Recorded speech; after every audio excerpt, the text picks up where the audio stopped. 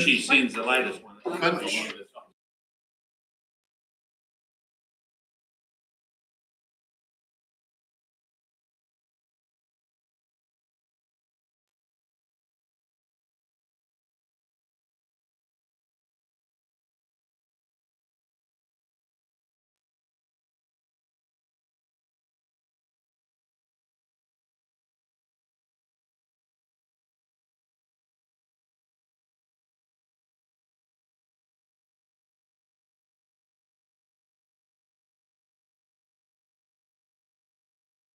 Said the late item, which was the one that we asked Steve, which is the Steve, you explained it there. So yeah, it's just the late item so that we can approve the submission. So you need to accept the late item before you can do a resolution to approve it. I'll move it. Move, Councillor Wheeler, seconded Councillor Payne, that we accept the late item. Any discussion? Put to the vote. All those in favour? Aye. Those against? So your worship, over lunch I received 2 suggestions for slight amendments to the paper from Councillor Bolweiler, and the other one I've suggested an additional sentence to try and cover what you were looking for. So I should. I know I haven't line numbered or anything, but it's in the submission points. The 10-year long-term plan, is unsustainable. Submission points. So it's on that page. In that section, it's the second paragraph. It's the after the sentence, Clutha's rural supplies have been used for drinking water since they were installed in the 1970s and 80s. That's the section that I'm talking about. There's a suggested additional sentence that just read, this was a government condition if those schemes were to receive a 50% government subsidy for construction at that time. So that's Councillor Bolweiler just suggested additional sentence. And then over the page, under the table, in the under the italics, second paragraph under the italics, where it says upgrading existing plants for many reasons is either more unaffordable or, and this is the suggested change, given the quality of some water sources unachievable. And then I suggested inserting another sentence to pick up what his worship was talking about. So just straight after that, so upgrading existing plants for many reasons is either more unaffordable or given the quality of some water sources unachievable. And then the council feels neutered over procurement with little options but to accept costs to build the required infrastructure. And then moves to the rural water rate as an excellent example for the committee. We're not neutered in its ability to negotiate. Okay, so thank you for that, Steve. That's working late at night after we work late at night, and I appreciate the effort that's going on. Not easy with everything else to have this dumped on Councillor Herbert. Is there any more amendments we can make, or is it? No. So Steve, right at the bottom of page 1, you say approximately 60% of residents, and then you say 40%. So we're actually saying that 100% of people drink water off schemes, and it's not. It's only about 80%, isn't it? 80%. No, it's saying 60% live in urban areas. Well, the way I read that, 60% of the population live in urban areas off a scheme, and 40% come off rural schemes. That's 100%. I get what Steve's meant, and I'm getting what you It's mean. not 40%. He's meaning on the ones that are on a water scheme, 60 urban, 40 are rural. You're meaning only 82% Of people in the Clutha district water off a scheme, because it's private people. No, the way I read that is, I could be wrong. No, you're right. It looks like 100%. We will calculate a number, thank you. The other one was under the table, when you, it says about some farms could have close to 100 units. Is that from a comment I made yesterday? Or are we better off actually having an average? I was referring to the schemes that I know about. I don't know about these schemes. When we were writing it earlier this morning, we didn't have access to the detail that we would have needed, and I took it off. Yeah, well, that's when one of the, and I was trying to get at least a sense of of that, Yeah. because someone had said 100 units was going to be. Well, that's an massive. extreme case that I was quoting. I don't know what the average rate will be on there, so. I think it's, through you, Wisham, I think it's probably more applicable to leave it like that, because those are the people who will be most affected by the increases. The 2-unit connection's not gonna, yes, it'll be impacted, but not as much as someone. No, I appreciate that, thank you. Any other suggestion? So we can fix that. And the other thought was that if you say yes to this, so the next suggestion would be resolution, then we will get this updated and amended. But we also, it was a good idea that we would get this out to the scheme committee chairs and say in the same time, if they haven't already submitted, to remind them that they've got till the end of the day to submit, and they can use this as a basis for that submission. But I remember the scheme chairs, the scheme committees all submitted on the Three Waters legislation. So I would hope that they're submitting on this. If not, this might be able to give them just to get them in the door and get it in this afternoon. So you're going to send it out to all the scheme chairs? Yes, if you agree to it. Okay, so we now, I'll move a resolution that we accept with the amendments. What the CO's done. Can I have a seconder, please? Seconder, Councillor Graham. Any discussion? All those in favour? Aye. Those against? Thank you. Just so that you know, because tomorrow I was going to Wellington to lobby to Ministers Bishop and Simeon Brown. New agenda come out, neither of them are going to be there, so don't tell people I'm off lobbying in Wellington tomorrow, because I can't see with the lineup any point in going. There is no present minister there. A symposium from LGNZ on the biggest issue ever, and not one of them turned up, which is great. Right. Sorry, just before we do get going, is Sharon there? Sharon, is there any update? I haven't even touched base with you today. Have we got any fundamental change that we should be aware of as we head into the meaty part of things? For your worship, for year one, we started this morning with a rates increase of 16.5, and that's now at 13.32. Okay. And year two is now at 21.79, and year three is 17.5. From, what was that 21? That was 24, wasn't it? Again, with the proviso that we're playing with debt as per the consultation. Yeah. But with the straight line across. Okay. What was That- year three, that- sorry? It's now 17.52. So year two last night was 20.78, and year three was 16.81. So it does highlight, and I don't want to be, you hit the UAGC or you hit the staff, you actually hit what we're spending the money on, and it floats out, and we get the reduction we're looking for. Got to be mindful, if we spend it, that'll go up. If we don't, we do, how we are. Off to Main Street Milton upgrade, or Milton Main Street upgrade. Chris, do you have anything you wish to add to your report? Yeah, Chris is here to answer any questions you wish of.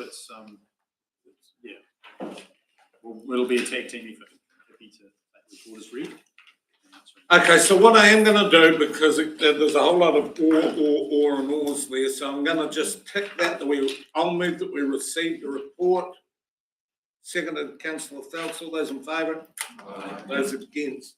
Now, the questions specifically are on 2.13 to 2.5, because it's all the ors.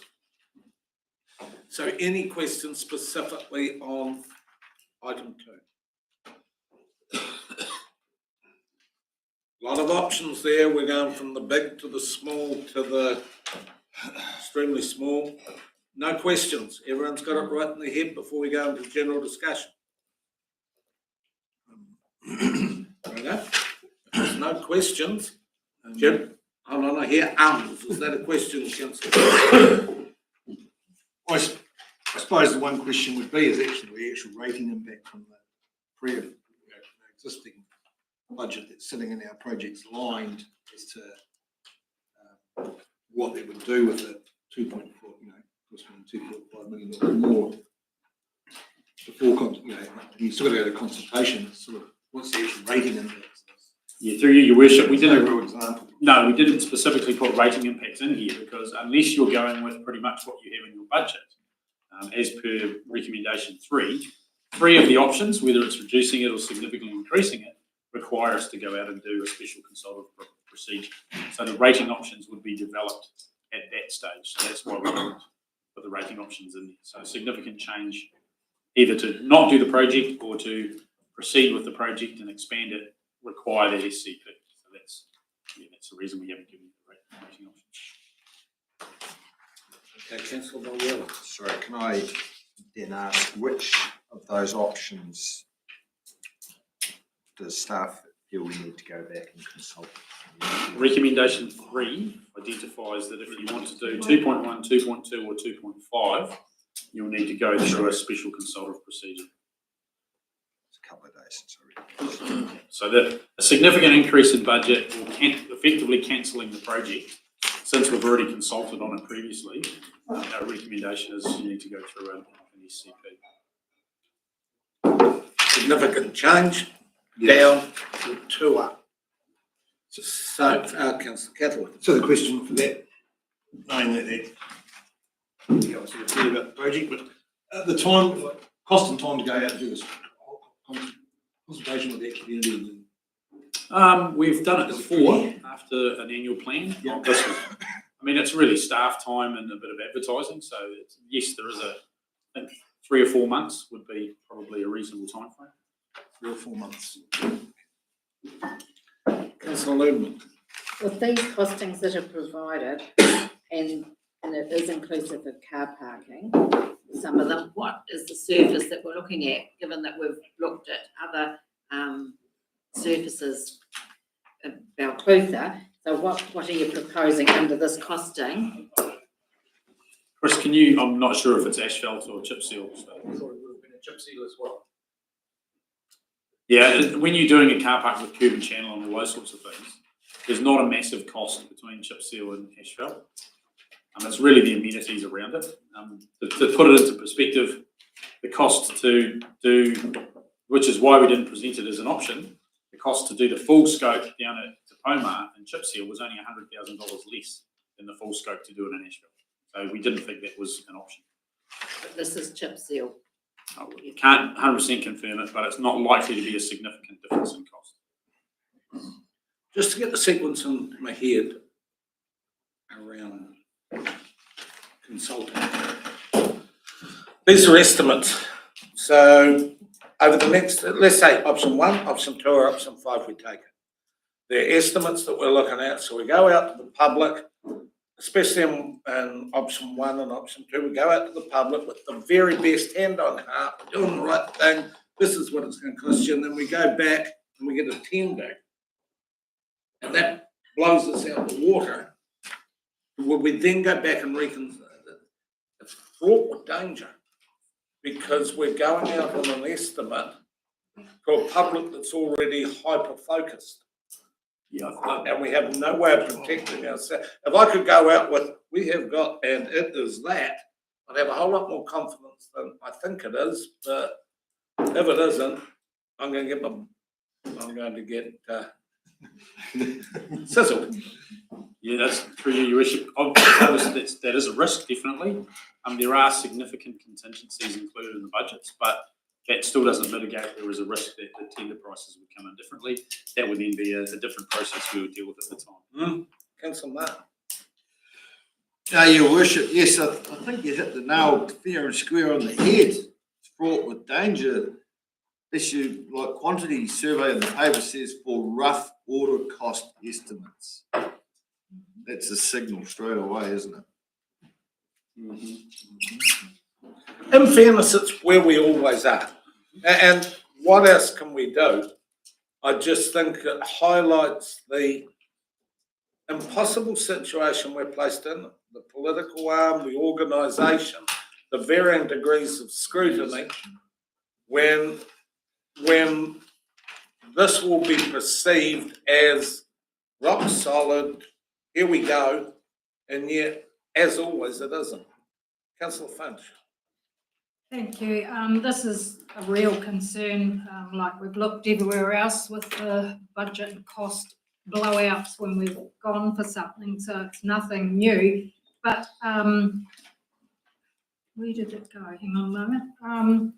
So if we went to complete the power line undergrounding, how much of that has been done now? And if you all of a sudden stop, where does that leave everything? Through you, Your Worship, we've committed to a contract to do that. So that's why there's costs in the current year that's already underway and being incurred. That's why we've done some work to look at what would, if you didn't want to proceed with the rest of the project, we've bought the cables, we've bought those sorts of things. So that's where the 500K to do the reinstatement and to finish the work that's already committed by contract is within that price range. Right, thank you. Further questions before we head into discussion time? Councillor Brown. Yeah, just on the, you have to refresh my memory or something, the waterfall. It wasn't a real waterfall, was it? It was just the way the concrete was all done, wasn't it? Or, No. There was a water structure. Water. Yeah. was it? Yeah. I must have been asleep during that meeting. Yeah. Good day. Any further questions, team? If not, matters open for discussion. Councillor Catherwood.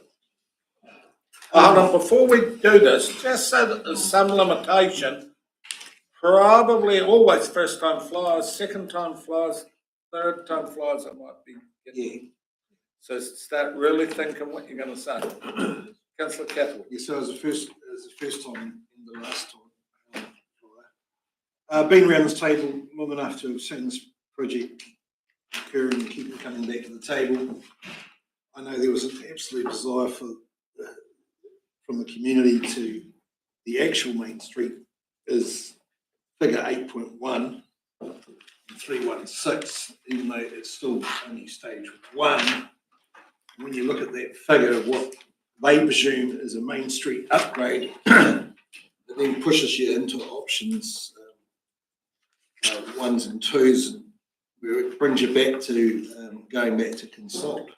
So I sort of feel as a representative around the table, I've got no option but to, that's where the community was at. That's how I feel. That's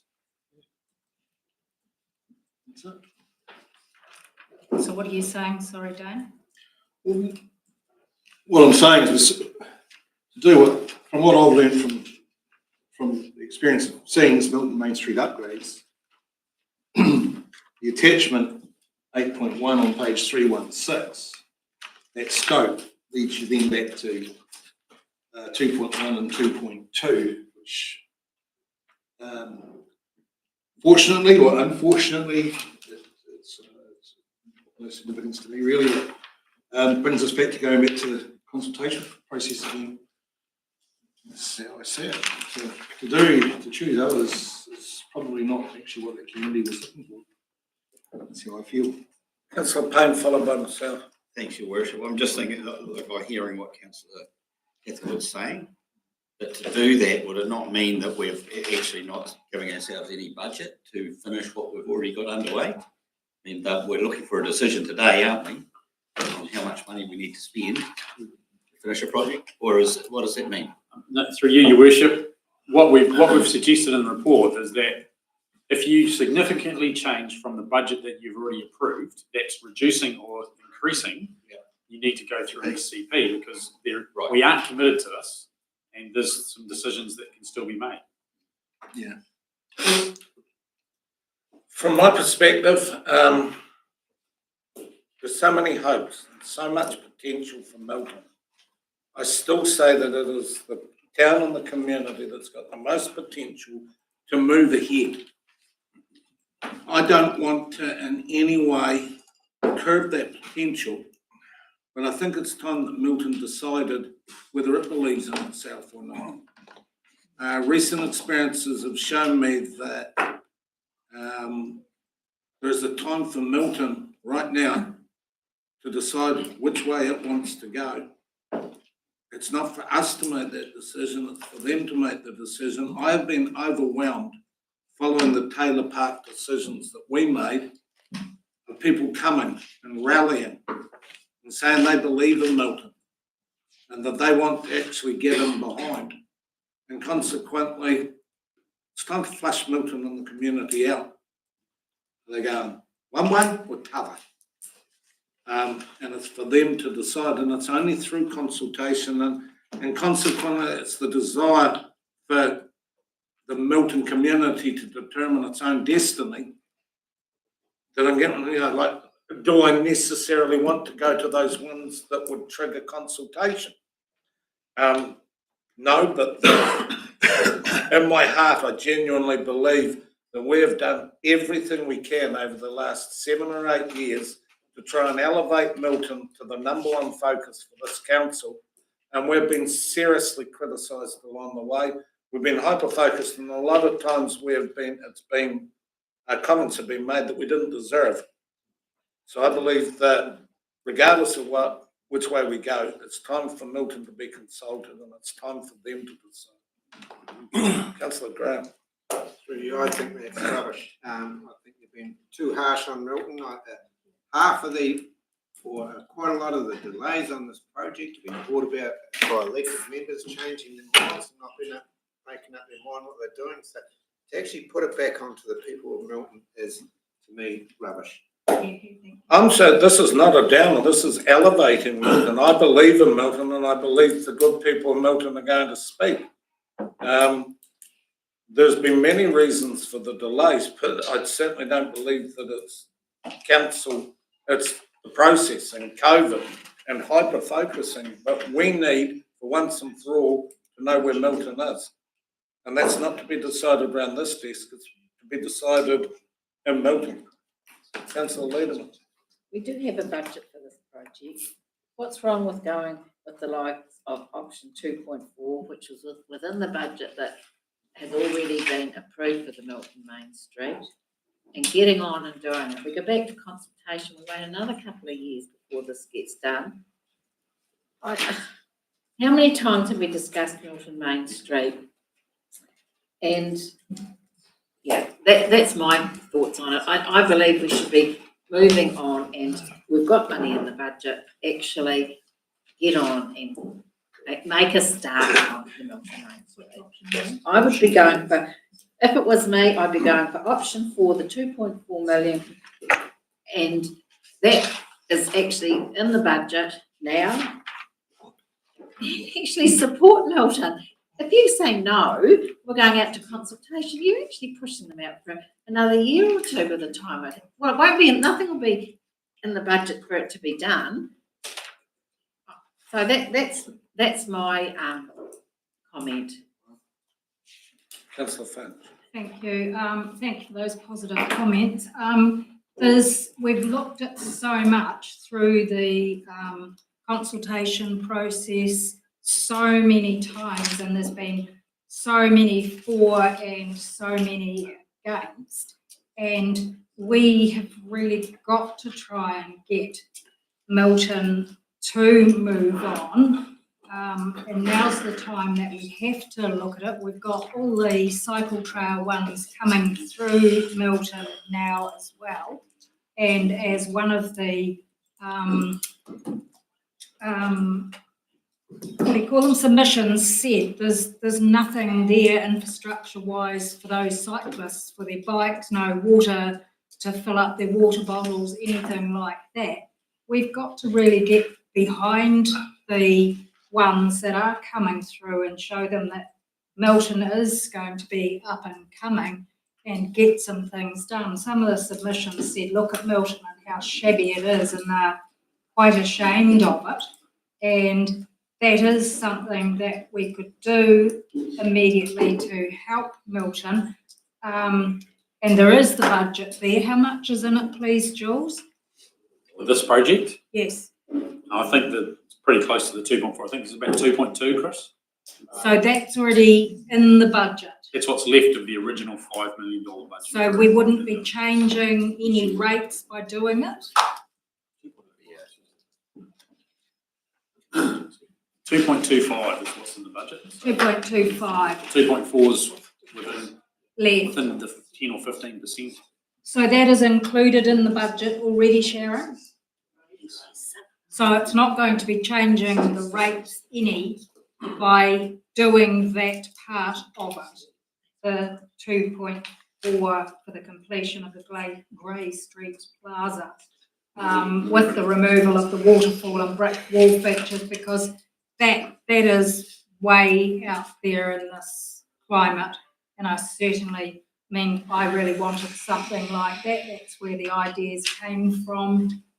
For the water feature was from me, but I definitely do not agree with that in this day and age. But having the 2.25 already in there is not altering our budget or our rates any at all if we do go with option 4. And Milton does need an upgrade. They need people to get behind. If you go into the hub, it's really vibrant, it's really buzzing, there's some really positive people there. And a lot of people have actually said, if we don't start doing up Milton and they're looking at the longer term, they're not actually going to end up staying in Milton, especially not if we don't have any pool at all. I'm not saying anything about the pool in this, but that's just what's been said to me for so many people around when you're going around the streets. There's so many people saying it's so dead, drive through, why would you stop? It looks terrible. We do need to do something. There's a heck of a lot of cars parking in where we've got the toilets now and using it for car parking, not realising that we can have the car park behind. Does that include the car park behind as well still, Jules? Includes what's on the graphic. Yes, just making sure it definitely was. And so we do need the car parks. So it is really, really good if we can go with that. Councillor McCrosty, followed by Kennedy. The 2.25 joules, is that taking into consideration of the remaining underground, etc.? So Pretty sure it does. Does that include that, Chris? Or would that be on top of that? I only separated out the actual physical works from the potential which was a 1.85, and then with a 200,000 from Waikatai for the street lighting, that brought us to a physical works budget of 2.05 million. So what we're looking at could be another 400 on top. 2.2. I thought we made an allowance for the extra work in those other options. Remember, you put a proportion of that 500 Ks to those options, so I'm pretty sure it does include that. Yep. So if we chose the 2.4 option, that would mean it's an additional 200 On because top you of said the 4. 2.2 plus 200 and you're up to the 2.4. Am I reading that right? Because you said 400. The budget's 2.4. Yes. But you've already got 500. Proposal is 2.4 for options. and that includes 2.4. That includes a downscale of the actual landscape itself. And the power line underground. And it excludes the water. but it includes the underground. Oh, definitely. This is not dealing with the undergrounding at all. The undergrounding is separate. Purely the landscape component. So let's roll that back, Chris. We've got 2.2 in the budget. If we took the 2.4 and the undergrounding, then it's another 200 plus 500? Undergrounding is a separate item. Yeah, but it's, so we're still going to find another 500. So physical works allowed into the landscape architect's vision only. And that, as I said, is stage 5 on the budget display. That gives us, at the present time being, a 1.85 million available budget. $200,000 we got from NZK for the street lighting pushes us then just shy of a $2.1 million budget for the landscape work only. Forget about the undergrounding, that's happening elsewhere under their budgets. So effectively, from this, $300,000 short from the mine calculation. That's as clear as mud, but I'm gonna go to Councillor McCrosty and then Councillor Kennedy. So if If we were looking at that, Chris, would you be looking at what we've got here as attachment 8.2? Which would be basically the street plaza with that little bit round Shakespeare Street, or just the plaza? Through your worship, 8.2 is the full scale finish of the plaza, which effectively is 2.2. Yep. And immediate intersection. From there, we start scaling down, and have to take that little white line away that shows the wall and water feature. Next option, you start losing some of your green mounds and the meandering river and so forth. Thank you. Councillor Kennedy, Councillor Payne. I'm in favour of option 4. This is a Milton Hour Place project. It's on the go. We've got to finish the project. Okay, we'll do some cuts on the way, which we're doing. But I think this is the first project for Old Milton, and it's just a timing factor sadly for that community of when timing of all these things are coming about. But this is one project that I'd like to see finished. Councillor Payne, followed by Grant. Yeah, okay, thanks, Your Worship. Look, I'm in favour of it too, to be quite honest. But I'm just thinking, like, we've just listened to Chris, I'm just wondering that it does sound as though there is some scope to cut our cloth a little bit tighter. And I wonder whether we should be looking at that and trying to pull it down to that 2.1 that we're actually trying to meet. I know perhaps the Milton people may not agree with this, but crikey, we've cut $1 million off the Cluthers. 2 things in Balclutha this morning. I think we've got to see a sign from Milton as well that they're following suit with us. Councillor Graham, followed by McTammany. Through you, Mr. Chair. Just looking at from the view of the, what's his name, the landscaping. Rock. Yeah. And the difference between option 3 and option 4 is removal of more landscape upgrade elements. I wouldn't rely on him wouldn't be asking him to do any more designs for us, because gee, we've really chopped what he's done to bits. This only further, I'd really be considering option 3. It's and keeping some of those landscaping elements, but because take the guts out of there's not much left. It's just a car park and a toilet. Councillor McTammany. Yeah, just I was probably in support of what Councillor Payne was saying about the options of maybe just removing some of those, remembering that some of those grass bridges and things were very unpopular with trees were very unpopular with the shopkeepers. Yeah. And by just concentrating on the plaza and the toilet area, it might please more people. Councillor Mulwheeler. Thank you, Your Worship. The plaza, that feedback that we've had about that, we had a meeting with people who are involved with the cycle trail from accommodation, cafes and such like. And that plaza area features very strongly in what the people are coming into town, and they're coming down off the cycle trail into the toilet area and coming across basically a gravel car park with a little bit of landscaping there. It's not an attractive feature when we're trying to build our town on the cycle trail. So that area there has to be done. It has to be done well. I'm looking at the Grey Street Plaza area on page 317 of our agenda, and it's got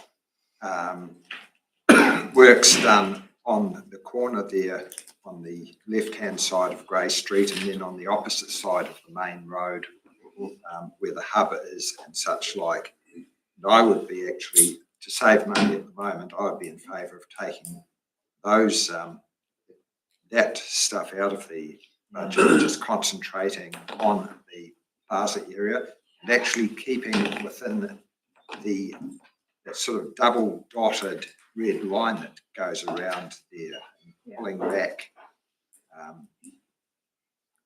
going out so far into both Grey Street and the main street, Union Street, bottom of the picture, to make some savings there, but still to do as much as we can in the main plaza area.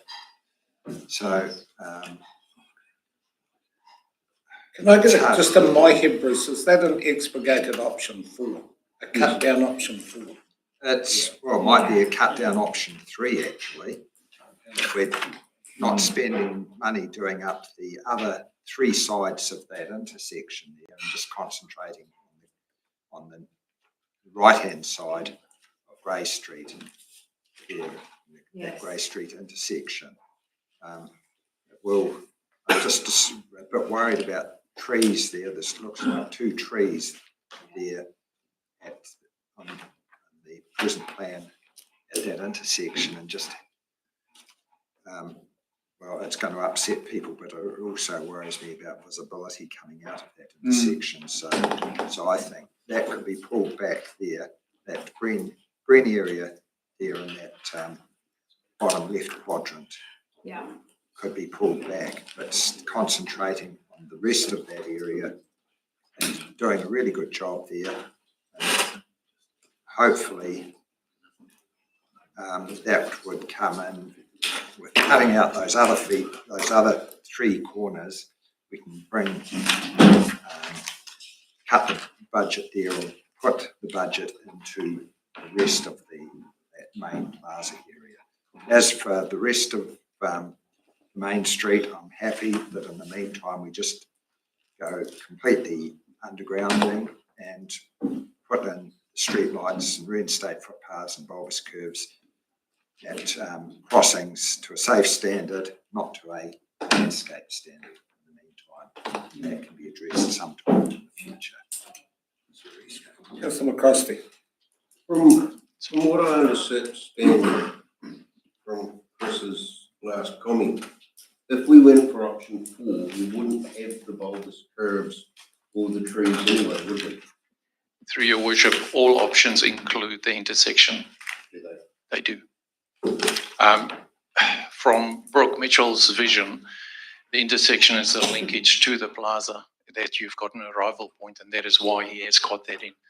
He has scaled down the actual detailed design of that intersection, but that's still his vision, is to have at least that arrival point, and then you've got the plaza.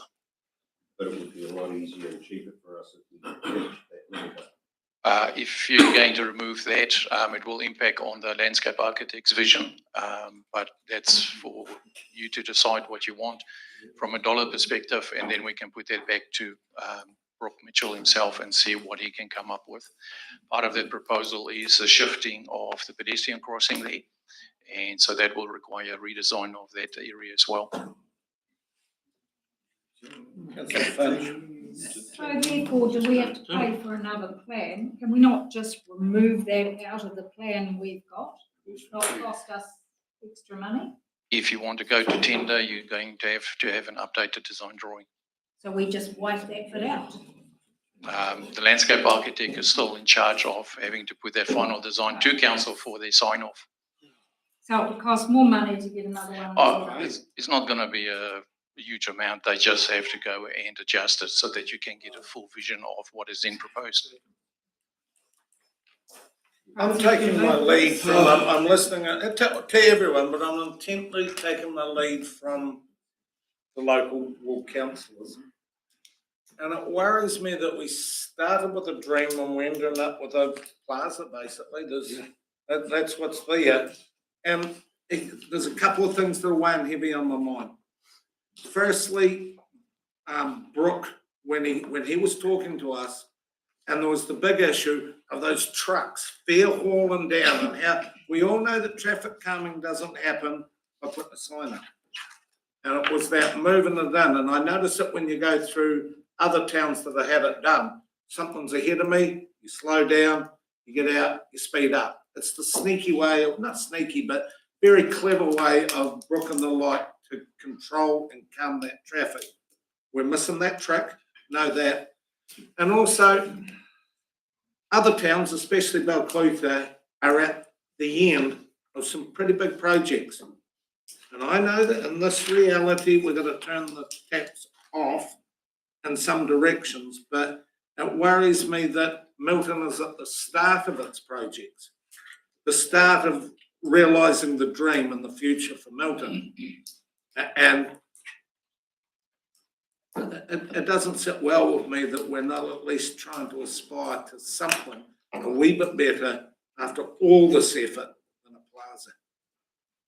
It's, I have more, and I'm quite sure there's many people in Milton thought there's more coming out of this than a plaza.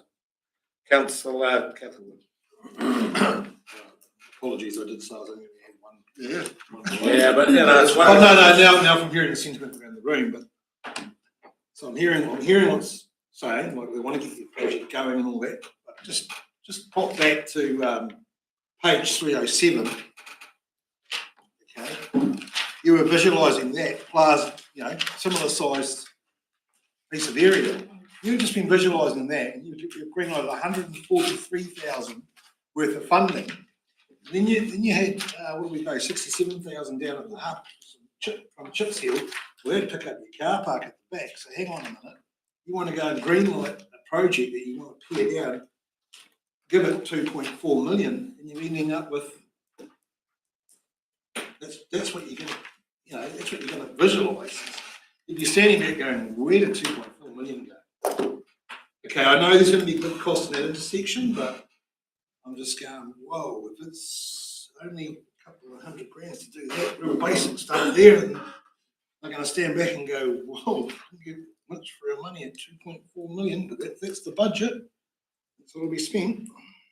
So I'm going to start doing the last time speaking mop-ups now. So Councillor Finch, Grant. So it still doesn't address the issue that we have with all the main ratepayer businesses in the main street of Milton. When we did the walkover and Bruce and I went along, and all the ones in the main street that the trees were right outside their businesses, and Brooke went along with us and we removed some of those trees for those businesses. And then about 3 months later, all of a sudden it popped up back here, and it had gone back to the original with all the trees back in front of those businesses that didn't want them. We had the idea of having them each end of the CBD so that we still had trees, we still had the beautification, but they weren't sitting right in front of Rachel Whiteman's antique shop, where people come from Auckland, from Christchurch, from all over New Zealand, and she relies on the passing public as well to pull in and see her shop. She brings in a huge container from overseas every year. There is huge lots of furniture unloaded in the front on the main street and round the corner of her business. The hairdresser, she didn't want one there. The Toco trailers, he didn't want all the leaves going all over his aluminium trailers and leaving stains and marks all over them. So this still doesn't address the issue of those trees being in the main street where they were not wanted. Just through your worship, just like, aren't you, councillor, talking about stages that are the full Monty? Yeah. Which under this arrangement would be going to consultation process. At the moment, as I understand it, there's a discussion on the table about a much revised option that's just talking about the plaza. And to Councillor Catherwood's point, my assumption is that that if it was the plaza option, there'd be a substantial reduction in the 2.9 or $2.4 million. We can't tell you what that would be, but you would be arguing that it's a much smaller amount for that range.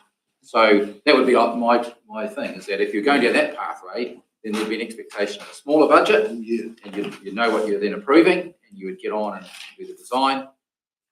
But then anything else in those other stages, as we said, if you're going down that pathway, the special consultative procedure kicks in. So Gaynor, you're realising that it's that. To my record, there's one tree on the main street. No, there's round the corners. On the main street. Yeah. On Shakespeare Street, you've got a lot of trucks that deliver to. We're not talking Shakespeare Street. So that road, that side of the main street's gonna go in option 4? It's just down to that. With, what councillor Bolweiler was describing was simply an upgrade to the plaza and toilets. Yep, Yeah, That's what it. is tall? that's good. 1 tree on the main street.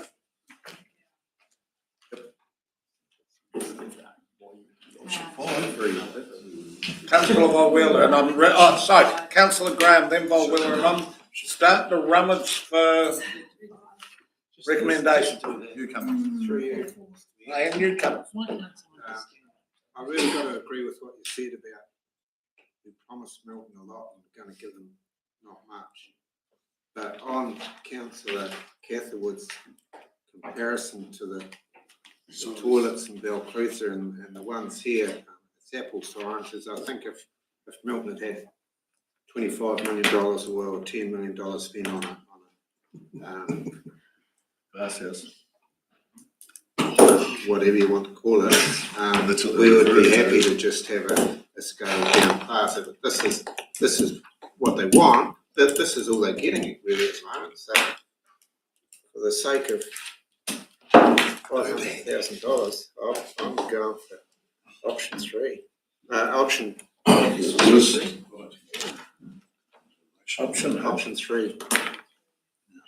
Option 3. Right, so Yep. I'm now going to Councillor Volwiller and looking for first-time callers and recommendations. Well, if there's anybody, I'm prepared to move a motion to worship. Nobody wants to have a say beforehand. And my motion is basically option 3, which is completion of the Grey Street Plaza, inclusive of the car park at the toilets, with a budget of 2.9 million. And I'll leave the rest out because the plans will be coming back to council, and we can make decisions on what should stay in and should go when we see those plans to stick within that budget. So I have it moved by Councillor Volwiller, seconded by Councillor Graham. Further discussion, team. I should just note that does not include the intersection. Well, that's option 4, isn't it? No, that doesn't include the immediate Union Grey Street intersection. So the other 3 quadrants of that. Yes, I'm just talking about. Oh, so you're changing. Okay. Option 4 has further landscaping and that removed. But it's changing the whole thing by not including the Union Grey Street intersection. So can you please read the words, Bruce? Sorry, because once you change that Union Grey Street intersection. I'm not sure did you copy that down, Julie, but I'll repeat what I've said. Completion of the Grey Street Plaza, inclusive car park at the toilets, with a budget of $2.9 million.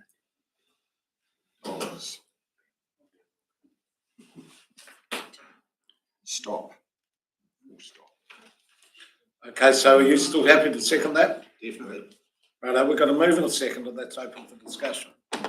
Councillor Barron.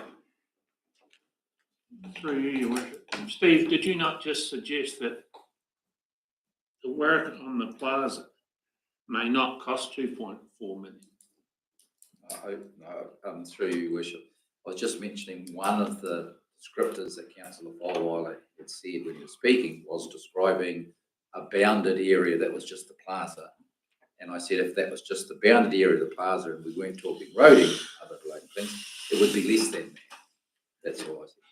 Maybe can I add up to 2? It'll. You happy with that? Budgets are always. Bruce? Yeah. You happy with that? You're right.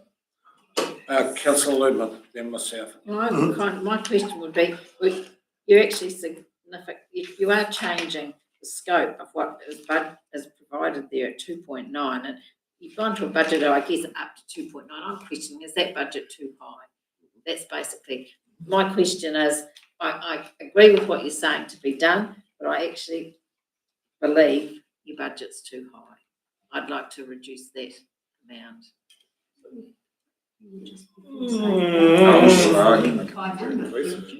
Can I follow on from that, just as, because I also, at 2.9, that had the whole hog. You said we want at 2.9, but we're gonna cut things out, which is one of my concerns.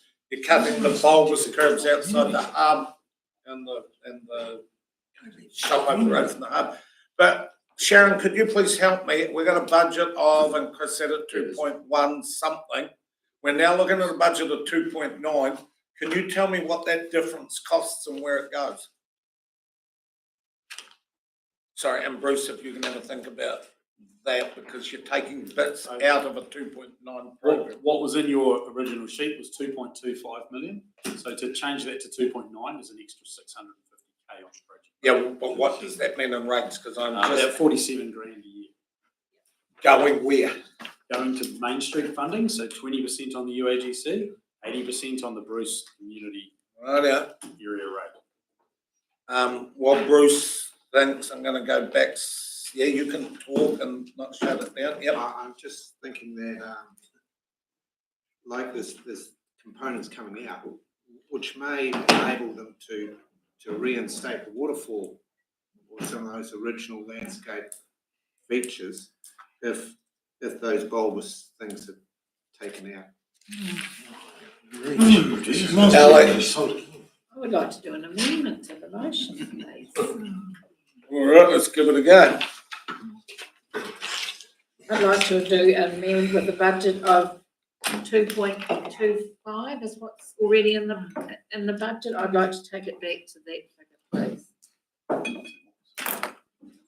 And with the same scoping as Councillor Bolt-Wheeler had in, because I believe we could do it for that. Oh, no, I'm gonna have a think, is that a direct opposite? It's certainly, it's gonna get flushed in the vote. It's a different figure, Your Worship. Yeah, no, it is. So it'll still come through as an amendment, it'll come through. Right, we're gonna go with the amendment and it'll flush, because I'm not sure that's. Right, well, I need a seconder for it anyway. So we've got Councillor Simon McAtamaney seconding. We are now discussing the amendment. Councillor Bolt-Wheeler. Actually, on contemplation and given rates impacts and such like, I can probably live with 2.4 in the meantime. A fair horse trade. Where are you at, mover and seconder? Well, I mean, Yeah. I mean, no, well, I'd like to test the room at 2.25 actually, because I believe that's what's in the budget, and actually I'd like to test the room at that. I've got a second for the motion. Okay, hold them. Any further discussion? Councillor Catherwood. Just to confirm, 2.25 million for pretty much what you're seeing on 8.2, is that what you're saying? Yep. And it includes the water feature and all that? Paving in the trees? $2.25 million. That tiny little piece. Right, any further discussion? So we're voting on the amendment. We're all quite clear. The figure that you said, Ali, was 2.25, With the budget the budget, up to the budgeted figure of 2.25. Everyone quite clear? And this time, when we hold the hands up, we're going to hold them up for a long time for Julie to see them, all right? So all those in favour, please raise your hands and say aye. Aye. Aye. 1, 2, 3, 4, 5, 6, 7, 8, 9, Your Worship. All those against? 1, 2, 3, 4, including yourself, Worship, 5. So oh, sorry, keep your hands up for the nays. Excuse me, guys, keep your hands up for the nays. 1, 2, 3, Councillor Graham, Councillor Finch. Right. So the amendment now becomes the substantive. No, did someone abstain? Councillor Crossty, I don't think. What was that? Did you abstain? No. What did you vote? Yes. dropped it. Oh. I Did you abstained. abstain? Sorry, did anyone abstain? Who are you missing, Julie? Councillor Martin, did you abstain? Yeah.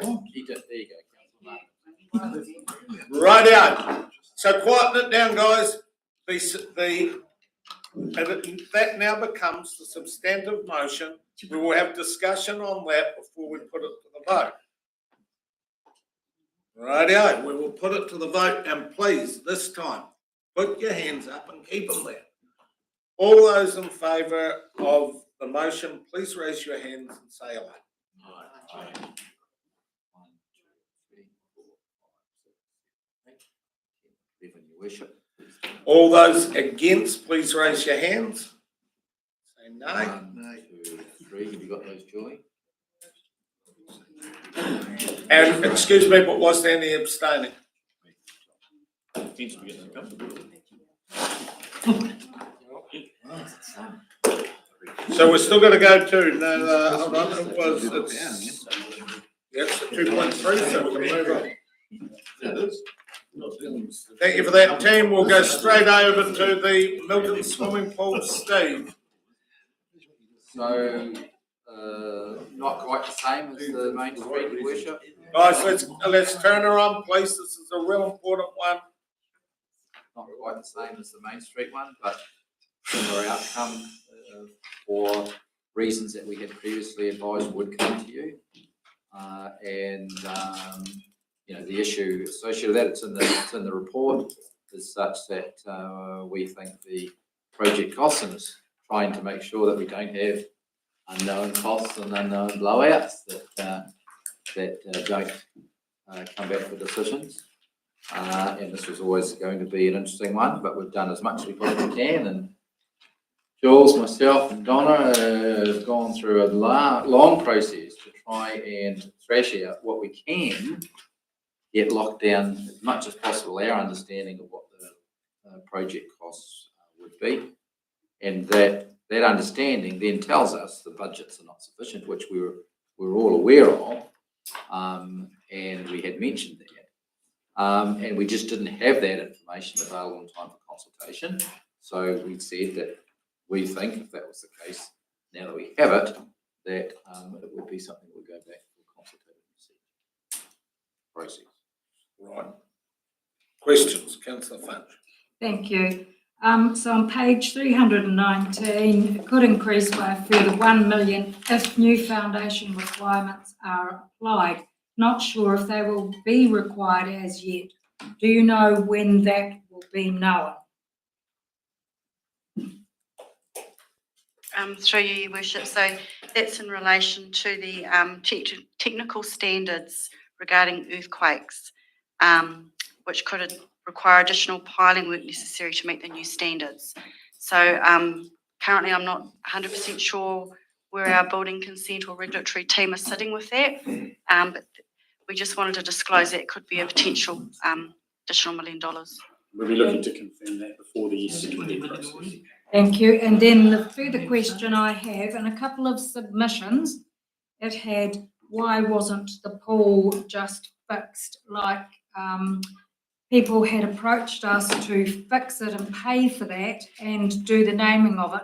Was that actually fact or fiction, please?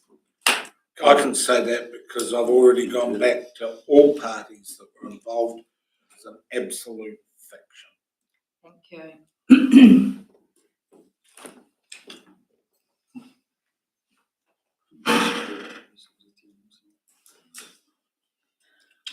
Well, we're going back, aren't we? Right. We're still got number one. Oh, the horses. You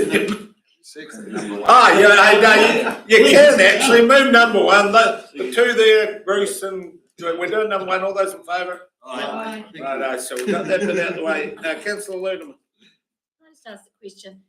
So what discussions have, I guess, staff had with the Milton Swimming Pool Committee in this regard? Is this news to them today, or are they aware of actually what's happening? Through you, Chair, they're aware. So I've been having close discussions with the Chair along the way, advising that we knew from these due diligence works, that we would be significantly over budget and that I would be bringing this information to the council today. He wasn't aware of the exact dollar value because until we could communicate it with the councillors, we want to communicate it to you first. Councillor Finch. So then I'd like to ask, what was the consensus of opinion when you let them know? Because I certainly didn't know that. Through you, Chair, I don't really want to put words in Mr. No. Woodhouse's for him to comment on, but I certainly made him aware. And so they know that it will likely go back to a special consultation. No, he wasn't aware of that. He was just aware that we were looking at a significant budget. You don't know that that's a possibility. Thank you.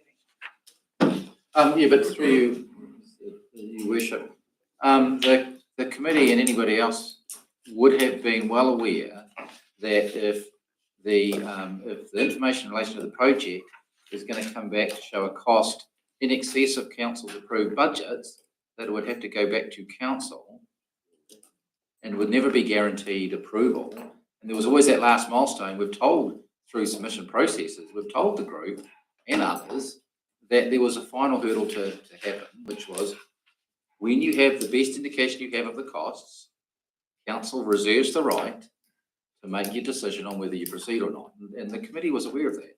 And so we still don't have a final figure either, do we? Desire. Through you, Chair, these are the best estimates that we have, and I just want to state it's at today's rates, just to clarify that. Thank you very much. Councillor McCrosty, followed myself. Then Mark. Just like the extra over and above, would that then be going back to be funded by the Milton Community ratepayers?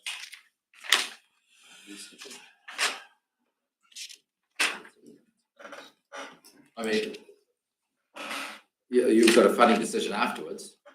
And in that funding decision, you decide how you're going to apply it. I mean, the normal distribution for swimming pools, as we've found out, is what is it? 50-50. 50% UAGC, 50% community of interest, ward effectively. So for me, every time you think the reality of consultation, it's going to be near to Christmas, is it? It's going to be close. Coming out of Christmas, so we may as well say that we're going to just give them a bit of a hiatus or put another judder in the way until Christmas. We're coming in with a budget, and it's an estimate, I understand. By the time we get to there, it will have changed. And then what are we going to do?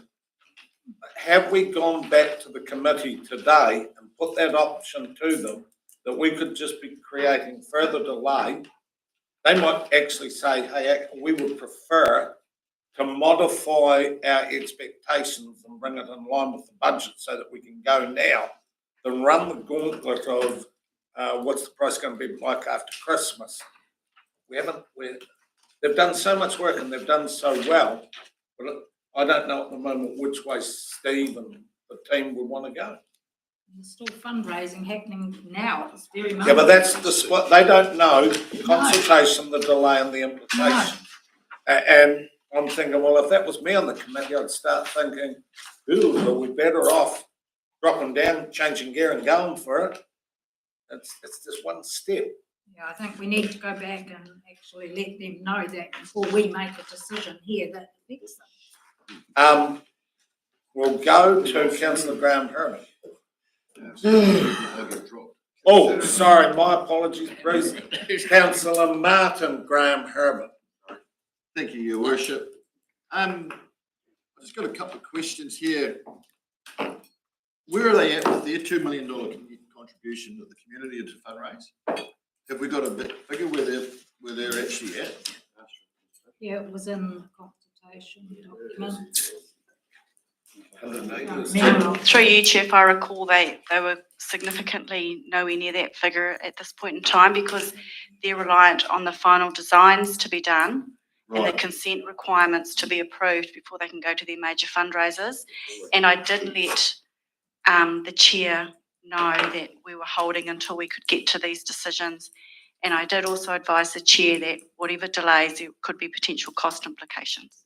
So then, that $2 million figure that they've got to meet, that could be quite a long way away yet too. My next question is, the $1.9 million of Better Off funding grant is where are we at with that? We're going to run around with a bucket and try and catch it, or? It's holding at the moment. So that's going to have further implications, isn't it? If we don't get that. Hasn't disappeared yet, Mike, is it? Still tagged for that. Have we got it? No. Is the money in the bank? No. No. So when, just to make a decision and look to go ahead and look to go like that. We did decide not to spend it on water infrastructure, didn't we, and hold it for the pool specifically. We've said that. Right, so it's for the Government's pool. cutting. One could say it's ring fence then, is it, Mike? We're just not too sure which account it's in. Is it confirmed ring fenced by government? Yeah. Hold on, guys, let's pull it on. Have you finished, John? Yeah, so they were my questions. Right, councillor Graham, Just follow got by further her. delay.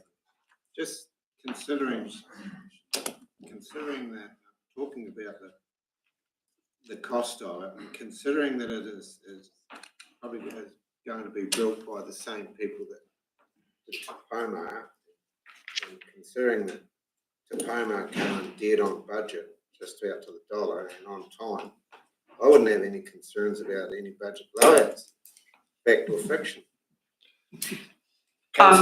Sorry, through you, Chair, these are additional costs outside of that work that would be required. For example, how we've mentioned prior that other projects hadn't been completed in the initial scoping. I've scoped for the entirety, landscaping, car parking, everything. Is in this one now. Hold on, councillor Herbert. That leads nicely to my question, because my question is, we're talking about the total project. What doesn't that include? I've heard in the last day or two that it can come back to bite you. So car parking, landscape, like pool infrastructure, heat pumps, does it include a lot? What are we I can go through you, Chair, I can go through that. So it's including the construction. It's including the asphalting of the car park at a quoted rate per square metre. It's including the potential demolition of one of the houses on the properties that we've purchased. That is an estimate which I utilised against the demolition of the Milton public toilets that we demolished just recently. So that's just an estimate from my perspective. I also mentioned we could potentially look at selling that house or relocating, so it would reduce those costs. So there's options there. It's including external project managers to manage the project rather than currently sitting with myself as an option as well, because I'm not an expert in swimming pools. So I see that as a risk. more importantly, Internal furnishings. There's additional nice to haves, but that's included in this, which is the signage, it's pool accessories, which is like the lane ropes, the water play features, and tiling the walls to the wet areas and the toilets. That's inclusive of this quote. It doesn't include the potential additional $1 million if our council goes with the earthquake strengthening, piling, standardisation requirements if they are enforced.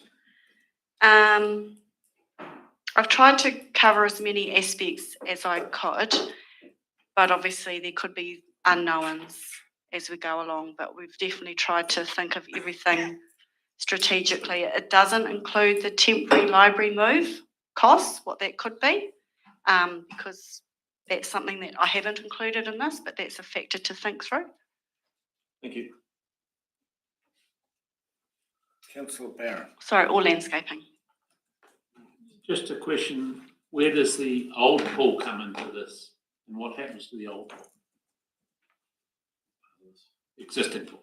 It's not part of this project. There would be for a future decision of council to make in terms of what happens with that site and what's done with it. More cost. Councillor Mackie.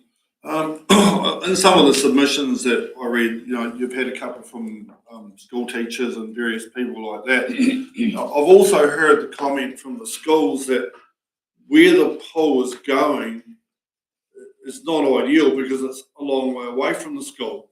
And I've had one school said, oh, we'll have to get subsidised transport to cart kids to the pool. So I think you've read the room wrong on where you're putting the pool. It's just me.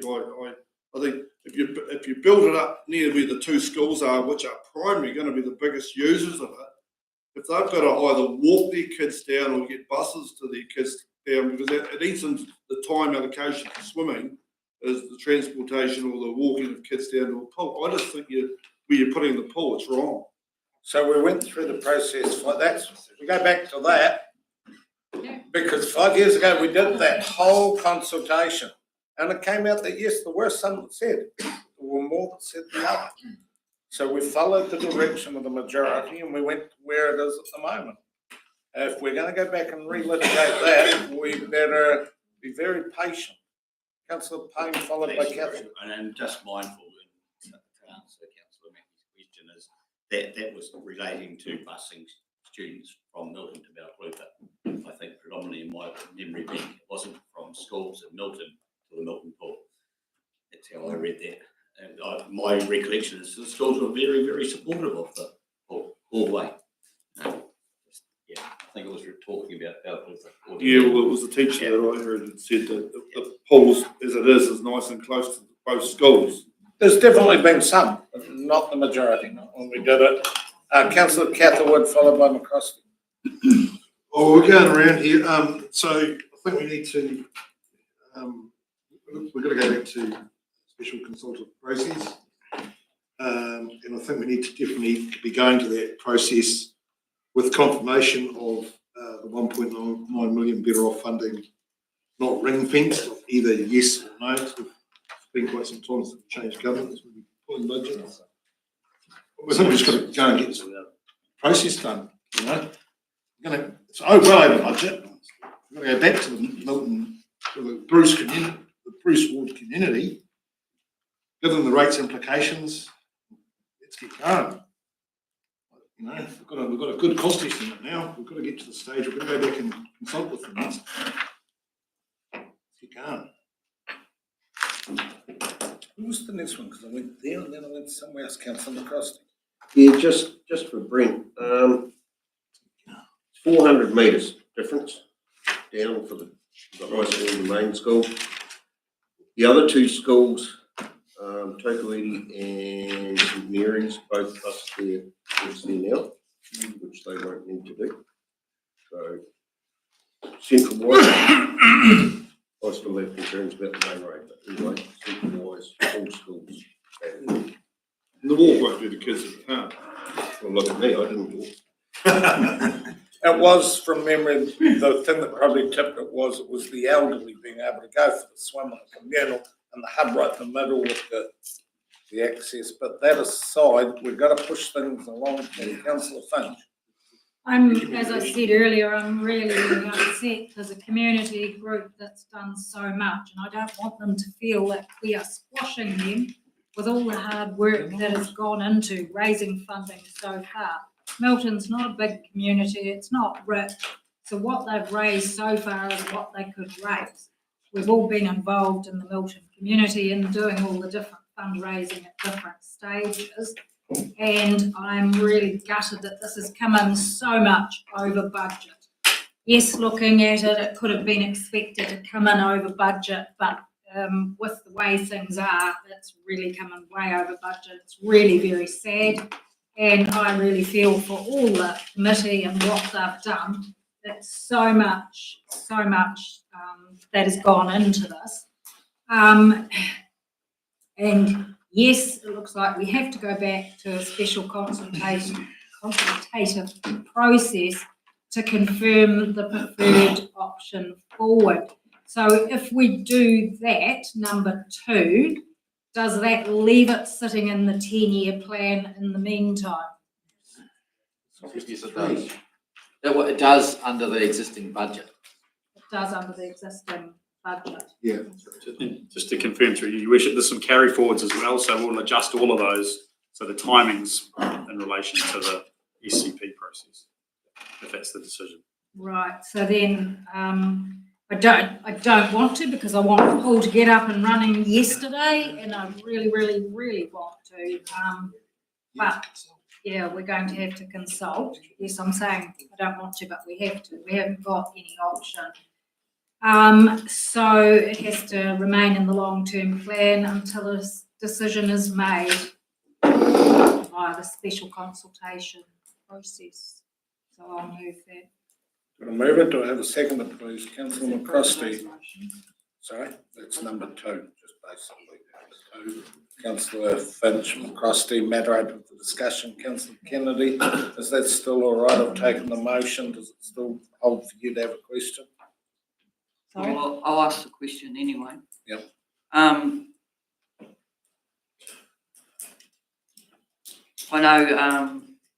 know this community's put some work behind it. My question is still, is it with going back out for consultation, could it be on the table of 2 stages here with the wellbeing hub maybe done beforehand? And then I know they're talking about having it as one building.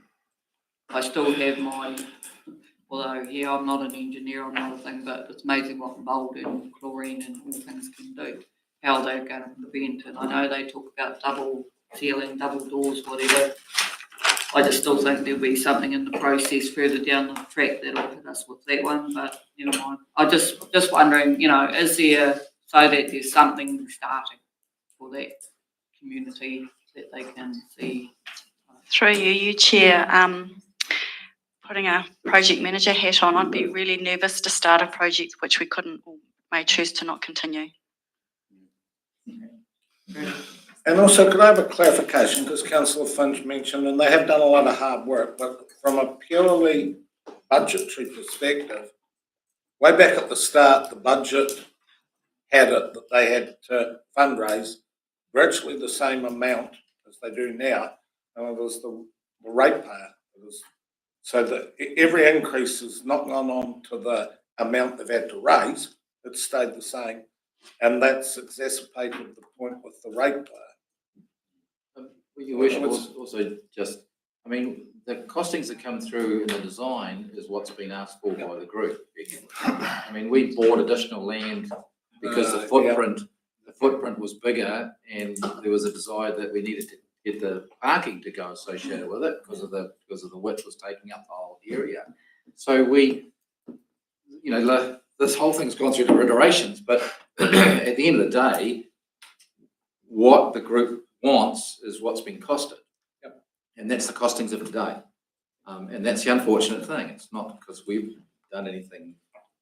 Yes, but I'm saying the task of them having to fundraise more. No, they're still fundraising the same amount as they were some time ago. So you were saying, yeah, it's terrible. Their fundraising hasn't changed at all. Councillor Volwiller, followed by McCroskey.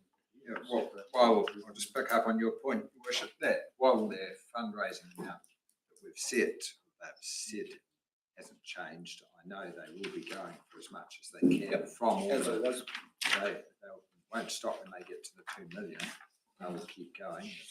There are other funding sources available, whether from granting organisations or within the community. And there was a very successful community event held just a few nights ago to raise funds for the poor, and that was very but that is the stance that's always been there. I'd always do that. Hey, look, I'm going to, Councillor, there's not a whole lot of hands going up, but Councillor, did you move it? I moved it. Councillor McCrosky. From what I understand, like their funding is basically just waiting on consent, and they're good to go. That 2 million will be there. Yep. Through you, Chair, and the designs, the detailed designs. Yes. I've been advised that they require those as well as the consents. Yes. I've currently asked the professional service provider to put on hold the consent process work because it's just more and more money until we get a result. From here. From whatever the decision is made today, correct? Councillor Grant. Through you, just might remind people that at a similar stage of Topoma, they'd raised nothing. the similar stage Yes. of build on Tupoma. Tupoma didn't actually, they never actually raised any money until there was about 15 million in the bank. This group has got 180,000 or something. More now. Yeah, so That's not right. it is right. All the Yes, money it that is. Tupoma had at that It's stage irrelevant, had isn't it? come Let's from move on. central government or us. You could go you'd say external funding, it's 14 million. But we're going, again, if I go to you, it's going to close the meeting down, so if there's hands up. Yeah, no, so I am just responding to Bruce or Councillor Graham, because I think we should, because that's not correct information anyway. But if we're going to compare, then hang on, there was 3 attempts at getting the hall revamped over many, many years. So if you want to start going down there. Point of order, we're getting off the topic now. We've got a lot of. I know, but we're headed for you. Yeah. Right, if there are no questions, again, it's going to close the meeting, close the meeting, close the. I'd like Yeah, to. we're out of here. So, Okay. go for it. Always a favour, Sally. So, Milton has already approached other funders and they are waiting on the design and stuff so that they can lift up the money. They have spoken to a lot of funders and got positive feedback. So we need to get this going as quick as we can. We have some wonderful people and they're all really positive and let's get in and get it done. Thank you, people. Righto, we'll put it to the vote team, keep your hands up until Julie gives the signal. For God's sake, keep your hands up. All those in favour, please raise your hand. Choice, option, but to go. It's unanimous, done. Right, in light of that being unanimous, I would expect the noting of the next one is going to be rather quickly done. I know And not- that. Well done, councillor Mulwell. I'll hold my hand and keep it up. So seconded by councillor Catherwood. We have moved and seconded the noting of the existing budget. I'll be very surprised if there's any questions, but is there? Right, put to the vote. All those in favour, please raise your hands. Everybody you wish. Everyone again. Thank you. Right, move it. Have one of this. Yeah, let's go. Boy, Kaka Point toilet. So I'll move we receive the report. I'll second that. All those in favour? Aye. Those against? Thank you. We've received the report. Right. We are now going to Mike. You can leave that one there.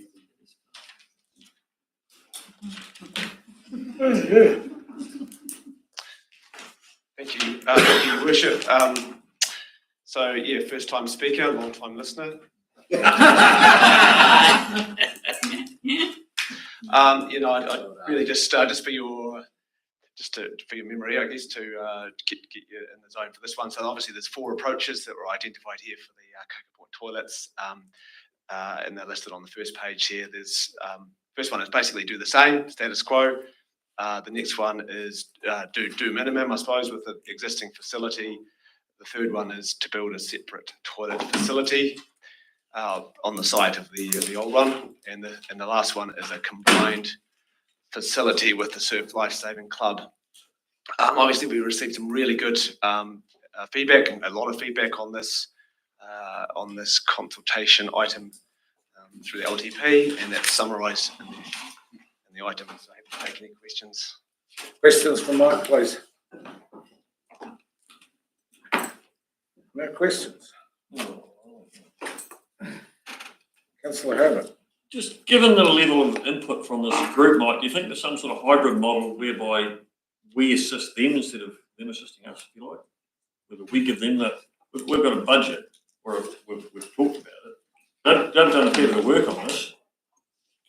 So could we have some sort of a hybrid? So through you, Your Worship, are you talking about the community group or the Surf Lifesaving Club? The community group doing the toilet. That's the item I'm talking about, isn't it? Yeah, well, there's 2 groups. Yeah, I know, but they don't agree with each other. That's the problem.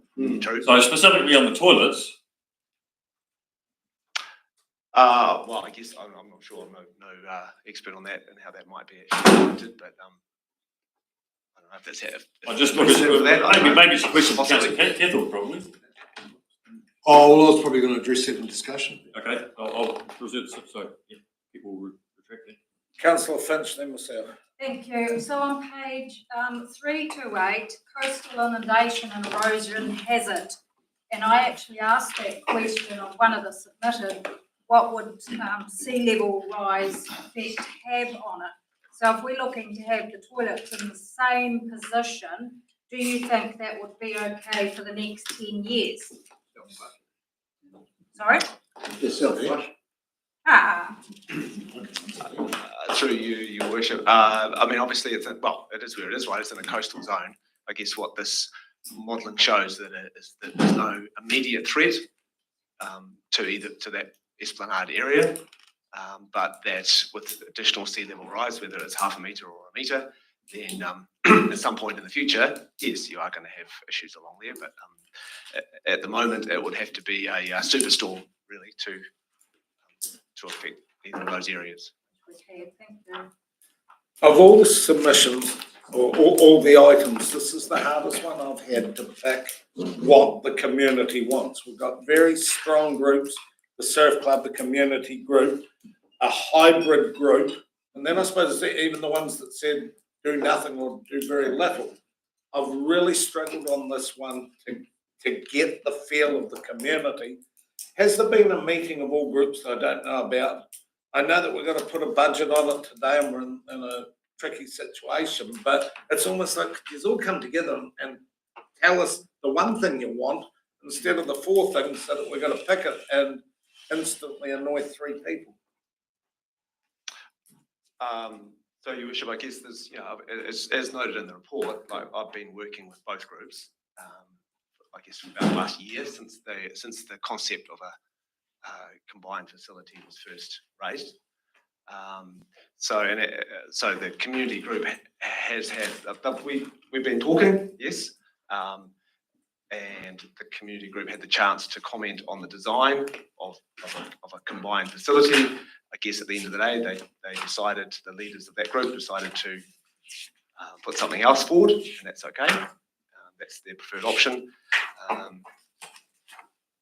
It's tricky. Right now, Councillor McCosty, followed by Barron.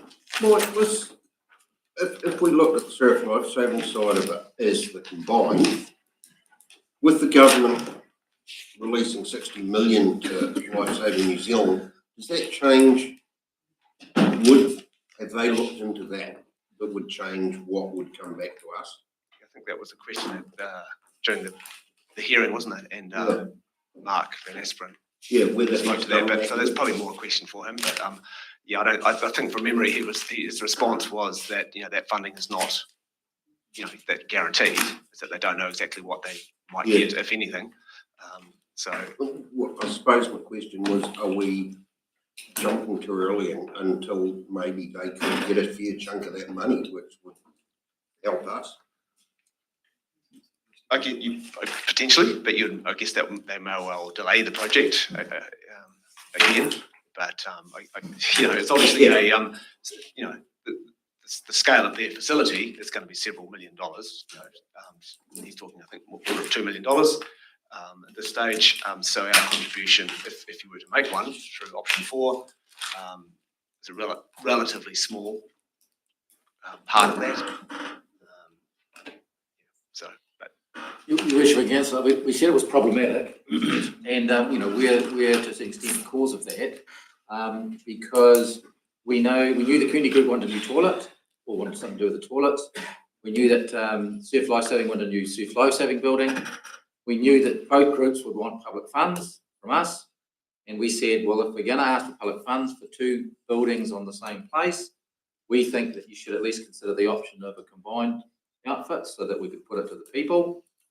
And unfortunately, then when you look at the numbers, the people that don't have anything to do with, well, like in the wider sense, the wider public or whatever, have come and said that they would prefer a combined building. So you've got the 3 elements of a problem with that. At the end of the day, the 2 groups are looking for money regardless, but the decision, the question will be in what way, if you were to say yes in any form, you would have wanted applied. Obviously, problem goes away if you say no. Was it you, Kevin? I think so. Councillor Barron, Councillor McIntyre. Mike, there's no guarantee that the Surf Life Saving Club will get their 2 million or million or whatever they need, correct? No guarantee at this point. Have you spoken to them about it? Yeah, I couldn't really answer that question, sorry, I don't. So we couldn't recommend number 5. No. Because we don't know. My understanding is that they are confident that they will be able to build this facility. That's my conversation with the Surf Lifesaving Club, that whether or not council makes a contribution, that they are dead certain that they're going to go ahead with this. Obviously, they are relying, they are hoping for a council contribution and for us to be involved. And if you don't do that, then it just makes their job harder. I guess it may take longer. We'd have to know what money they want from us and how much. Yeah. Okay, thank you. Councillor McIntyre, Catherwood. Yeah, thank you, Your Worship. Yeah, just following on from Councillor Barron, if you might. So how advanced are the Surf Lifesaving Club actual building plans? Is it still just very much a concept, or have they put something together? Your Worship, they are fairly well advanced, and so they reject them. With the design? Yes, so there are concept plans and designs which include a combined facility with public toilets, and you've seen those previously through workshops, etc. And I think they were actually included with their submission, I believe. Yep. Not architectural. Yeah, they're talking construction at the end of next year, so. Councillor they're Catherwood. close. I just Follow that. probably just a funding question to how it gets funded. Jules, just to confirm, 50% UAGC in the district wide, where does that show up? So that's just all public toilets are funded with that split. So that's not public conveniences under the UAGC? They're part of it, and then there's a district-wide capital rate component for public toilets as well, that we needed to implement a few years ago to get under our 30% cap. So it should just be funded as public toilets are, which are automatically split that way. So what does that show up on your rates bill as? A district-wide facilities rate or something like that, is it? Sharon, can you recall the name of?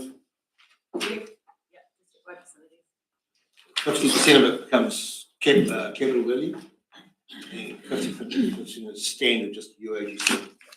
We loan funded as well, so wouldn't be a one-off cost of that value. And it's capital value over the lower. Whole district. The whole district. Whole district.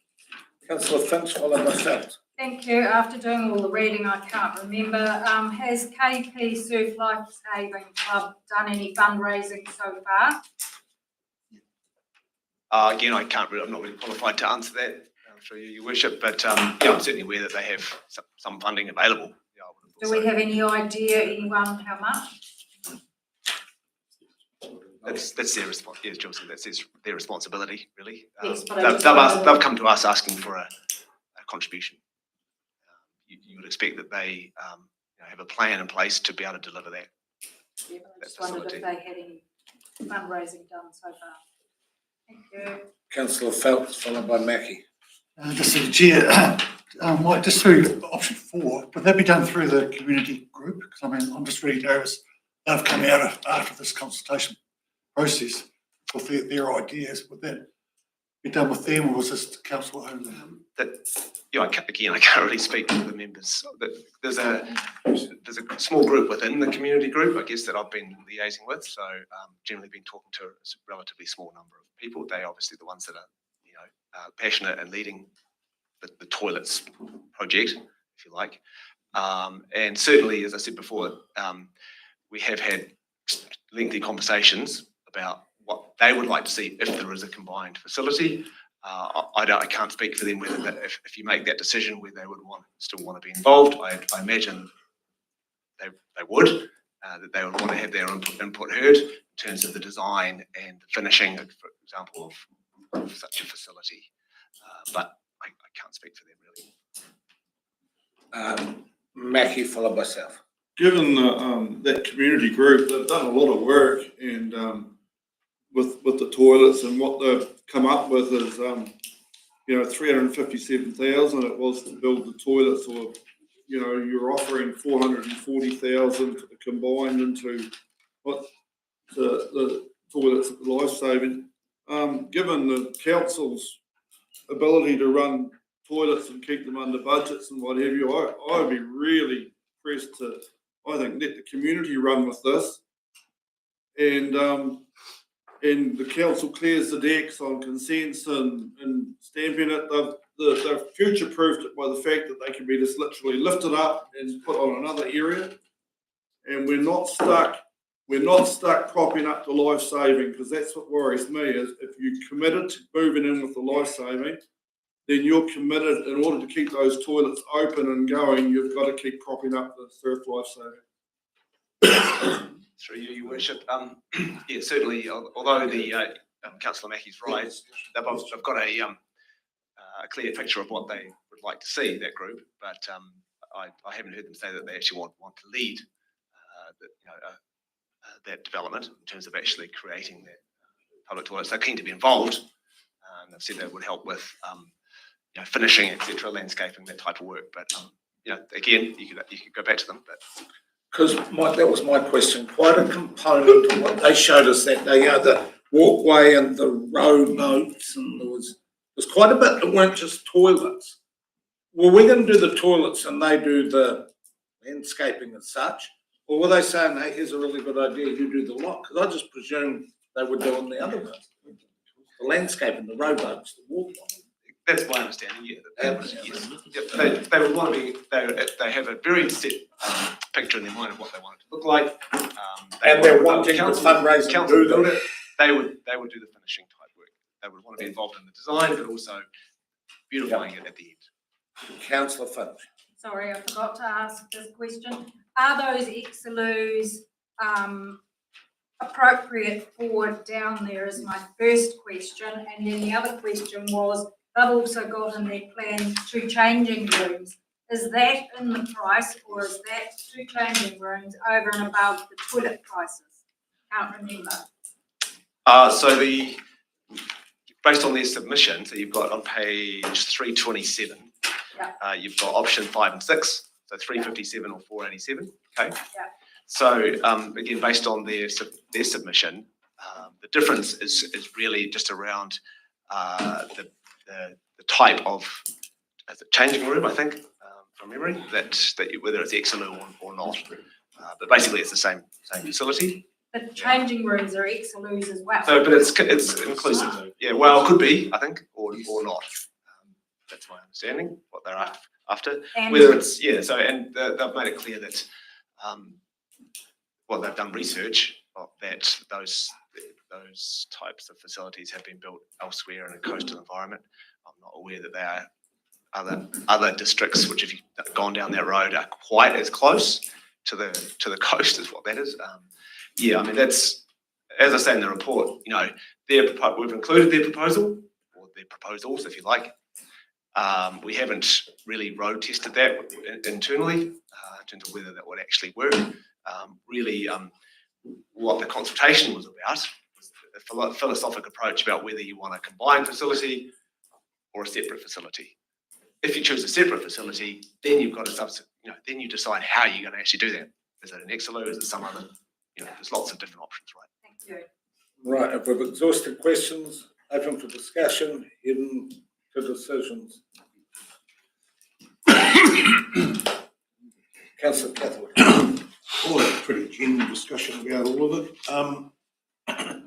So we went out, the LTP consultation, you had 4 options, 2 options with figures in them. One figure, which is pretty much what you're looking at, recommendation kind of 4 here, is 578. Council to build toilets, and then you had your option 5, which combined, it was like 750. And having a bit to do with the Kaka Point community, obviously. The Kaka Point community group that came with that toilet, very much protective of them being highly involved in the whole project.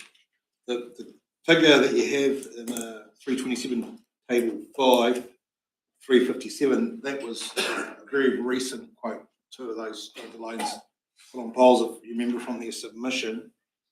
The 487 was quite an estimate.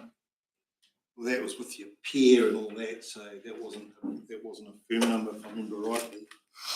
So I've sort of been looking at our recommendations. There was no real price inserted on 4 here, but I believe that if we gave the Kakapo Community Group, along with our council assistance, with our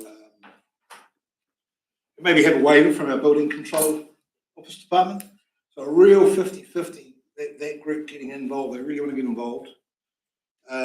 Sold on 578, and if we actually put a budget of 440, which is what was prepared to be for the Surf Lifesaving Club, I'm sort of thinking that they would end up with a happy on both sides of that fence for that community. So we're not saying yes or no to the remaining 310. You're leaving that open for the Surf Lifesaving Club to do an independent build.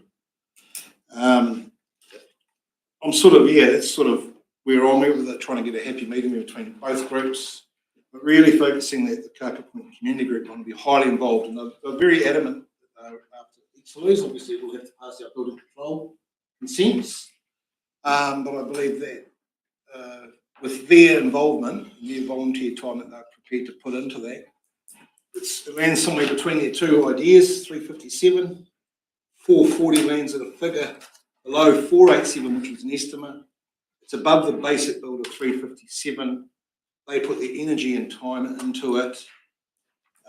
Building control has puts a waiver on consents. The real work together. Mike will be involved, obviously. Make sure the Exelu's are good. We deliver a very good facility under budget, and we haven't said no to our Surf Lifesaving Club, and I think probably a win-win. Can I just get that in my head? Okay? Because you're the one that's been going to the meeting. Yep. You're going to give 440 to the. So I've got a hybrid. If it's just 440 there, what are we giving the Surf Lifesaving Club? A promise for the future? Well, they haven't given you an actual budget or a plan or a building consent or a financial. You haven't given. So really, all we could give is approve the community's one. Yeah. And let's see where and we're not saying no to Kakapo Lifesaving. We'll wait until we stay further. I thought that they were at the stage that they're actually wanting to know now. They don't want something in the future. They want it now. And they don't have plans. Sorry, their submission is in favour of option 4. Yeah. Which in the consultation document included $310,000 grant towards the Surf Lifesaving Club build. So that's their preferred option. So they are specifically requesting an amount. They do have plans in place. They're asking for council contribution because we've been through this process over the last year. That's why they've. So that's one thing. That's right. That you're giving the community the green light and not the Surf Lifesaving. No, I can give both of them the green light. Yeah, but not a combined facility. Councillor Summer Macataman. I was just going to ask you a further question to that though. I can't recall the Surf Lifesaving Club coming to us and asking for a $300,000 grant. No. So they haven't actually done that. This was an option put in here by our council. Well, I guess through your worship, through their submission, that's what they're inferring. They've submitted to our council. Yeah. To what council has put in there. We have never actually had a request for $300,000 on the Surf Lifesaving. Well, it's inherent in their submission, I think. That option 4 comes with $310,000, which is what. Yes, but the council put that in as an option. Yeah, not the Surf But Lifesaving. we put that in as an option through consultation with them and the community. Sorry, just being clear, there's no way that the item about that option, that combined option that included a grant for Surf Lifesaving was put in without their knowledge. They were aware that joint facility option would include council's contribution for, responsibility for the toilets and a contribution to the building. They were aware of that, and that's what was written in the document. Yes, but as a community grant, we were never asked whether $300,000 was an appropriate amount to give to the Surf Lifestyle. Could be more or less, or. Yeah. But that's what your decision will be as to whether you agree with that or you don't. We're just saying for consultation that we need. So what you're saying, Dave, is, you've got, no, hear me out. You're saying let's give 440 to the community group and another 300 and whatever to the Surf Lifestyle. Is that what you're saying? Or are you only giving one? 310, is that what you're saying, or is it just that? I'll put two together. Well, that's what I'm trying to get, where you are, because you're saying that you're with the Surf Lifestyle, but in effect, you're not giving them anything. No. So it's your call. I just want to make it clear what we're voting or what you're doing. Bruce, get there, smoker, surely. I think they're two separate issues. Yeah. Really should be considered separate. So, okay, so I'm gonna move, if I can, move one motion, read something along the lines of, the Kaka Point Community Group build a new toilet and changing facility on the existing site, along with council assistance, with building control waivers.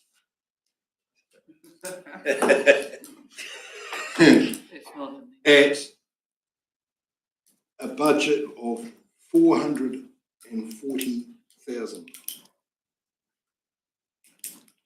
Just checking, I'm assuming. Funded 50% from the UAGC and 50% from district wide. Just assuming when you say building consent waivers, you mean just the fee waivers. You're not saying waiver from the statutory requirements, you're just saying pay for the fees. Is that what you're saying? No, I'm just saying, I want real true assistance between, I really want the community group, council officers to be involved to get this project done over the line, under budget. So I'm going to move it. Do I have a second? Councillor Felt seconds.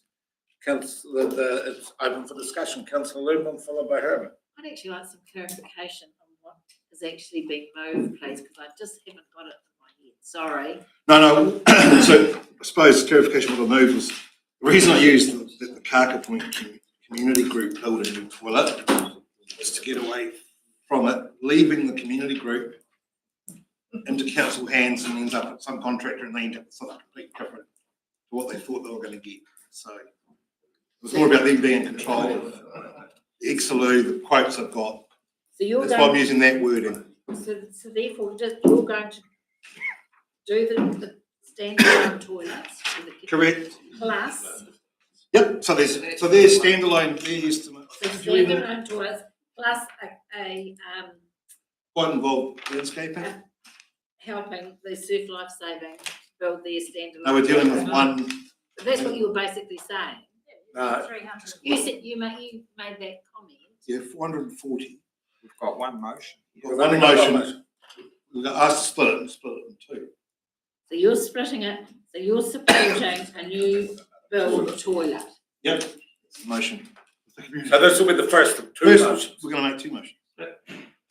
Well, okay. Deal with the Surf Life So Saving. Right, yeah, kind of don't, you're almost, okay, saying that we're not really talking about the Surf Life Saving. That's the next stage. motion. You're Next motion. So the next motion. Next motion. Yes, but just remember the consequences of this resolution Yes. will preclude, it's fine, just remember though, that if this goes through, you don't have a motion to have a joint toilet facility. That's to be expected. Just remember that will be the case. Yeah, that's the clarification of probably. So therefore, you vote for the new toilet block, you're then not going to have a combined. Yeah. You said you had. Yeah, well, that was what I was thinking. We were voting for both because you did say that, and some for the life saving, and there's none for the life saving if we do it this way. You can't. I could add to that motion. Yeah. That the remaining consultant preferred option leaves a budget of 310. The 310 was for the combined toilets. but they won't want that 310 if the toilets are down here. They were going to come back to us for money for the Surf Life Saving Club separate. They were going to bring another one to us. No use offering them 310,000. No, sorry. Sorry, that's not correct. Here is. Hang on. Can you clarify that then? Yeah. The 310 would be a grant towards the cost of the Surf Life Saving Club facility. The toilets is the cost of the toilets within that facility, $440,000. A total of $750,000. Yeah. Within the same facility, not separate toilets. Separate. 750. So it is, I'm still on the edge of confusion. We're going to go to councillor Herman. Can we just get some clarification around the funding, because it says there 50% from the UAGC and 50% district wide, so effectively 100% of it district wide is everyone.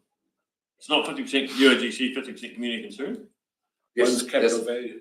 You'd be, if you're talking about the contribution to the toilets. Well, just that's what the motion reads here. So if you're going to fund it as per toilets, it would be normally the toilet funding, which we said was. Hold on, guys, let's pull it up. Yes, John can't hear. That's the normal waste funding, is that the answer? Normal toilet funding is 50% UAGC, 50% district wide. Yeah. All toilets. Correct? Yeah.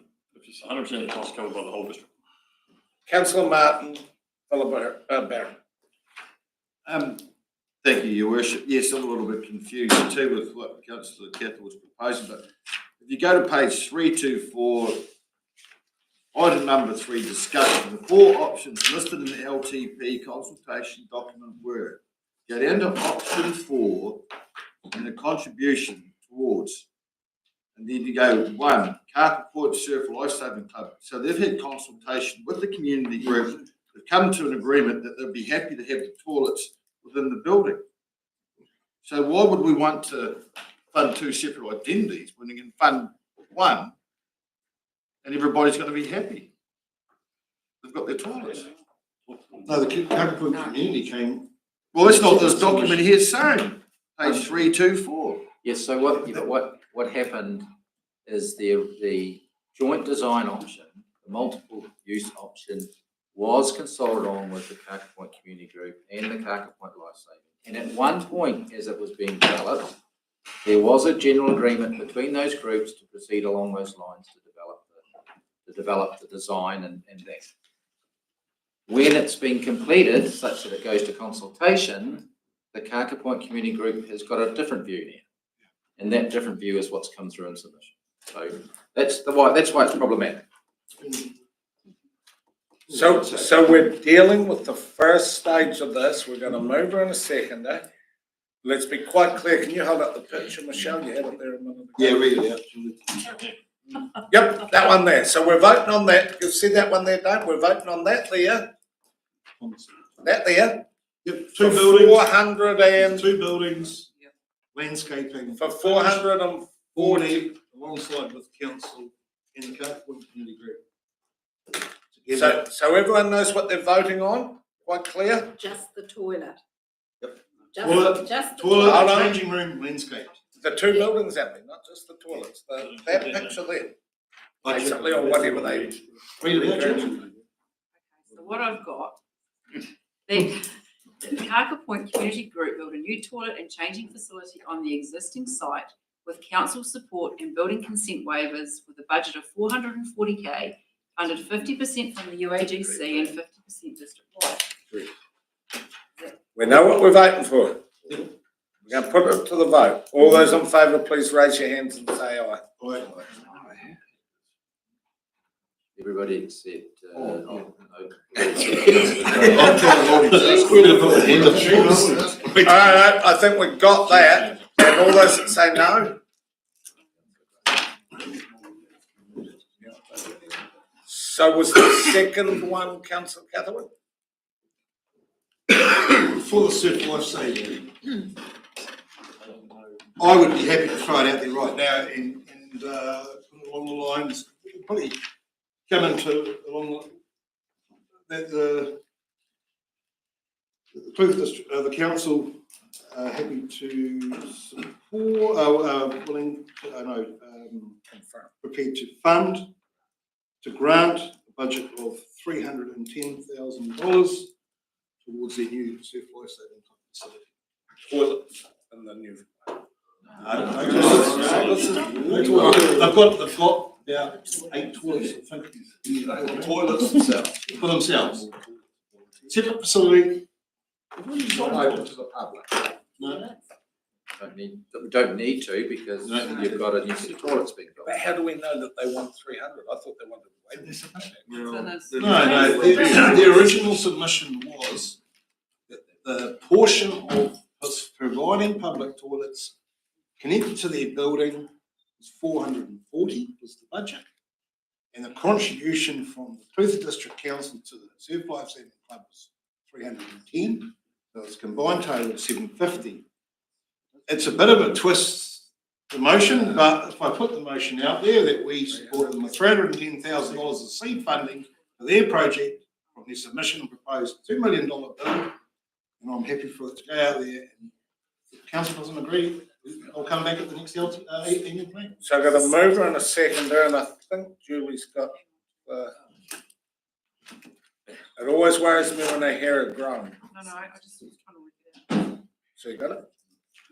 Okay, so we got the guests to have questions, discussion. You've got a name. Bruce. Yeah, thank you, Your Worship. Just a question, where is that funding coming from? That needs, where would the funding come from? It's a grant, it would be UAGC. or could it come from the investment? Could do. I would be happy to have that was added to the motion. Well, I'd be happy. Or a mixture. I'm happy, a mixture. So that's to come from the investment fund. Further questions before we hit discussion, Councillor McAtaman? Should it be appropriate that the project is recosted without the toilets?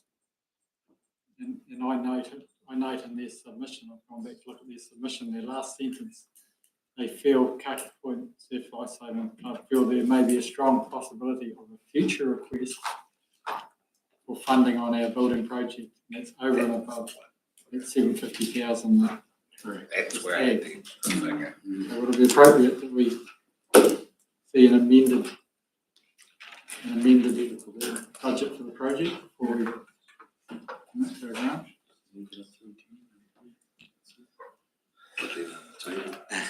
Well, through you, Your Worship, I think we had the word that they weren't looking to construct until next year. Next summer. Summer Next year. Next year. Yeah. So that's another annual plan away.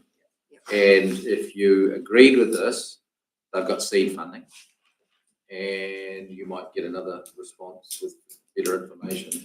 And I plan process. If I remember rightly from their submissions when we heard about the 60 million that the government's put towards surf life saving. So I think to try and leverage as much support out of government towards their project, that figure would be a really good seed for local support. Am I allowed just to make another comment? Yeah. On that government funding, government announced that a lot of that funding was a lot of surf clubs damaged or totally destroyed on the east coast of the North Island and in the Cyclone Gabriel areas. And that was where the basis of the extra funding was.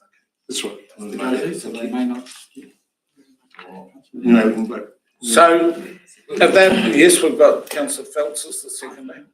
If that exhausts the questions, open for discussion. If that exhausts the discussion, do we put it to the vote? Everyone comfortable with that? Okay. Please, a show of hands. All those in favour, please raise hands and say aye. Aye.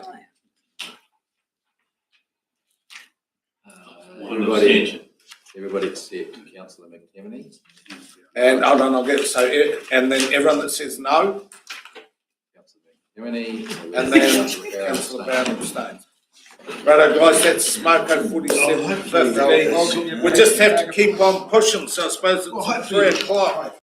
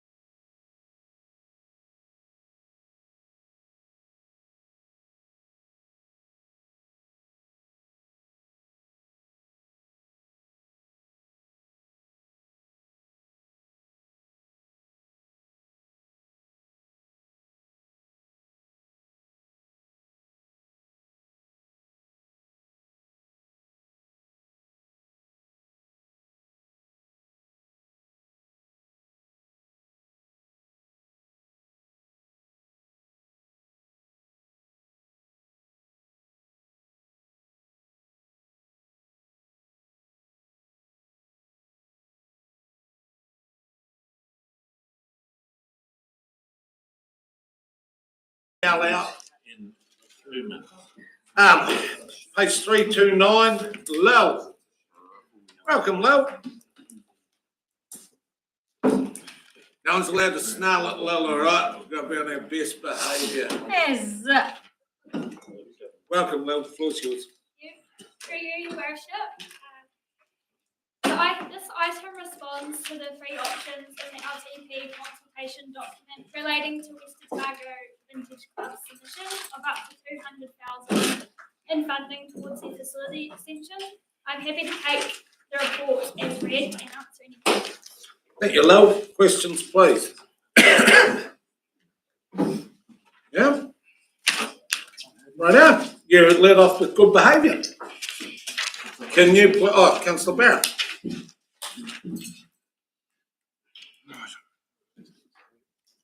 The total amount for this facility is 870, correct? Yes, as per their submission. And they want 200, and they've raised 122, that gives them 322. How do they expect to get the balance? They're going to be fundraising, as well as looking to other external funders. So the question, the 122, that hasn't come from external fundraisers, that's just private money they've got all. From my understanding, yes. Thank you. Councillor Graham. Through you, Mr. Chair. Lily, I was looking at the I do nots as opposed to those sports. You don't have a breakdown of the ones in the West Otago ward. We don't have that, do we? As opposed, because that's over the whole thing. Didn't ask for location. No. Oh, their labourers should have done it south. Right. But that's the end of it. Lil, are you able to just hold and hover around there somewhere just during discussions and we have to grab you back in? No. Could be exhausted by the time we finish standing there. Okay, you wherever you feel comfortable. If that's the questions exhausted, we'll move on to the matters open for discussion. I'll move, recommendation 1 that. And I'll second that. So we're going to move on a second that we will see the report. All those in favour? Aye. Those against? Okay. Now we're doing or.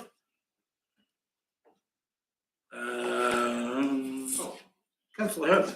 Given the deafening silence, Your Worship, I'll have something to say and then I'll probably move a motion if that's all right. So no one else put their hands up. Moving it. So look, the point of this whole thing, that what people are going to realise, I think, is that a lot of our small communities, and particularly our community, we're at a crucial time. They've been through quite a hard period with COVID and high interest rates and inflation and all the rest of it. And we're at a time at the moment where we can support them, or we can do what one or two negative thinking people do and turn the lights off and walk away. But I don't think any of us sitting around this table are like that. So we can choose to support them. And one of the big keys to this is we are in the process of getting a cafe. And that really does unlock, that gives people a reason to come to Tapanui and to West Otago. And this gives them another reason to stay there. So the whole thing's, goes in tandem. You probably don't realise, living on this side of the hill, how many people from Gore and in around sort of east and south can actually come to Tapanui for a day out. They take their old car or they take their motorbike or whatever it might be. And so by having a cafe and a good museum and a good nursery and a golf course and all those sort of things, more and more people come. So I fully support it, and I'm happy to move a motion, Your Worship, when you're ready. Tell you what, send you straight out the blocks. I promise I'll come back to you, but I'll just scour the room. They're playing tactics. It's been going on all day. So I will go back to you, John, and if I don't, throw something at me, will you? So I'm now going to Councillor Valwela, followed by Catherwood, and then I think Graham. And then Finn. I am just going to say I'm prepared to support the motion that I think Councillor Herbert is about to propose. Bloody hell. We get out of sequence. Right, I will come back to you and John after Councillor Catherwood, Graham, Finch. So it wasn't such a question, it was just Mr. Councillor Herbert. So I made the effort to actually go and have a look, because I thought it was quite a substantial sum. So just for those that haven't never been out there or had a look at this vintage club, I want to give you a little fill in. This, so I went out there and they've already got a huge shed that they've already got amazing tractors housed in. And then opposite the road is their official museum. Now, my biggest fear of museums is the sustainability of it. And I met a lovely young man over there, George, I think his name was. And I asked him that direct question, like, is it sustainable? So you've obviously achieved well and built this big shed. You've got your main shed, and there's another 5 sheds around the district with a whole bunch of these amazing. Yeah, it's a pretty impressive display that these guys have got. And the thing that blew me away was the sustainability of it. And what he said was, well, we've actually got 100 members, and they turn up. And then so the next thing was, well, I hope you've got the next generation coming. And their youngest member, I think he goes in there and tinkers most weekends. He's a local mechanic or something. He's like 22 years of age. So when I asked those questions, I sort of started to feel a bit more comfortable about this, because there is a future for it, And where the location is, they've obviously gone in there. If you look on that page 334, they've done well to achieve clearing that site that they've got. It's a huge corner site that backs onto their existing building that they've already done. So they've already put in, they've got their funds on hand at 40. They've put 173 into the project. That they'll be highly involved and they'll make the dollar go as far as possible. And I asked what his plan was, and they're looking for more support to then go to those next line of funders. And the guy was pretty experienced at, he talked about lotteries and bits and bobs. So I actually walked away, I walked away there with quite a lot of confidence for that group. That's all I could say. Councillor Graham Finch. I never actually had my hand up, but seeing you pointed to me, look, I would be willing to support this. Tapanuia community that gets off their butts and does something that, and 100 members, huge. Yeah, good. I'm into it. Finch Ludeman. Thank you. Mine's been answered. Was the how many members and what's the youngest age group? So I'm very comfortable. Thank you. Ellie. Councillor Herbert, I do support this It's a wrong one there. I should have just taken your blooming move in second. Well, we'll go to Jock and then we'll get back to you, John. I think we'll move this thing along. Thank you, Your Worship. Yeah, it's an interesting one, isn't it? Like, we've got 60% of the ratepayers do not support it, but then you look at their strategic goals and outcomes, and it fits in their model of that. Just fantastic, and to hear the positive feedback. Sometimes, that someone's got to make difficult decisions, and this is possibly one of the harder ones amongst the whole bloody agenda we've got here. So, but it does carry weight. And the day that the Vintage Club come over here and spoke verbally, I had a chat with them afterwards, and by getting this $200,000, it creates levers that they can pull with external funders to go all the way. So, we're obviously one of those levers, and it sounds like it's going to be very favourable for them. So I'm heading back to John. Appreciate that. Your Worship, I'm happy to move recommendation 4. The council agrees. Recommendation 4, which is option 3, approves funding of $200,000 to the West Targo Vintage Club as a grant from the investment surplus. And someone said that second. Oh, Councillor Bolwell said it's second. So we're going to move on a second, and we've got discussion. Councillor McAmmon. I am in favour, but I'm never a fan of the investment tax. I would have preferred option 3. We'll just see where the room sits there. Councillor Ludeman.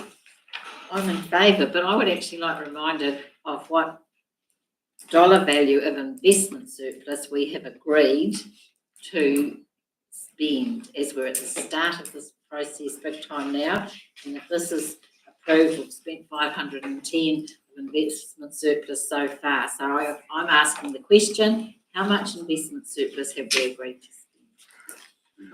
You didn't agree. You didn't agree? You just said you would, your process would be Okay, item by item. that's fine. You want a running count? I've got a running count, and I just wanted to know in my head where we were headed. What's your running count now? That's It's 510. 510 at the moment. If we Well, do, if this is if this approved. goes through. Yeah. Righto. Any further before we put to the vote? Councillor Bowell. I noticed, like, a comment was made about the number of submissions that did not support this, but I didn't take an objective count, but the ones from West Otago were pretty much more generally supportive of this. I also know if we go back to the previous item, the number of people who didn't want us to do anything with the Kaka Point toilets at all was by far the majority, yet we have free funding for that. So I don't have any problem with doing what we're doing, despite this not being the most favoured response in this. It's not worth me asking again whether it should go through the UAGC. It's already. Test your luck. I suppose it's an amendment. No, it's a direct opposite because you're going back to option 3. It's option. It's recommendation 3, option 2. I'll move recommendation 4, option 3. Not a direct one, but it's that close. I'll give it to you, the spirit. We'll roll with the local boy. Any further questions? That shuts it up again, John. I'll just check once again. Any further before we have the closing statement? Hello, we're heading to Councillor Harrison. Thank you, Worshipman. Thank you, councillors. Just to, I suppose, address a couple of concerns. Councillor Barron, there's a bit of a shortfall, but no project's ever stopped in West Otago because of lack of funds. That will happen. That will get done. They will find the money and it'll get over the line. And certainly, carrying on from Councillor Bolweller's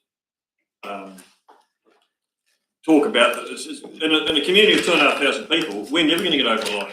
You've got 17,000 people over the hill that, probably aren't going to agree with anything that happens over there. So when you start putting numbers with the weighting thing on it, we're never going to get over the line. But thank you, councillors, and happy to proceed. Righto. It's time to hang them high for a while for Julie to count them. So everyone in favour, please raise your hands and say hello. Aye. Too easy. Happy? Wait for the next one. Good work, Michelle. She'll stand silent until we turn over the next page. Righto, page 342. West Otago Community Centre re-roof. Love. Oh, that's why you stayed there. Good thinking, love. Thank you, through you, your worship. Just like to note that this report has been done as a separate item rather than being included in my community funding request report due to the amount and level of this request. We'll take this report as read and I'm happy to answer any questions, just noting that Debbie's also available here to help out with any questions relating to the library. Any allow questions, please, Tim. Councillor Finch. Thank you. So when we stood here, we were told that the designer of this building was the same one as down in Southland. Is it only once the roof comes off that we will know if there are issues with that? Who can answer that? I can answer that, Bill. No, we know the issues right now. The roof won't be coming off. They'll build a new structure over what's there. Oh. The issue is that the butanol's had its time. You cannot put butanol underneath the butanol now is 12 mil ply. So you're not allowed to put that. It has to be 18 mil ply. So that's a 50% increase in the weight. And the structure underneath that now cannot hold that weight. So by process of going down those lines of activity, you have to, and as Anne said when he was here, there's already been that Councillor Cathal would saw the other day, there's already a beam and a leak in the roof that's being patched now, so that's just answering that question. So it's another structure over, thank you. Further questions, Tim? My question is probably for Steve, and it was, we touched on it yesterday evening before we retired, about the 697,000 in option, in recommendation 3.2, it talks about removing it. Can we not bring that forward, depending on how the other motions go? The idea, in answer through your worship, was it goes to that issue that these are way out, like way out there, and then they're estimates. And we've seen the problem with the estimates. And so the argument would be, you do your feasibility work to actually understand, is it a possibility or not? And if it's a possibility, how much is it going to cost? And if it's not, what is it going to cost?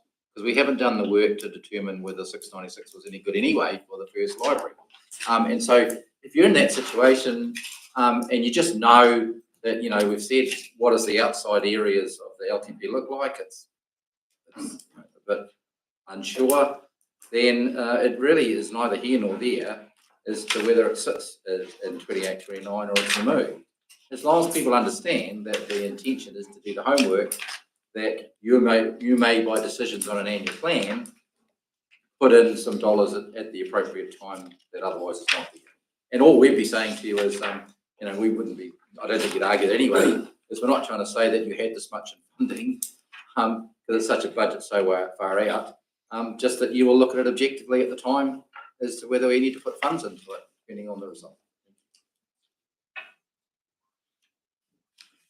Questions to Councillor Lumen, Vowell.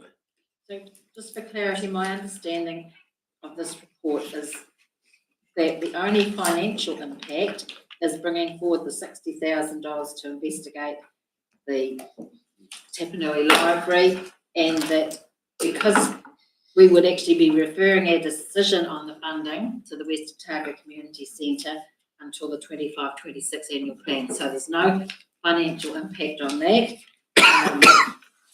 Okay, so that's... Other than, as you described, bringing forward Bringing to do the forward work. 60,000 is the only financial impact on this whole report.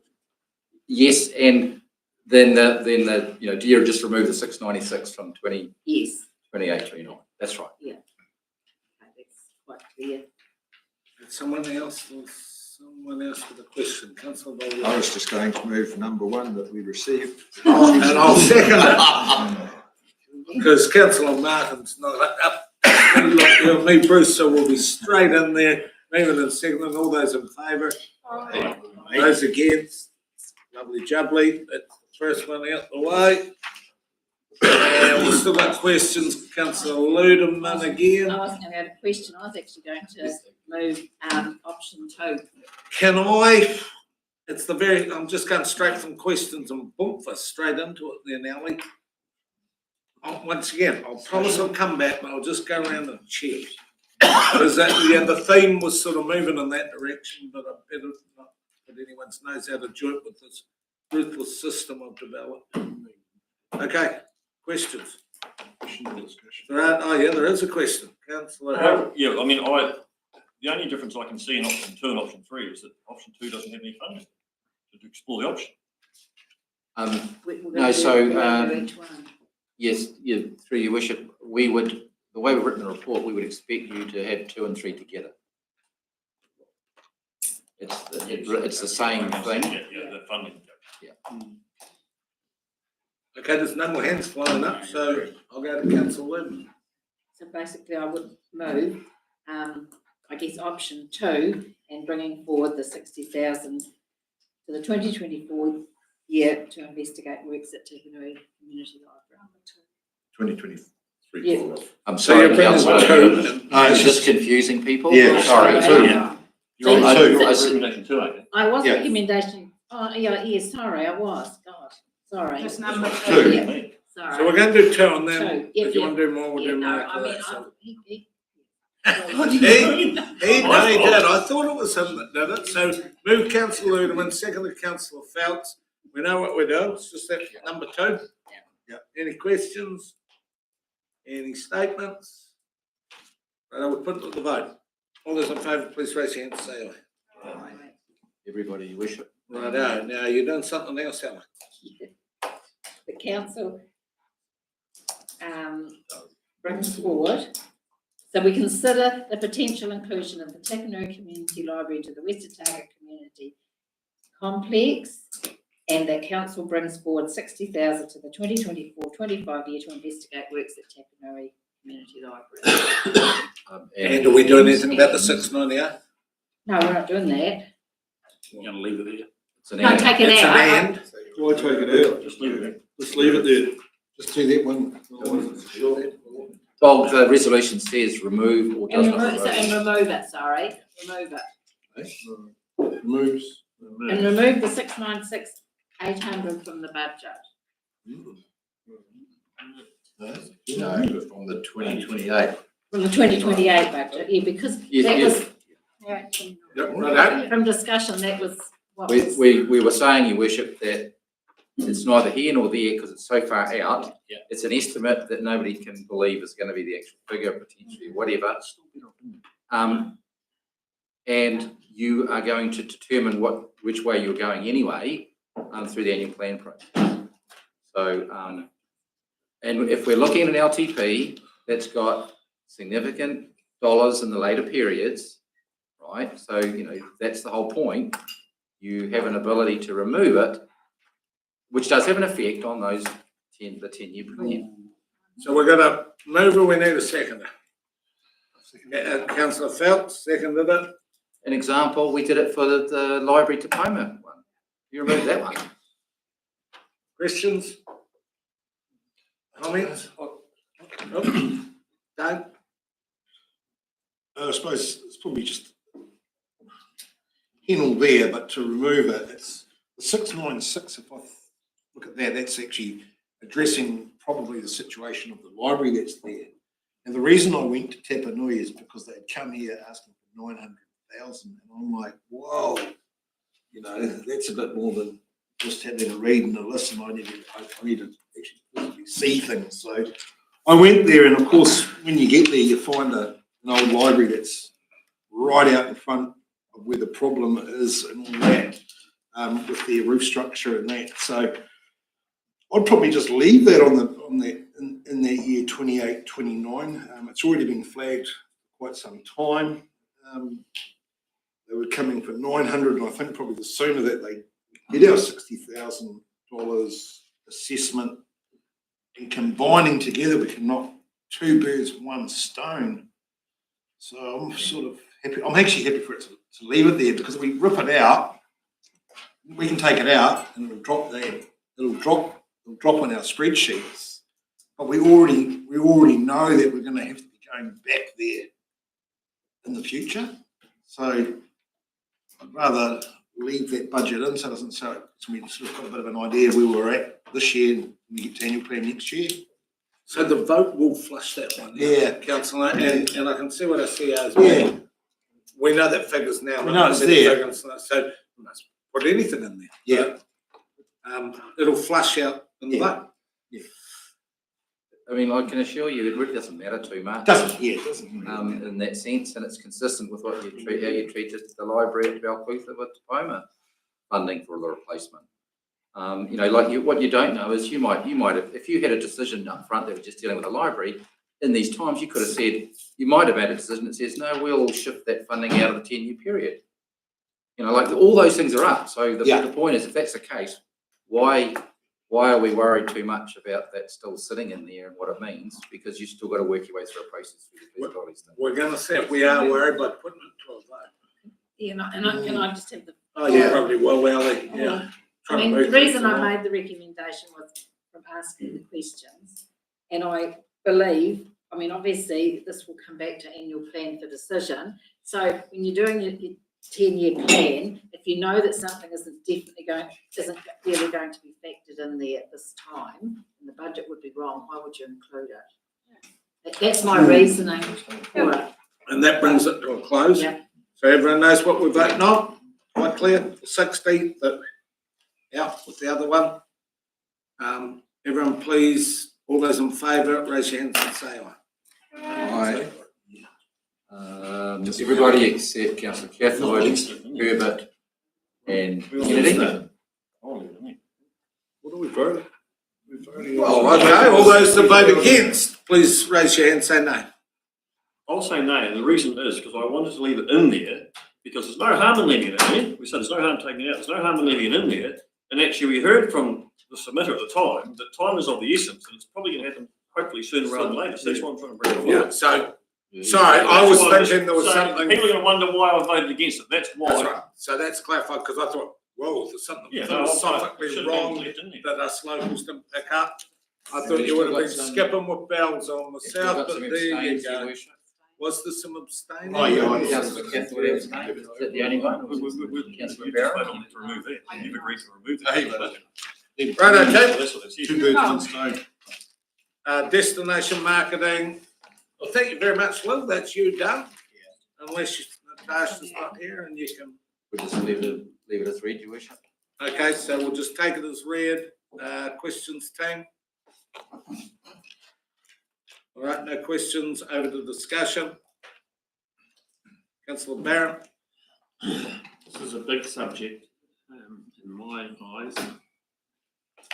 And any organisation that's weak in marketing or selling will never reach its full potential. And they've asked for 195,000 for funding for tourism activities in the Clutha district, based on their belief that in the last financial year that money brought in a 7% increase in tourist numbers or tourist spend in the district. I'm not sure if the money they spent brought all those visitors here and whether or not it was just a result of post-COVID activity in New Zealand, and if that money wouldn't be spent, whether those same numbers would have arrived here. The beauty of the Clutha district is we have State Highway 1 going through it, the Captain's Highway and the road to Queenstown, Central Otago going through the middle of it, and from Gore up through Tapanui, which people have got to come across this bridge and they come here anyway. So from a position of knowing whether or not the spend was good, I would defer the spend in the next year and get a comparison between what happened last year and what happens this year with no spend, to see whether or not the 195,000 was effective or whether by not spending it, if it made a decline in the number of people that came and spent in the district. And Clutha Development has, I understand, been established to raise funds separately from the Clutha District Council. That's why it exists, so it can get money from other avenues. And I debate whether or not the council should be funding 2 million over the next 10 years when their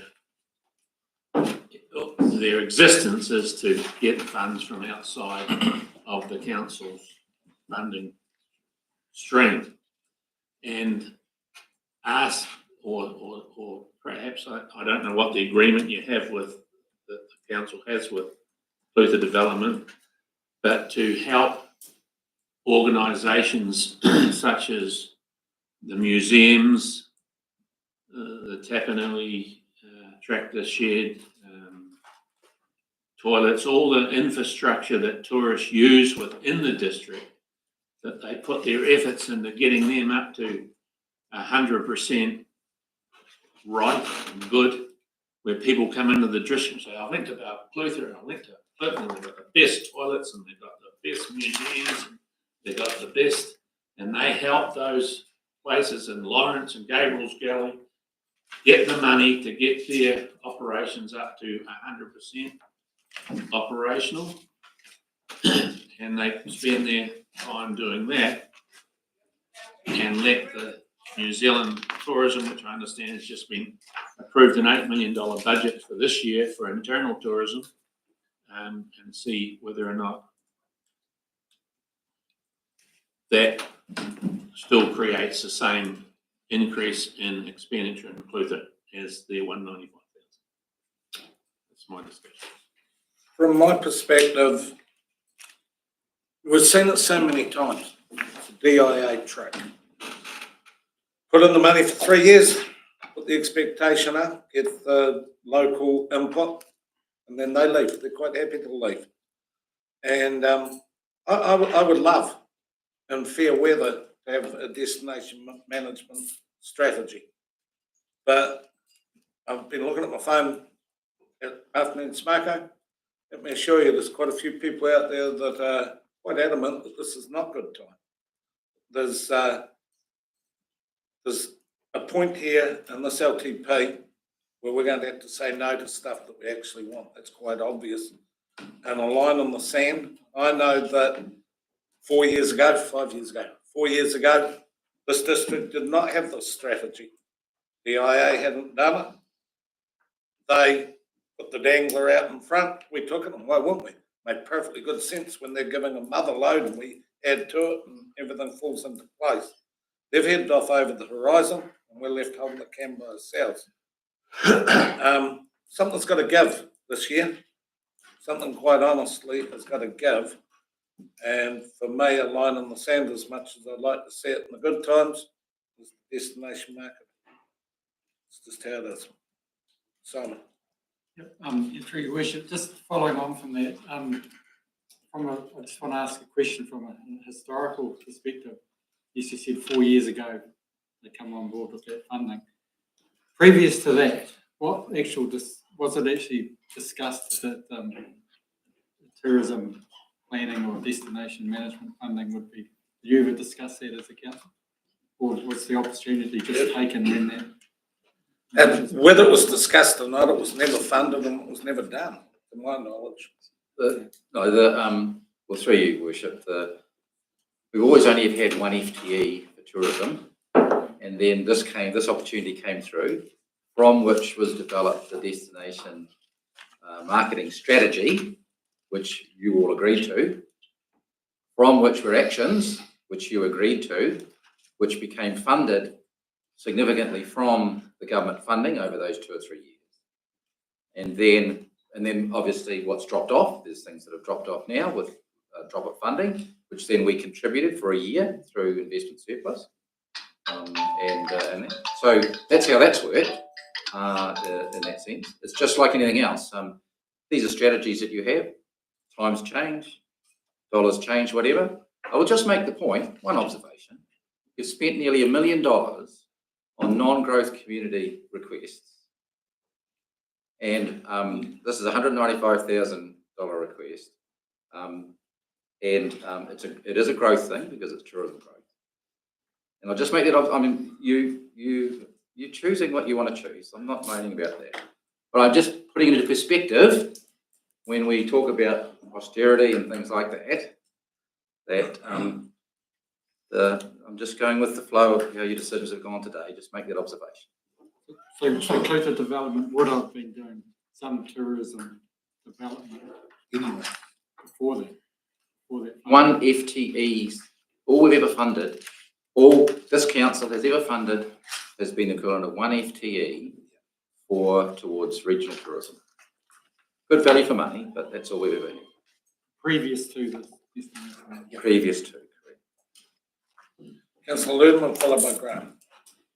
I'll go back to the submission process and the huge support that we received from various groups that Clutha Development have helped, and their actual support for the continuing support by council for this funding.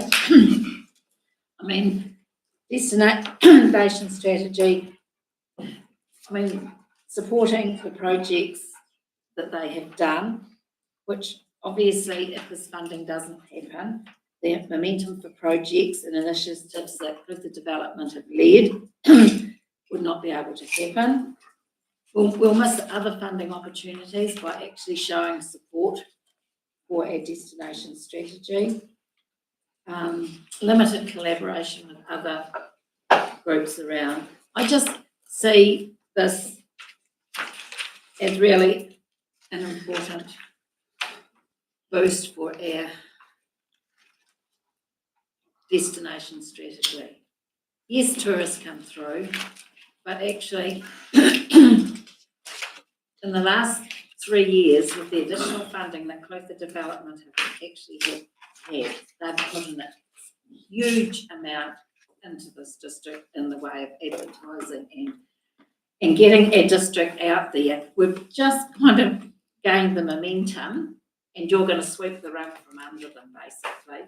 I can remember going to a conference, probably obviously 3 years ago, and we were one of the first councils to have a destination strategy up and going. Most of them didn't have it. I felt quite proud there that day, it was in Christchurch, I think, to believe that we were actually one of the first to have that strategy up and going. So, you know, I guess what you don't know, you don't know. And probably to Clotha Developments, they need to be out there probably showing that what they've done. I think a lot of it is we don't know, but honestly, community groups around, they showed us the support that Clotha Development were giving them, and 195,000 can be taken out of investment surplus again, like it has been the last 3 years, if that's the one way we can get it. I mean, you've just given 510,000 away for buildings, infrastructure out of your interest investment fund. Why can't we support this? It's supporting the whole district. We had Lawrence come wanting to set up a Lawrence Development Incorporated. Well, really, we've got Clotha Development Incorporated for the whole community. Why not just use it? It's supporting the district. Continue to help support it to support our district. So that's my sixpence worth. And would you take a recommendation yet? I don't think you would. Good try. Yeah. It's got to be my turn sometime.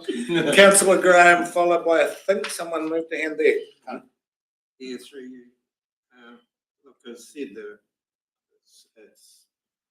it's not, you can't quantify, it hasn't quantified any growth or anything like that, but it hasn't quantified any drop off either. And to suggest that we don't put this money in for a year and see what it does, it's sort of like, let's not put any wood in the fire tomorrow and see if it works.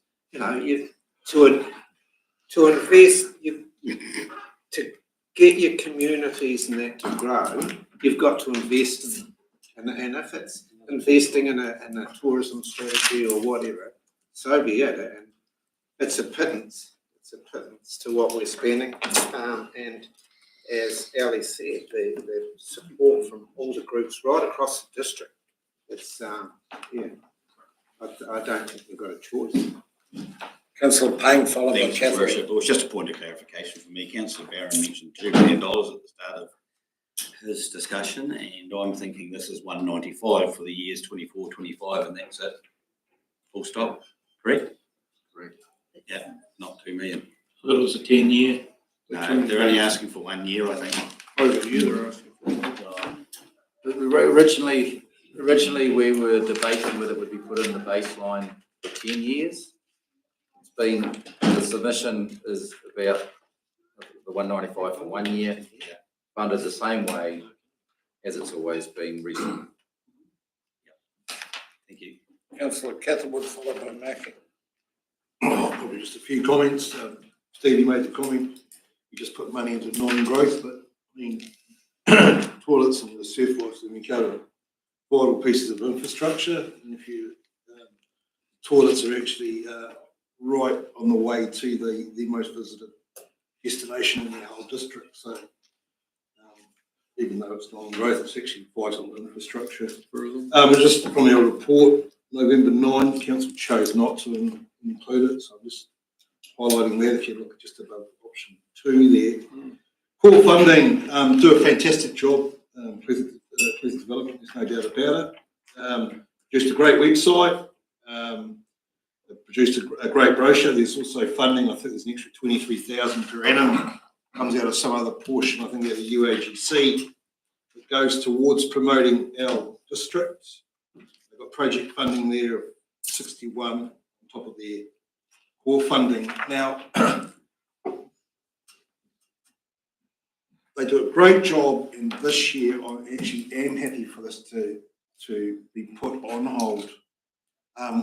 We had $800,000 in total that through their Infometrics report produced 7.1 in very high inflationary period. And I think that I can see that the Clutha, Destination Clutha's got out there. And, you know, that we've had traction, and we've had traction in the Catlins ward as well.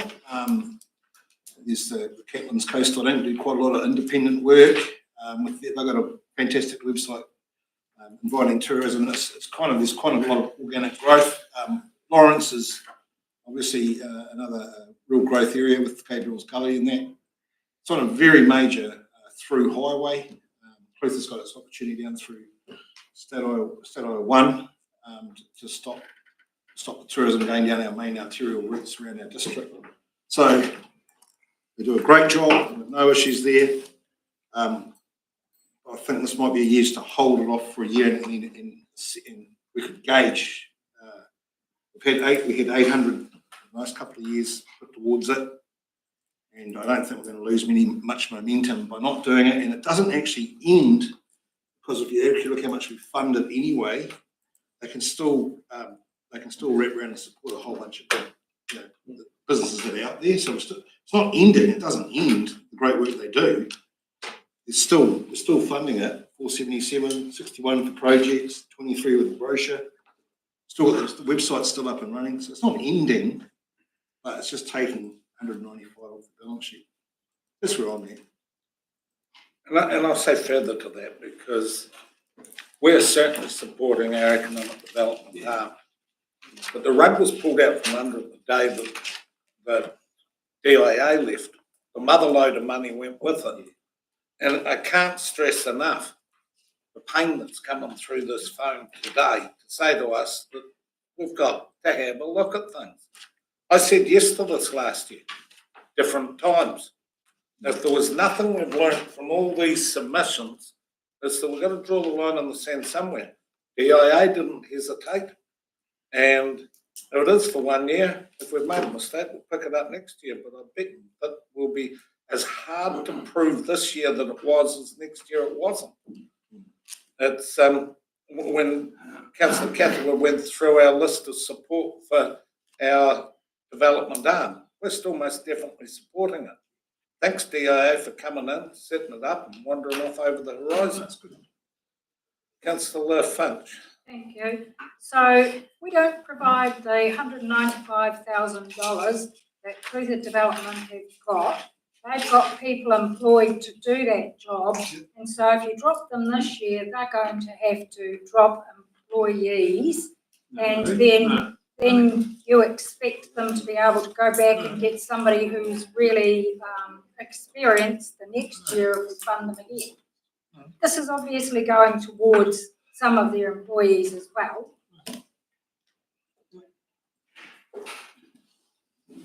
Right, I'm trying to be fair here and wait for someone to put a recommendation forward.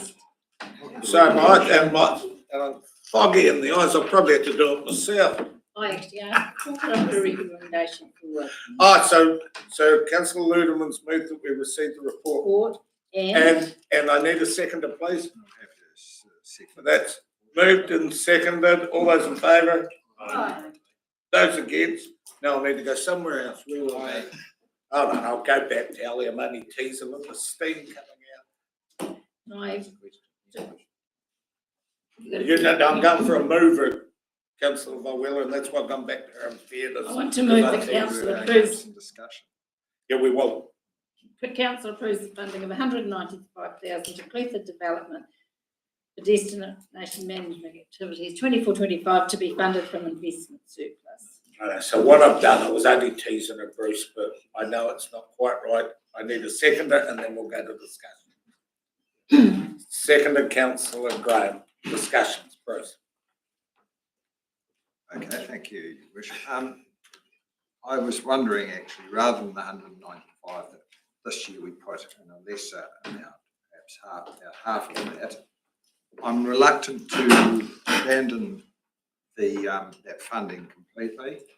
I mean, DIA, no, what's it? MB gets a whole lot of blame. They say they set this up and then walked away. We always knew that that was the funding they were going to put in for the start, right from the start, and for how long they were going to be involved. If people say to us in the future, we'll give you funding for a couple of years and then that's it, are we going to say no? We're going to turn it down and say no, we expect this for a lifetime. That's unrealistic. Otherwise, we turn all that sort of funding down. And, but I'm just concerned if we turn this, if we don't give economic development destination marketing funding, that we're going to lose momentum. We will lose staff because obviously this money pays for staff to do that job, and there are qualified staff there doing that job. So I might actually move an amendment that the destination that we put in just $100,000 rather than $195,000 this year. How much, Bruce? $100,000.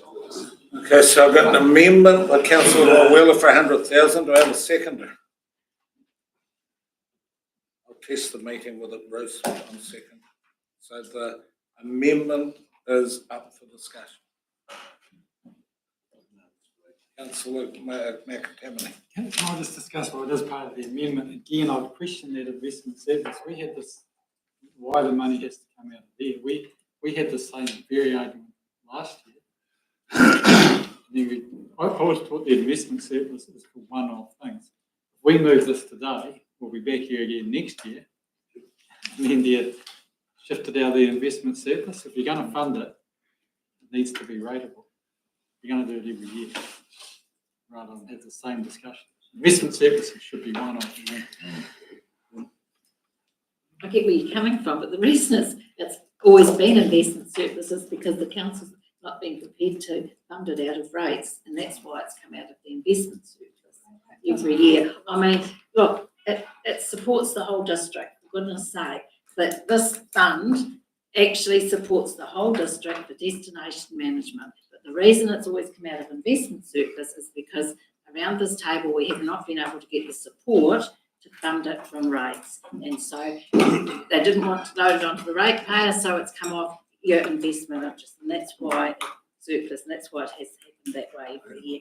Honestly, I mean, I know what I think. We've got an organisation that's providing a huge benefit across our whole district. It's not singling out any one district, it's providing support, whether it's been the cycle trail or we've got the Chinese camp coming up, we've got Tapanui, Landon House, Kai Landon House, Clinton one. Honestly, they're across the whole district. They're not singling out any one part of the district, and you want to cut their funding. Can't get up. Any further questions? And remember, this is, sorry, Councillor Martin. Well, are we questions or still discussion? We've gone from discussion where now we've got an amendment, and we're having the discussion to the amendment. You could ask questions in fairness to it. Technically, we'd stop the questions. Right, so yeah, the questions, the discussion would be more around the amendment. Amendment, yeah. So you haven't got one? Well, not around the amendment, no. Right, Councillor Barron. Just like to reinforce that we're not cutting the funding, we're pausing the funding to see the benefit of the funding. That's what I was coming from. They've made an allegation that their funding up the tourist spend in the district by 7%. And There's nothing underneath that to support that. It was just a belief that said in their submission, we believe we have increased the tourist spend by 7%. So if we suspend it for 1 year, we can start it up again in the next year. We're under pressure to keep the rates down. We could suspend it for 1 year. They've got momentum. They've got plenty of work to do. I've seen their dossier. They're working on heaps of things. They've got 500,000 or 600,000 our money to do that work, and we're just going to suspend it for 1 year. It's not cutting it. If there's no more questions, we'll do the vote. So we know that the amendment, we're voting on the amendment, that it's 100,000 that we put towards it. Please, everyone, could you raise your hands high and hold them once again, because we are getting a hell of a delay for Julie. So everyone in favour, please raise your hands and say aye. Aye. To your worship. Those against? No. So the amendment's lost. That goes back to the original motion for further discussion before we put the vote. Councillor Herbert. There was just been talk that there was no sort of substance behind the claim. There was. We got an item here that actually said about the visitor nights being longer and the amount that each person spent being more. So there was numbers and statistics behind it. It wasn't just a claim out of the blue. And I'm supporting the motion. But I think, and I've talked about this before, we've got to support communities going forward. And whilst the easy thing to do at times looking tough is to pull out, but it could be the worst thing to do, because if we support this and we have more vibrant communities and we have more shops open and we have more cafes and the whole thing, people live off each other. And you've got to support these things to let that happen. Councillor Payne. Thank you, Worship. Look, I'm sort of in the same camp, and I'm saying that I just want to say that if we don't fund it this year, then we might not have the comparative information next year to do the comparison, because who collects and collects all that for us? Metrics. Well, you know what? I think with the development, do a fair bit of that work. And they won't have. Yeah. Councillor Martin. Statistics. Thank you, Your Worship. Yes, it's getting the feel from the room, getting the feel from the submissions, the comments from the submissions. And I don't think we all knew before we came here yesterday. We know it's tough going out there. The primary industries, they're flat. They're going nowhere. We know that. We know the ratepayers are experiencing increases, costs to run their households. But we do have a glimmer of hope, which is tourism. We've got a lot of businesses that are relying on that tourism to make the dollar tick. I believe by pulling the rug on them, we're pulling the hope away from all those businesses that are trying to get up and running as well.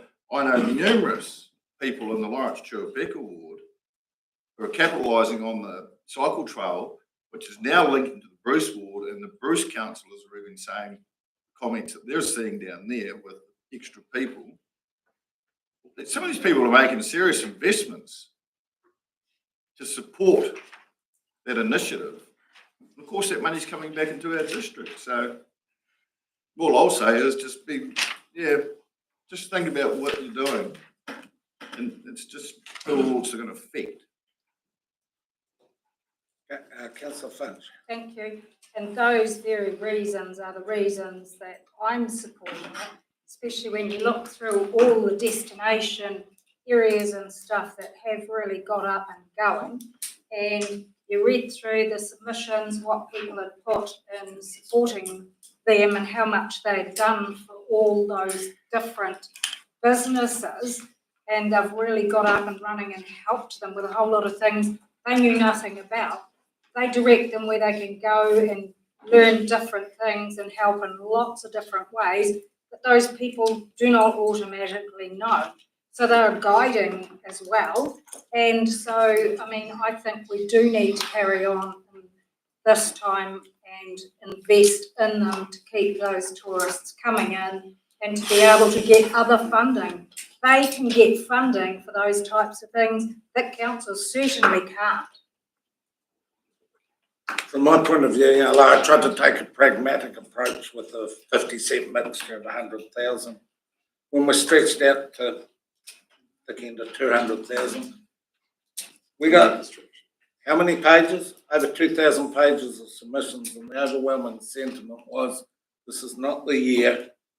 If you can see 0.5% to be saved, could you save it? Right now, we're looking at 0.5% to be saved.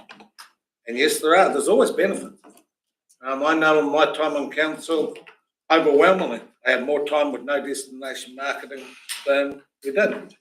And we still did pretty well. Exactly the same as everyone else in New Zealand. I can't get away from the fact that this year, our ratepayers are saying, could you pull it in a bit? This is 0.5%. It's not loan funded, it's not anything else, it's not on the investment surplus, it's coming out of. It is. Hold on. It is. It's coming out of investments. It is out of investment surplus. Yes. Pull that one back. All right, we're now at 700 investment surplus. We're 1/3 of the way through it. We've got that much, so we'll see what at the end we have to say no for this. But this was one that we could have given a bit on. Councillor McAtamney. I'll state again, I'm not sure how, if you can reword the motion, but I just cannot understand why you're going to go back to the investment surplus as we did it last year. If you vote for it today, like I said before, we'll be back here again and again. I would prefer, if you're going to do this today, then and move it, let's put into a rate, the UAGC. Either way, you pay them. If I was to move that motion, I guarantee I'd lose it. I mean, there's ones won't support it coming out of rates. I mean, that's why the investment surplus is the option I've moved, and I'm quite happy with that for this year. And we can revisit it through the annual plan.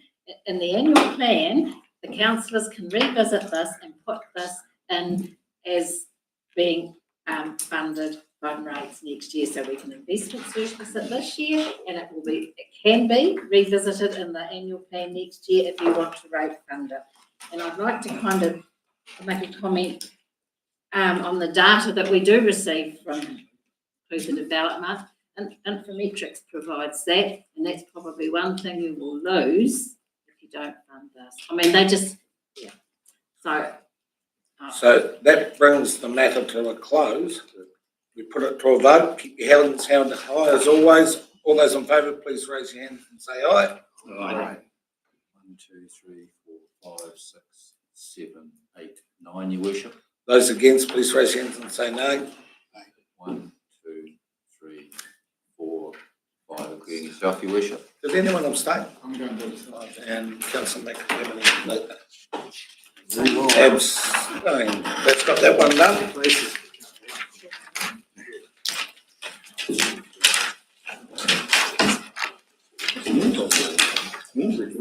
Community board, jobs.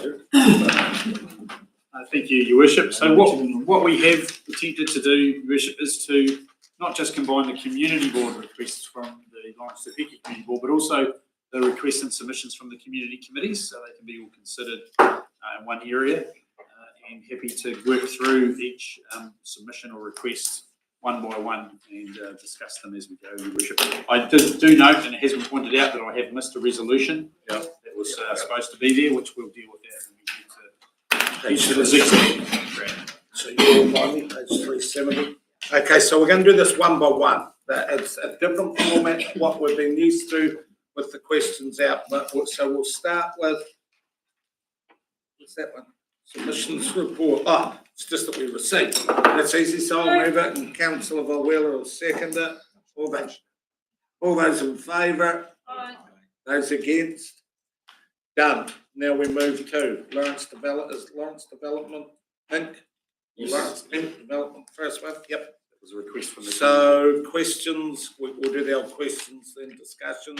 Councillor Mark. Well, sorry, Your Worship, but it's not questions and so forth, but I have spoken to the community board members, and this is item 2.1.1.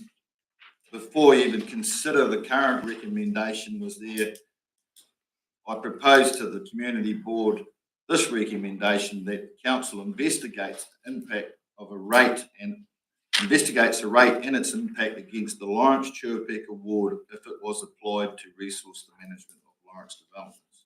So really, it's just a request going back to staff, if they could please investigate the rate and its impact. Could you do that slowly?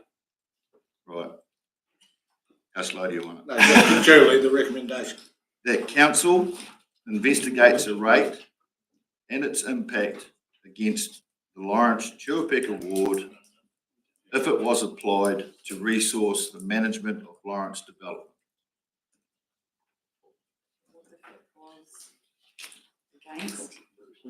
Against the Lawrence Churpeka ward Yeah, if it was applied to resource the management of Lawrence development. I'll get it off you. Yeah, that way it's, they're not actually asking. Recommendation is that. Let's look into it. Yeah. Don't need any money to look into it. Yeah, so the only consequence, Your Worship, would be inevitably that it would take some time to do some homework, and there's obviously no intention that there's any rate-related implications for this year. Yep. But if there was to be rate-related implications, it would no doubt come through the annual plan. Is that correct? So that wouldn't be an issue from our perspective, Your Worship. I propose to the community board that we go down this recommendation. It keeps it alive on the table, and there's no expectation of any values. You don't know what you're dealing with. So that's a motion, isn't it? So we need a second. I'll second it. Questions first and then discussion? Questions? John? The natural question would be, the people that are wanting this, they talk to Clutha Development. That's part of. Is there a hole there that Clutha Development's missing? There's probably a question. There's a lot of things moving. Lawrence, it's moving. Thank you. Councillor Lehman. It's the same kind of question about liaising with Clutha Development. And I'd add on to that in that, because as council has a service level agreement with Clutha Development, it may be able to be part of that service level agreement, the help that it might provide to that Lawrence group. So that's probably just a comment, and I guess that comes in under your discussion around with the community board. But to me, there's an opportunity there for the two to work together, and through the service level agreement that council has with Clutha Development, that could be incorporated to help Lawrence to repeat it. That's right. To move things along, unless anyone's got a real steaming desire to say no, will we put it to the vote? I second it. So we'll put it to the vote. All those in favour, please raise your hand and say aye. Aye. Those against, thank you. Move on to the next one, which is the the Chinese, is that the second one? Second. The Lawrence Chinese, tour. the Chinese one is the one for decision. The other two are just for noting. So I'm down to there, aren't 2.1.4. Yep. Yeah. So, any questions to staff? If not, discussion. I should open this up. About a year ago, I went with an effervescent young reporter up to Lawrence, looking at in the 1980s. So they've got and you'll explain it probably better than me, Job. You said you want me to. It'd be a lot quicker too. But the short story was, in 1980, council bulldozed what was the headstones, the everything of the Chinese end of the cemetery, everything into a pile that's now broom, gorse, bits and pieces. It's a wee bit sensitive and it's not good. So the guy, Peachy, has done a bit of a study and said, hey, what we will never ever be able to replace it. We'll never ever be able to get it back to what it was, but at least we can show some respect and get it back to some fitting state of that it should be for a cemetery. And that's pretty much the crux of it. Bruce. Well, I'm happy to move the council approves a budget of $25,000 to enable the project to proceed. Seconded, Councillor Martin. And just in saying that, we have a moral obligation to do so. I think if somebody had come through and bulldozed our own parents' headstones in the cemetery, we would be outraged at that. Our great grandparents. So hold on, I'm gonna do this one though. So we're gonna move in a second. Any discussion? Just make a comment. Councillor Cathaway. I just add one more comment to the reports. So no rates impact, there's 154,000 sitting in reserves, 25. It's easy. Okay, so I just think I'd just to add to that, Your Worship, I think it shows a very good demonstration of awhi to the Chinese community that the CDC is taking a proactive approach and is doing the best to right the wrong that was created by our ancestors. So is it okay if I put it to the vote? Everyone in favour, please raise your hands and say aye. Aye. Those against? Done. Yeah. So we're moving over to the council note the request about ISOP funding and that it is considered in the next review of the revenue and finance policy. Carry on. Oh, sorry, so you're okay? Okay, done. Any questions to staff on this one?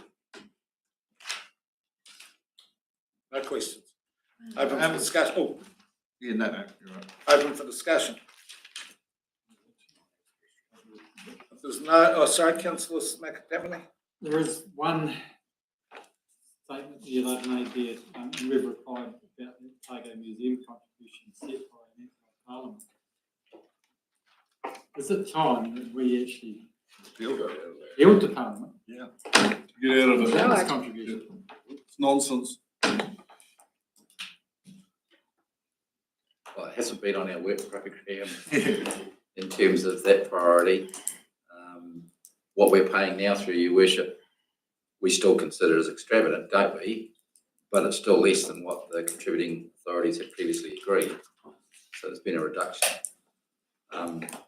But if the council decides to put it in a work program at some point to try and lobby for it, you need to change legislation. Libraries and that's, you know, that's Could not. be more expensive to lobby than.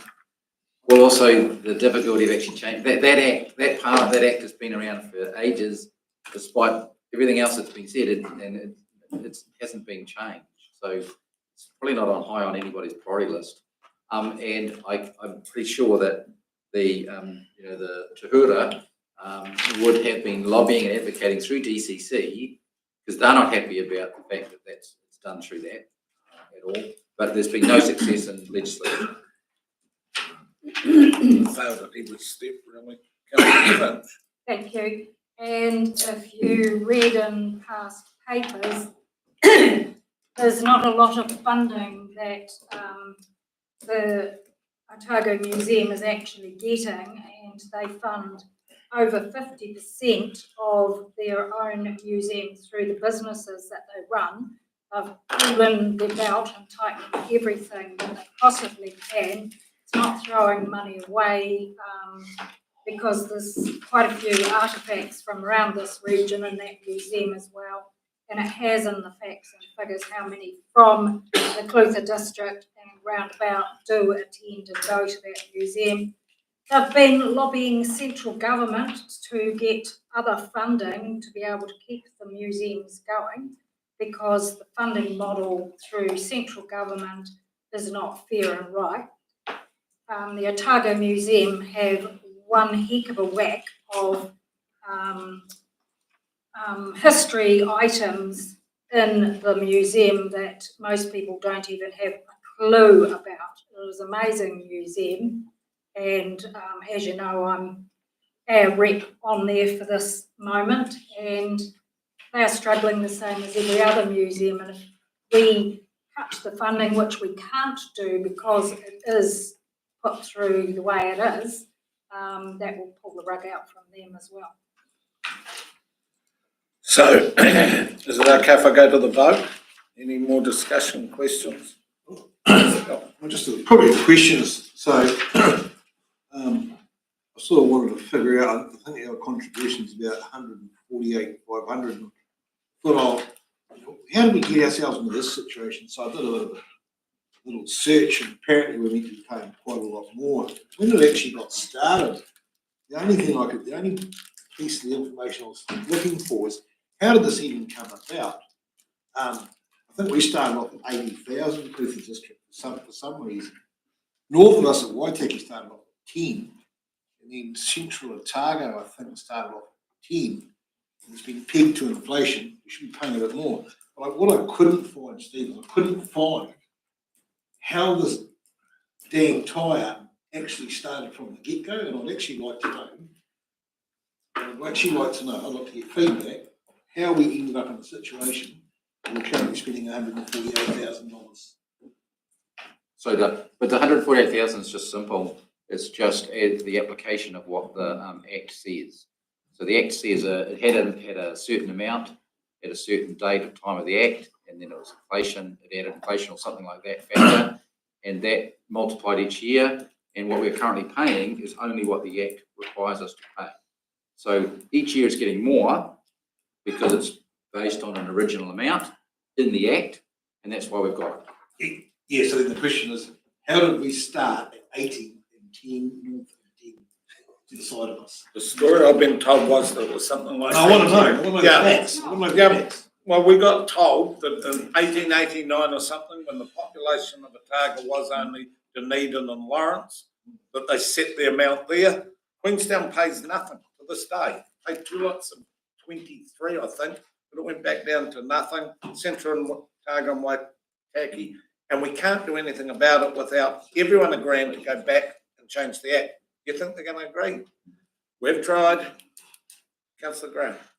Through you, just on the amount paid, isn't it, there's some correlation with proximity to Dunedin?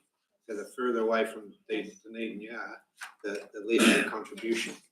Yes. Sort of, in the horse and cart. Well, I know the facts. The outreach program still goes to Queenstown that pays nothing for it. The fact is, it's just an Act of Parliament that we didn't write, and it's just being applied, and so the 80,000 is in the Act. And how old is the Act? 1996. Central Otago 10,000, Clutha District 81,000, Waitaki District 20,000. But who advocated 80, 10, 10? No, You're the smallest from population. From the original one. So Councillor Lederman. There was a very good paper come to council a few years ago, which it would be probably beneficial to find that information and bring it back as a item for information for all councillors, because it was a very in-depth agenda item that we had a few years ago. I don't have quite a few, and it would be well worth you all seeing that. So that would be my suggestion. I think we need to, but it's something that's not going to change the vote It's or not make gonna any change difference. it, So I'm going to push to just go for the vote. It's not Look gonna at it. change Yeah. So we've got that recommendation on the bottom of 369. I put it to the vote. All those in favour, please raise your hands and say aye. Yes, we have, haven't we? Bruce and I. You went out the meeting. All right, we'll need a mover and a seconder. I'll move it. How you feeling, Bruce? I can't, I didn't. Oh, you weren't either. Councillor Payne seconded. All those in favour? Aye. Those against? Done. Righto. I abstained because I wasn't.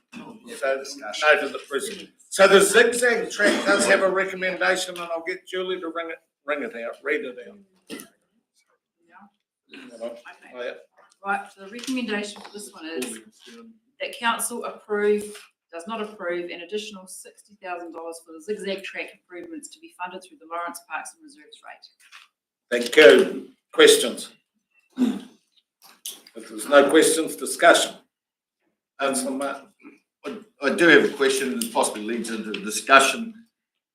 Now, I've spoken with the green space supervisor who's been involved in this project, and we've also had one of the team from the Rating Reserve involved in this project. Leading up to this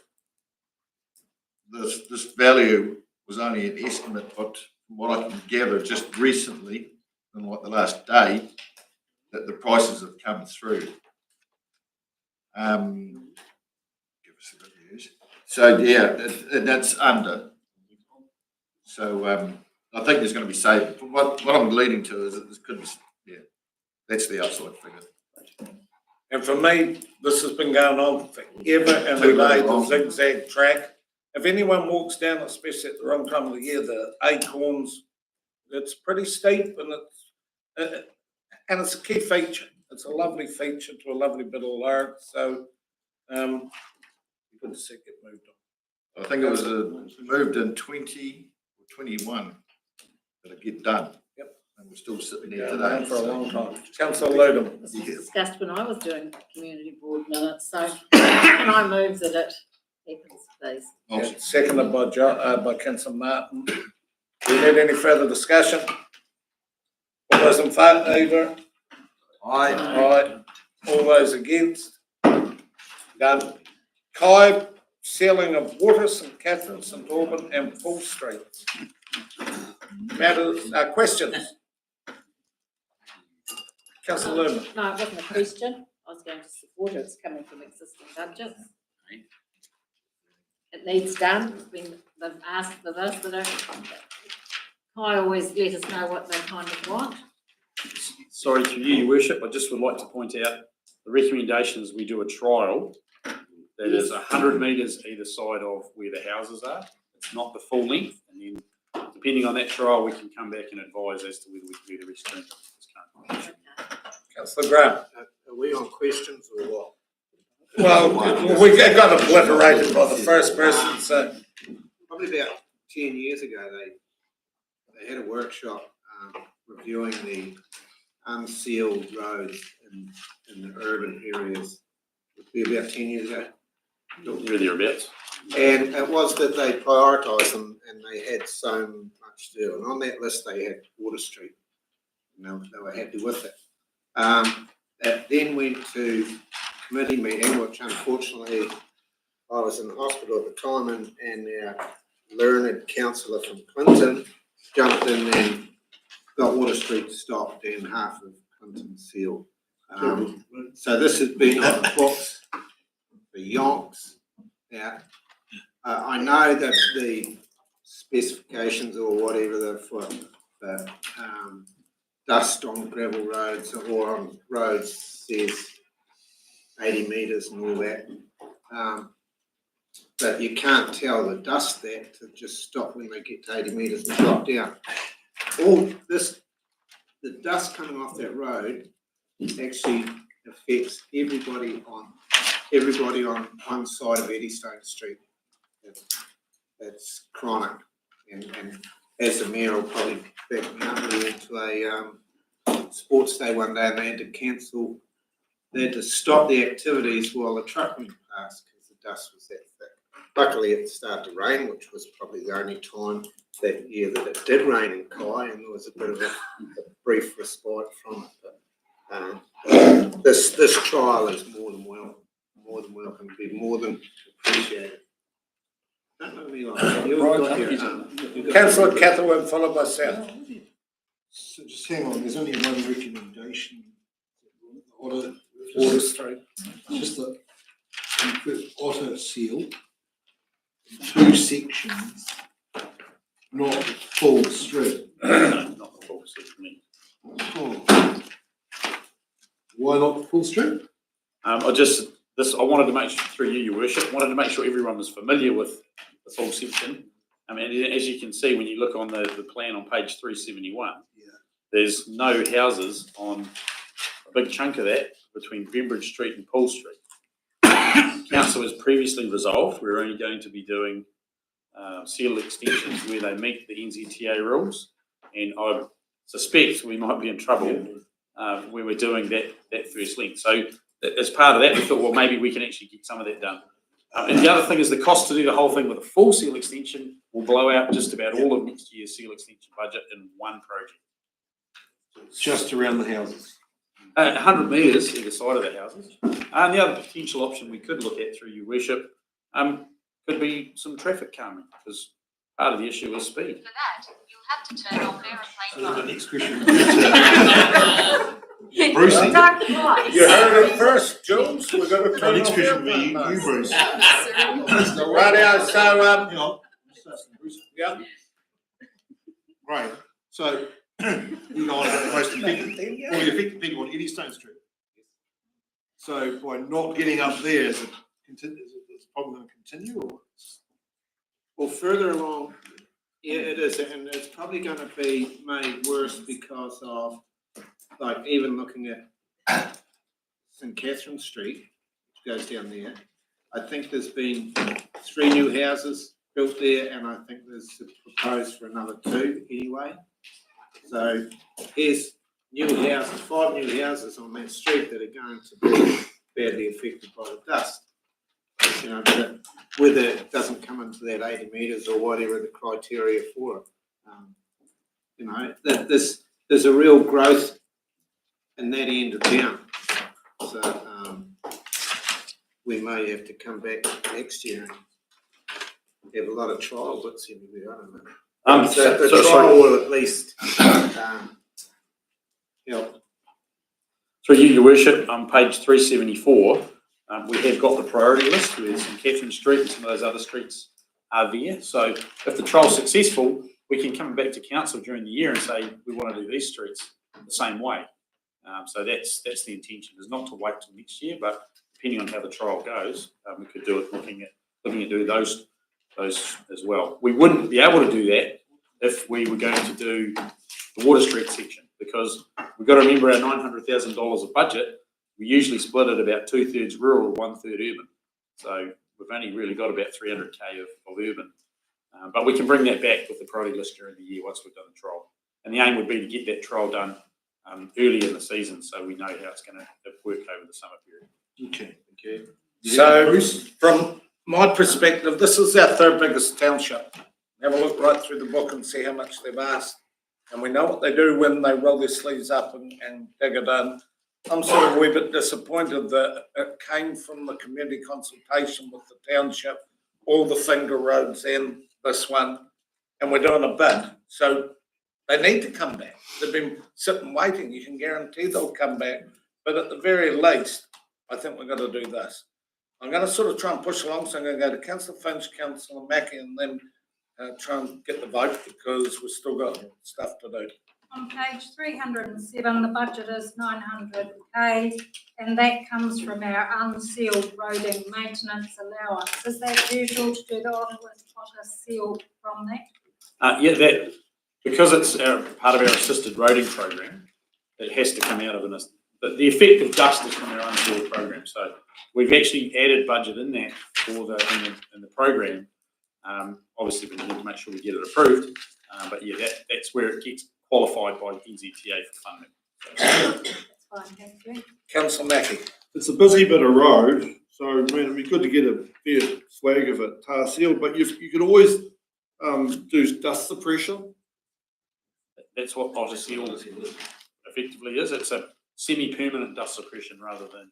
Right. And we have done a section. We did a section on the Nuggets Road, and it held up pretty well. But that doesn't have heavy traffic, and that's the concern why we want to do the trial at Water Street to see how it handles heavy traffic. So I'm looking for motion. I did know that. Julie hasn't got it, so Hugh moved it. Who seconded it? I will second your worship. So Councillor Payne, yeah. Bruce, in seconding it, I did have a question that never got answered. Sorry, Councillor Barron, I can't. Yeah, never got asked. It was the cost to ice seal the whole of Water Street. I've been looking through this trying to work that out. I can't just pick that up anywhere. Have we looked into that option? Well, we haven't. We can calculate that relatively easy. It's Would it be significantly less? Fair to say it's significantly less than a full seal, right? Yes, absolutely. Yeah.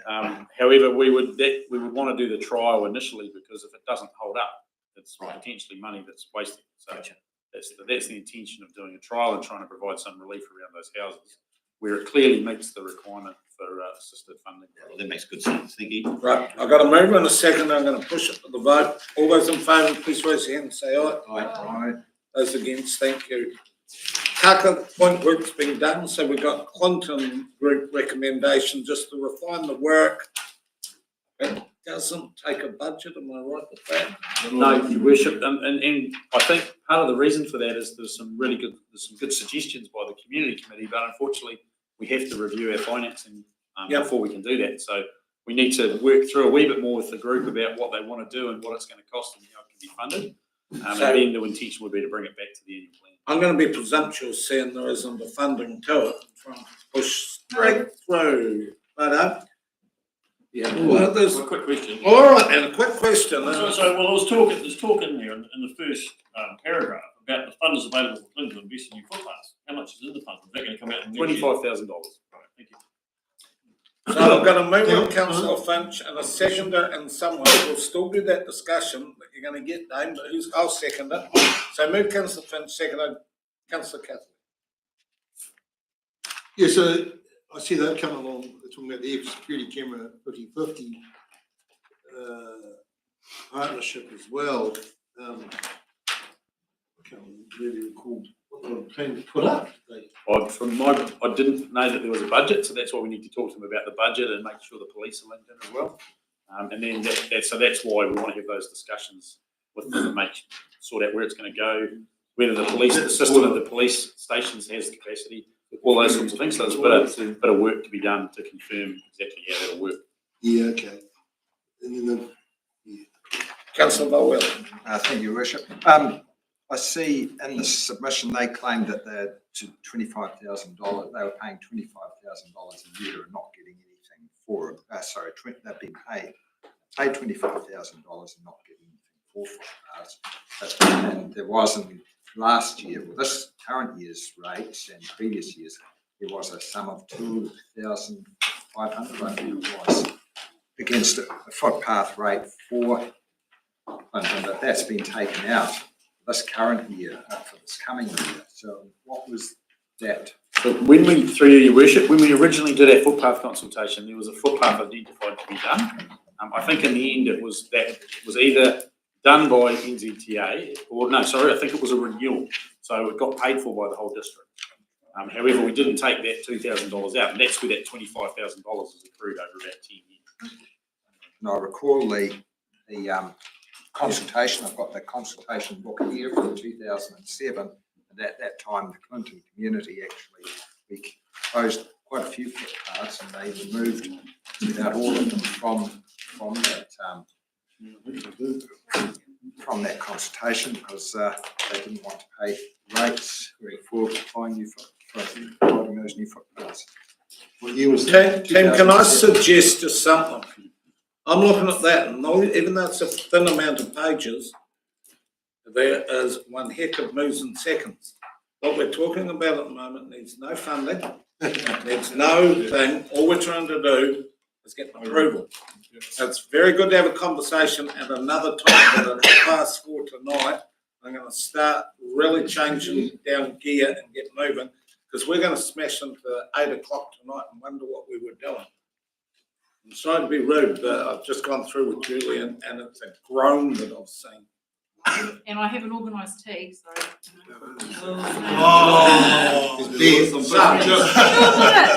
Can we focus, and again I say, my apologies, but this one has no funding implication or anything. We're just sitting, focus on what we're doing. Can we please have the vote? All those in favour? Those against, thank you. Move over to community fund request, Tyree Mouth. Mike. Just do the first resolution. Is that the only? Motion's been missed out. We do that, Council engagement, Clinton community. Building area. Please no. So Mike, what's yours? Not the unit either. Council receives community funding request. Hold on, we're better, Mike. The floor is yours. Okay. Thank you, Your Worship. I'm actually happy to take this item as read. Okay, so while we're moving and seconding, and then we'll go into the discussion, I'm nervous. Now we're still going to do it, but let's just only ask the questions that have to be asked. Questions to Mike, please. Councillor Ludman. So for this, so how much of council funding is required out of this? Because obviously not the whole 65,000. Yeah, this is so for Your Worship. That's what we're asking for. You're asking for 65,000 in total. Some of that is would be a 50-50 share with the community. That's identified on .377. Yes, yeah, seeing that, so it's still 65 of council share plus whatever they put in.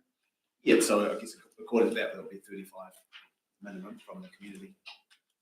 And just for clarification, Your Worship, we did make a mistake. We removed all the resolutions for this one, but if you just take the table, is the effect of the resolution to resolve, that's where you're going. That will reflect it. So we're going to roll this into one recommendation and hope that it all goes, and if it doesn't, we'll have to pull it apart and go through the individual. So have a look at that graph, seeing what it is. And I'm going to have, my first attempt will be to try and get some time. Has anyone got any, so we've got questions for Mike. Are the questions exhausted? Our apologies that the recommendations aren't there, but looking down through that list, does anyone have any issue with any of them before I try and get that recommendation at the bottom of the page to mop the whole lot up? Done. Right, just only question, just to reiterate that, so 30 is 15 from council, for rates, 15 from the community, it's a $60,000 project, it's 30 from rates, 30 from the community, is that what you're saying? Sorry, I'm confused there. there. The community pay? So council's share is 10,000, 30,000, 5,000 and 20,000. The 31 and the 5 one is also going to be backed up from 30 and 5 from the council. Rated. Yes, but the question would be whether it's direct rates funding or investment surplus is an option for rates for it as well. So you do have to make a decision as to whether how you're funding that. Yeah, because just historically, most of the community plan projects have been investment surplus funds. Okay, so there's a tempter for you. Does anyone have an epiphany moment? Sorry, and these are different from the community funding requests. These are the community plan related ones, which we say historically have been investment. So to try and push matters forward, I've looked at it, I'm comfortable with where it's at for the plan, fits in with where we're going. And so I move that council receives the community plan fund request for the Tyree Mouth report. And secondly, that we approve the funding out of the investment account. Second. Seconded, councillor Finch. Matter open for discussion. No discussion, put to the vote. All those in favour? Right. Those against, thank you. Thank you, Mike. Cheers, Mike. And Lily. Is this one? Oh, this one goes over to, yeah, right. This is where the clock stops. Welcome, Lily. Do you want a chair? Through you, Your Worship, I will take the report as read. I'd just like to note that there was a double up with the development incorporated request. So please That's all right, seeing that. so please disregard that. So that will change the funding request total to $927,290.26.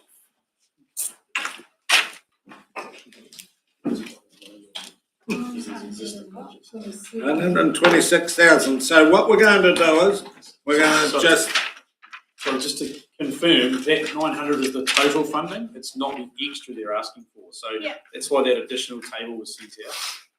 It showed the actual additional funding you're asking for. A lot of it's already in the base budget. I'd also just like to note in the table, attachment A, part of my report, that for community riding Inc., the rates impact and increase is $2.73 per UADC and $6.35 per lower Clutha community facilities rate. I'd also just like to make the amendment that a Waka swimming baths should be 57 cents per UAGC and $6.57 per Awaka community facilities rate. And Waikoi Hall, 7 cents and 57 cents and $6.57. Yeah. $6.57. Yeah.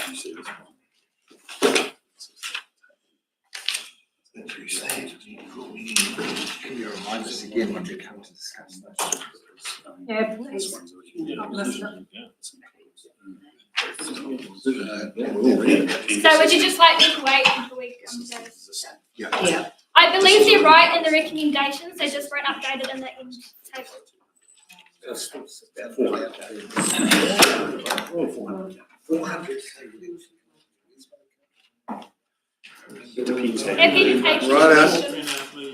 So team, I think that we can still chug along, because a few of them, there's going to be some here that we will ask questions, but I'm just presuming we're going to be okay for the start. So Lil, is it okay if we go to page 384? Because we've done them in alphabetical order and then we've done them in category alphabetical order. We'll get muddled up if we don't know that we go to this page and we start with Clutha Agility Dog Training Society. Is everyone at that top of page 384 to know what we're picking off? Do I have to do that first? I do. So I'll move that we receive the report. Do I have a seconder, please? Yeah, I move. Councillor Payne seconded. All those in favour? Those against, my apologies. Now we go to 384. Dog agility. So questions for Lil? No question, Councillor Grant? Yeah, they haven't actually raised any funds for this, have they? Councillor Fudge. Thank you. I used to go through to Five Forks and do Clutha Agility and Obedience, and we had to pay a membership, and so we paid, and that's how they got their storage containers and funding and everything like that. And this lot are not charging as of yet. And if they start charging, then they'll be able to get some funding to be able to. And while they're a great group, I have nothing against them. I just wouldn't support this. I'm sorry. So you're going to move it? So is that a recommendation? Yes. Seconded by Councillor Payne. Any further discussion? Put it to vote. All those in favour? Aye. Those against? Just confirm the motion. Does not. Does not. Yes. Sorry. Clutha Community Riding Inc. Questions for the team? Councillor Lehman. I've got a few questions regarding this. I'm actually on their, and I've never been to any of their meetings, so I have to say that because I've I don't know who to contact basically. And I'm concerned that we don't really know enough information about this. And for that reason, I mean, this is early part of the discussion, but I would actually like us to perhaps liaise and work with them before any funding was kind of considered. I just think we have not got anywhere near the information we need about this group. And I'm not saying that we don't need to support them, which could be through the annual meeting or something, but right at this time, we have not got the information. I don't know if this, I mean, I guess I've spoken with you, Lily, but I really would like some more information on this one. Councillor Payne, Thank you, Your Worship. Lily, just quickly, this is not a land buyback. It's never been owned by them, this land, has it? It's always been council land. It was a people lease. Sharon might be able to help. Through you, Your Worship, I can answer that because I used to be on the committee as council. Use the thing, please, Sharon, because nobody else can hear you. That used to be their land, and they approached council many years ago and asked us to purchase it off them because they didn't have enough money to look after it and maintain it. And as part of that agreement, they can purchase it back off us for the same cost at any time. And if we want to sell it, we have to give them the first option, which we haven't said we're going to do. So it did used to be their land prior to being ours. No. They want to sell it to us. No, they want to buy it back. They want to buy it. For $1. Councillor Barron. You might better quantify this. There was a committee and a group of people that were doing the riding up there and looking after the horses, etc., and making the hay for the winter and putting them in the shed, and then another group come and took over, and that whole committee resigned.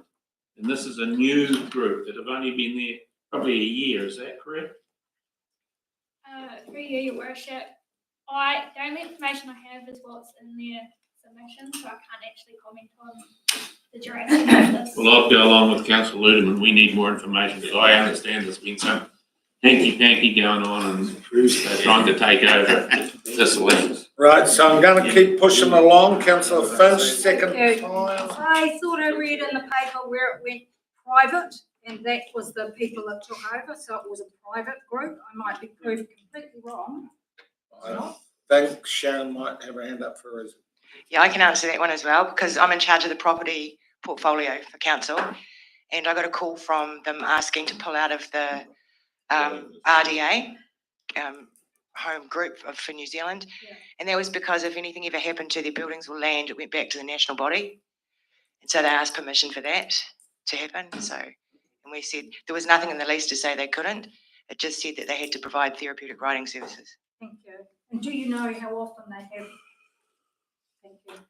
Right, so we've got this recommendation, but I think Councillor Ludeman, are you about to tell me another one, Well, I'm please? going to recommend that we don't approve funding of 60,000. Do you want to? But I'll perhaps elaborate on that we don't approve funding of 60,000, but council staff work with the Community Riding Incorporated to find out some more information and with a view to coming back, not any plan. Got that? Maybe a second. Move Councillor Ludeman, second Councillor Herbert.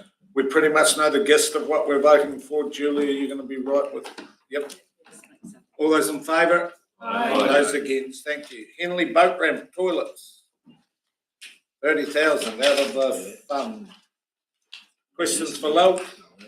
Councillor Finch. Thank you. So taken that there are a lot of DCC people come up and use this facility and use the river and stuff as well. I know there's quite a few of their lot go up and down the river and everything as well. But has anybody from here now, since we had the submissions, approached DCC about this, done anything? No. So could that be an option that we approach them and then make a decision so that we can have some? Through your worship, public toilets are funded within each area, so I think it would be, we can, I'm just it'll delay things, and I'm pretty confident what the I'm response will fine be. to have the toilets put, but I'd like to see them put back further away from the river. On this picture on page 385, got them reasonably close still to the river bank. Lily, how far away is that so that nothing can happen in flooding situations, please? So I'll answer that through your worship. That location was what was suggested by our green space staff who are familiar with the site. There's not a lot of room on the other side of the road for toilets, and that's near where people park and walk and go in the area. These are vault type toilets as well, so the river's got to get right up above the level of the pan before anything can get out of them. Because the vault's actually bolted down in the front. So then would there be more emptying done in the summer than in the winter because of the use? We don't know what the usage will be at this stage, so we've made an estimate for the operational costs, but you do have some options as to whether we clean it or not. And so that was emptied how many times a year? There was a couple of times just as an estimate. Those most of it. Yeah, we're going to, Councillor Herbert. I'm happy to move a recommendation if you really worship. All four of them? Yep. Oh, Yep, right, that's, I like the way. There's three there, isn't there? Until as your worth. Two in the room. It's my notes. Yes. So So move my councillor. comment being that it doesn't matter, it's in our district, it was just over the creek and they came to us, and said, well, we find it, we'd be saying, no, it's in your area, it's in our area. We've actually built toilets that are substantially dearer than that, I don't think it's too bad a value for money. Yeah, I'm happy to second. So So moved Herbert, Yep, second. I'm moving recommendation 1 that council approve. Yep. Recommendation 2 that we approve. Recommendation 3 that we approve. That's an or. That's an Sorry? order. 2 and 3 are either or. 6,000 or Additional surplus. Approved. So just go 1 and 2. No, go ahead. And I second. No, hang on, that's right, that's right. Yeah, but it's all, we spend the 6,000 and do the. It's $1,000 for We're not going to empty the toilet. No, it's $1,000 for empty. Periodically. That's what the three is, periodically. So through your worship, there's One's an clean, one's allowance for emptying in number 2 as well, so. It doesn't say that, does it? Yeah, it didn't No, say. sorry. It says clean one's cleaning, the way mine's written is one's clean periodically and the other one's empty. Yeah, you did right, it didn't say it. You're going to be but cleaning a the lot if you don't empty it. And the 6,000, no, the 1,000's in it. So you're both happy with 1 and 2? Yes. Yeah, thank you for the clarification. Yep. Just a question, so is it from investment surplus or depreciation reserves on one?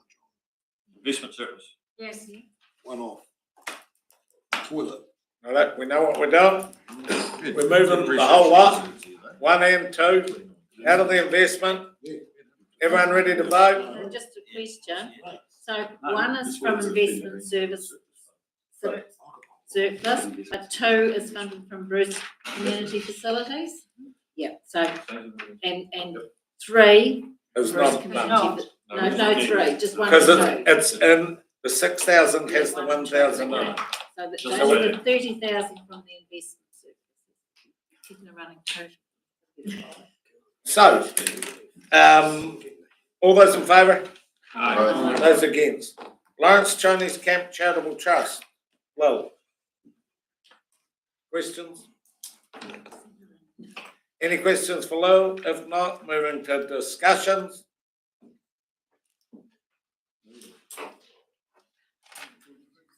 Sorry, Bruce, as you were. Well, I'm happy to move that the council does approve the request to waive the building consent fees, except for those external. It probably doesn't need to be in the motion because it's a standard procedure, not including the external fees which have to be passed on to outside agencies. But I think this is a worthy project and it deserves support. And at the moment, not coming to council for other grants, requesting other grants. So, Recommendation 1. it's recommendation 1. Yep. Just 1? Approves One. 1. Your worship, can I just ask that if that's the resolution that we just add in there, that's funded by the fees reimbursement scheme? Because otherwise the building council funds it. Yeah. We should have written it in like that. So now everyone needs a seconder, please. Yeah. I'm able to see this. Sorry, Councillor Martin beat you to the draw. Any discussion? Funded by what, sorry? Fees reimbursement Thank scheme. you. Second, Councillor Martin, Councillor McTamaney. Yeah, so the fees reimbursement scheme has got plenty of money in it. Should there be a cap on these fees? No, through your worship, the fees reimbursement scheme hasn't got plenty of money on it. It does actually, given the reimbursements that go through from the Kaitanga House and Land Package, it has a limit, it's like 25,000 or something, I think, per annum we have. We blow that at the moment each year and we just keep funding it. Because we don't know. 15,000. We don't know what size project they're talking about. Just what those building consent. They requested $10,000 in the submission. $10,000. Right. We're heading to a vote, team. All those in favour? Aye. Those against? Moving to Paul Jensen. Questions? Bruce? I suppose it's a question, but it's just his eligibility because our policy on community funding, it's supposed to be for an organisation. Here we have request by an individual and it doesn't appear to be backed up by an organised group. And I think it's a worthy cause, but what he's doing is worthy, but it just doesn't quite fit within our policy on community funding. Just to speak to that, yes, he is an individual currently, but he is trying to get an organising committee together, so. On this day. You need to set up a trust, do you, to do it in the whole, I don't know what it's. Sure. Sorry, Michelle. Sure answer. I've been along to visit Paul, just the other day to, John and I were sort of a bit blown out of the water when he arrived. I had sort of said to John, there's no paperwork with this submission, so I didn't actually know what he was coming to. So I have been to visit him. He has a dream and a goal, and he's going to run this regardless whether we back him this time around. I did talk about that he's put the cart before the horse, and then we talked about funding and where to go. He was advertising this week to get other people to come on board with him. I've tried to get him to push it back a year, but he seems to be pretty adamant that he wants to run with it this year. So going forward, hopefully I can get a group round, and it could be something that could happen every second year or third year, whatever. At this stage, I'm a bit like everybody else. There's not a group there. It's not supported. So at this stage, we'll just have to hold fire. I feel. So holding fire is not approved? Yeah. Are you moving in that direction? Yeah, I'll have to. Okay, so Michelle's moved that we don't support it. Do I have a seconder, please? Councillor Phelps, discussion. Councillor Finch. Thank you. When I was talking to Councillor Kennedy, and she said he was going to go ahead whether we support it or not, and was he going to sell his house and board to be able to fund this? But that's his own personal choice. Right, so I've got a mover and a seconder. It's pretty straightforward where you lie. Put it to the vote. All those in favour? Those against? So, and was there any abstaining? Did you get the against? Yep, Councillor Finch. So, Southern Youth Development bikes. Questions for Lil or any of the staff?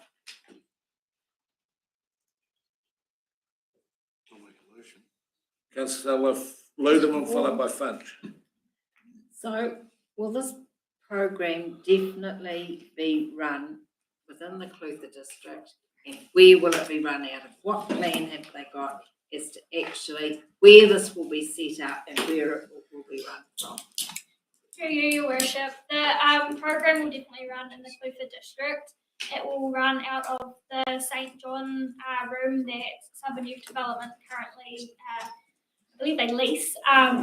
They've got a good space there that they would just set up a tarpaulin and have everything ready to go. So aspect of it would be for their trained person in Dunedin currently would come down and do the first kind of pilots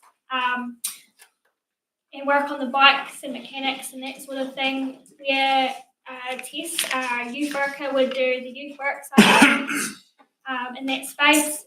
In the longevity, they plan to have it ran by a volunteer-based group that would do the bikes aspect because Tess isn't trained. Yeah. That answers. Where was I going? I was going somewhere. Thank you. I see this as a really great initiative to get youth in and to get them to learn because there's a lot of bikes out there, so they learn how to work with them, how to change wheels, how to strip them all down, how to do everything. And I actually know people who went through to Dunedin and they got really jolly good bikes, and if they could give a donation, they gave a donation, and it's taking all those bikes that would have been dumped in the dump, it's taking all that metal out, and if they can't, they can sell this metal to make some funding off it as well. So the only thing they couldn't use was the pedals and the seat when I read this. So I think it's an amazing thing for our area to be able to get youth, get them off the street, get them learning, provide some things for them to do after school. So I think it's a great initiative. So me, followed by Bruce and Jock. This to me is a double banger, and I don't want to be too callous, but Sid, to me, if we're going to support one Sid, we're going to support our youth council, support our person, support our Tess. Tess is a great asset to us as a council, to us as the youth council, and to the wider district and the schools. And I would be mortified if I saw this one go through and Tess not.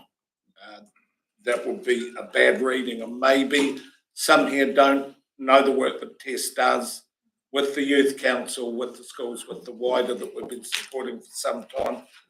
So I'm hesitant to support this because I want to put my entire support around Tess.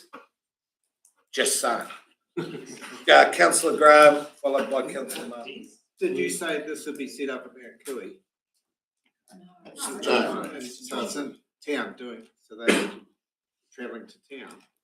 No. No. When I say So I'm just wondering where all the bikes have come from.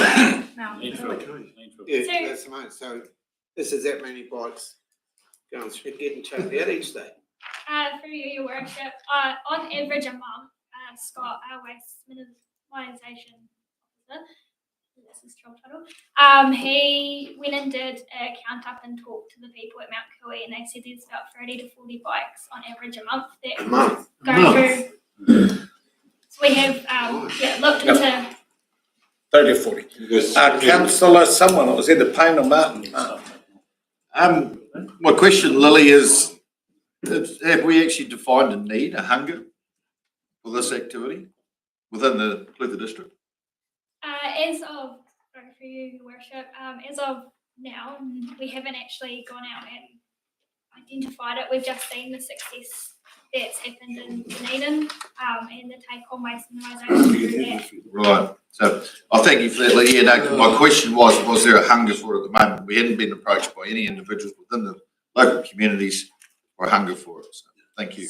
I'm pushing towards a recommendation. Quick question. Yeah, no, hold on, there's a lot of people with their first questions. Councillor Phelps, Wheeler.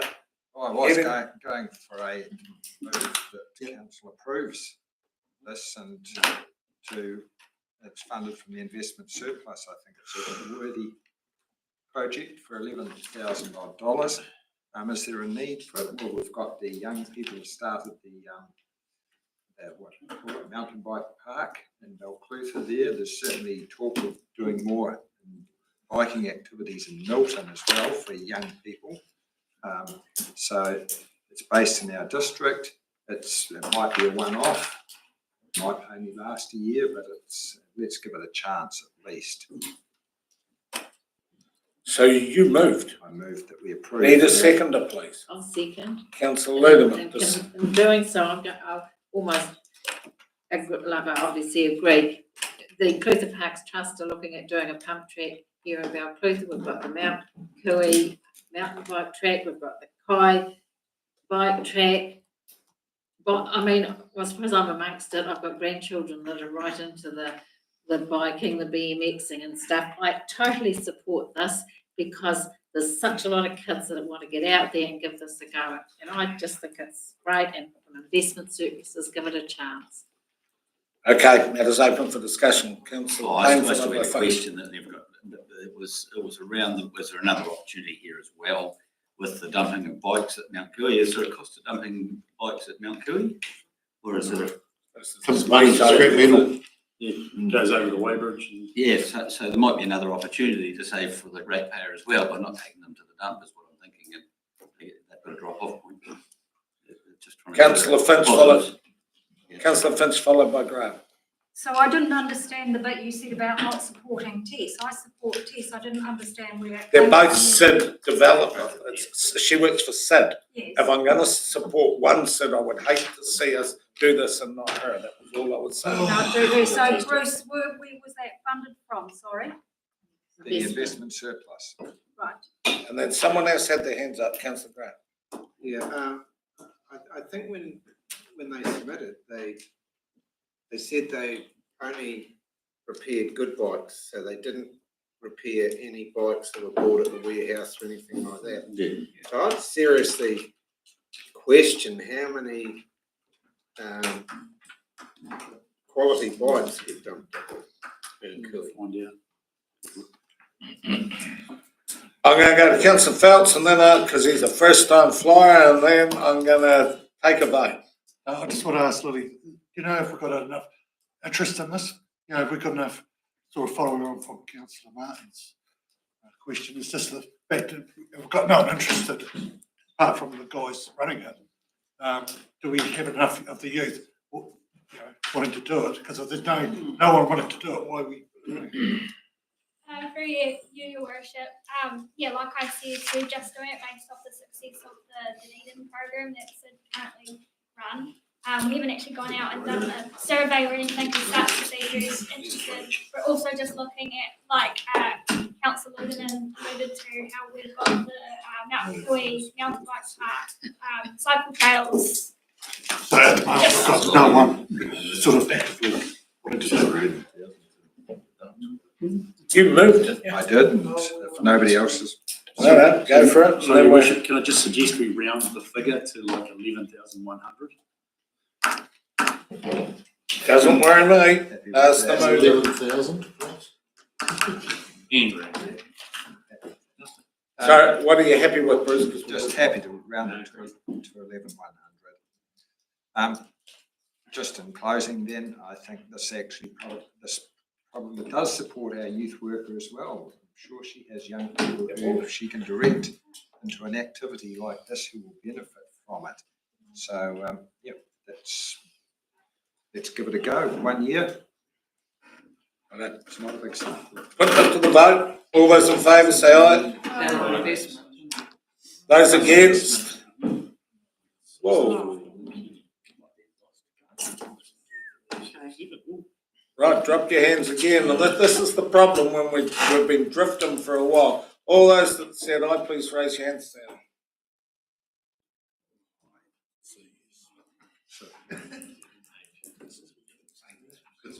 Those against? Just the against, hold your hands, keep going.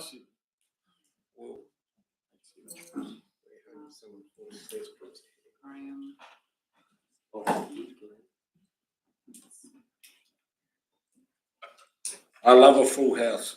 Did you get it all? We put our hands down. Yeah, Julie will dismiss you for good behaviour. Righto, Simpson Park Sports Complex. Hey, also guys, just so that you know, we've gone past the bewitching hour of 5 o'clock. We're now doing overtime. We're going down to one question time, one discussion time. Yes, we are. You make all your questions and Can we stop for a discussions. break at some point? Yeah, we will. Yeah. We need to give this a good consideration. Pass on up. There's a couple other things that impact on us. Pages. No, it's not just staff, but I'm just thinking, we've talked to Sharon, so His Worship and I are just having a discussion around where we might be heading on this. Sharon and the teams still have to bring information back about the impact, the rating impacts, and where you are going at the end of the day. And whilst she can always give you that average, we're not going to be able to give you the rates examples and, for the actual decisions around the depth levels and bits and pieces that are actually extremely important. We're not going to be able to do that without, taking the time to put it through the system and then coming back and talking to you. Correct. Now, if we know that, we have to get this to audit by the 24th of June, because that's what the system is. I know we have a council meeting on the 20th. His Worship and I have already talked and said, well, we can shift the commentary approvals to the 20th because they don't have any budget implications. So that's one part of work. But there's all this that we still have to do. And you can imagine that His Worship's trying to get things moving, but the quality of your debate drops as well. Correct. And it's one problem. And in any event, we couldn't give you the information that you would need, even if we were saying 8 o'clock, to be able to determine what you're going to do. So that, to me, it inevitably suggests, even though we thought that this was a big deal and we would get it done in 2 days, that we haven't been able to get it done in 2 days. And whether or not we can, and the other part is, I absolutely appreciate that we've had 100% attendance, right, from all councillors, because it's a big deal. Is there an appetite or ability to be able to find another day which between now and the Thursday, and the sooner the better, to be able to finalise this, because I just don't see us being able to complete what we were hoping to complete. knowing personal circumstances of some that have gone to extreme lengths to get here and just won't be able to do the extreme lengths on the third time, if I can at least get to the end of this. All I'm asking is, if we went back to standing orders, you ask every question and then you ask every discussion, but don't come back with hands up 4 or 5 times. We might get some efficiencies. That's not, that's actually just going back to true standing orders. No, we're going, this is everyone, we're all doing it, I'm doing it as well. We're now getting down to the twixt hour. We need to push on. Yeah, what? I'll go here. You just come out with some recommendation. Yeah. And I'm just putting my hand up to say that I'm actually prepared to come tomorrow. I know some can't. Well, it's like a show of hands. I'm prepared to come tomorrow. You're not giving us the All those in favour that opportunity may to come make tomorrow. a decision. You're trying to railroad us again. It happens too often. I'm as chair trying to keep. No, you're trying to railroad councillors. It's not right. It is, because we said it's that we not. were working till the end of this. It's Now, not. if we go with what We've we gone want, over time. no, we haven't. Right, pull it back in, team. No, I certainly can't attend tomorrow, and it's not because I don't want to. I've got to chair audit finance risk. We've got apologies. I've already put it in the paper, and I have to chair it. I can't get out of that tomorrow. So if it's tomorrow, I miss out. I can't be here. There are I can't other be days. here. There are other Well, days. is it Ken's your away holiday? too next week. He's got commitments. But we need to stop and get a bit of a rest, don't we? Carry All right, on. if The we have. CEO hit it on the head. Yeah, but give it a minute. He didn't say go home right now. No, he said rushing decisions. And that's what you're trying to do. We're trying to I'm railroad going everything. back to standing orders as the chair has the right. Yeah, but we've gone over time. So where's your standing order stand then? Let's just get on. We voted. Right, show of hands, who wants to carry on and Who wants to have another another day?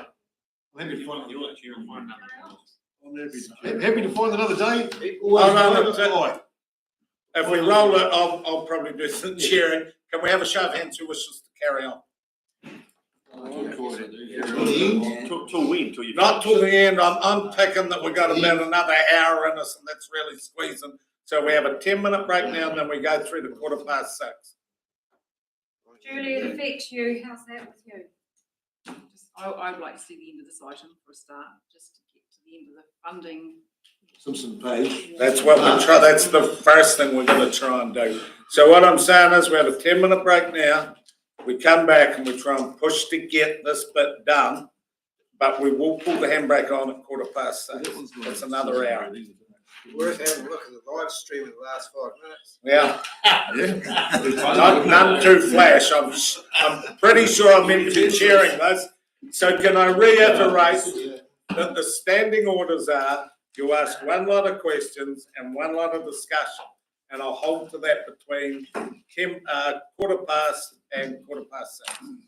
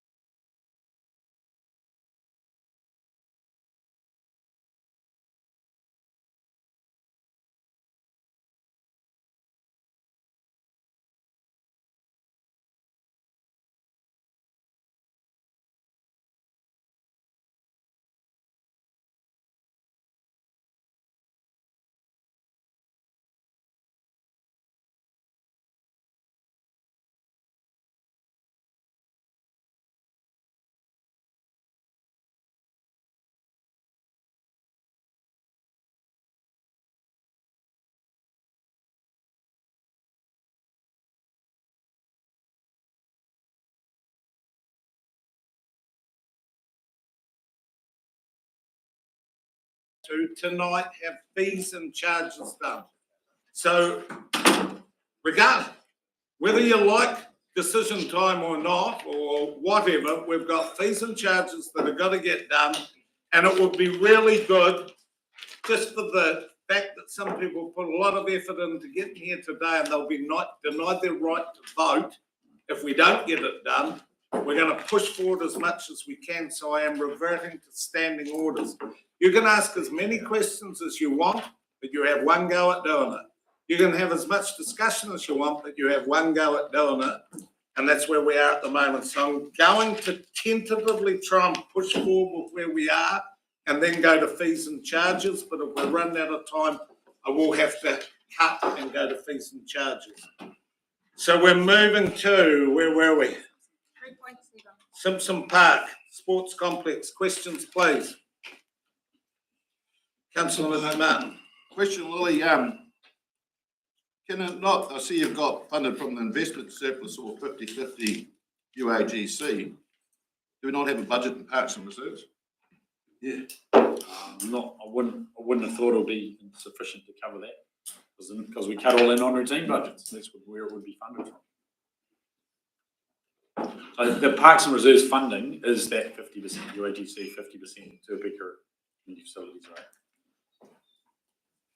Questions, Councillor Volwela. No, still on questions. Still on questions. McTammany, followed by Barron, please. Could one of the clubs that uses the Simpson Park facilities not actually pay that? Thinking about the main.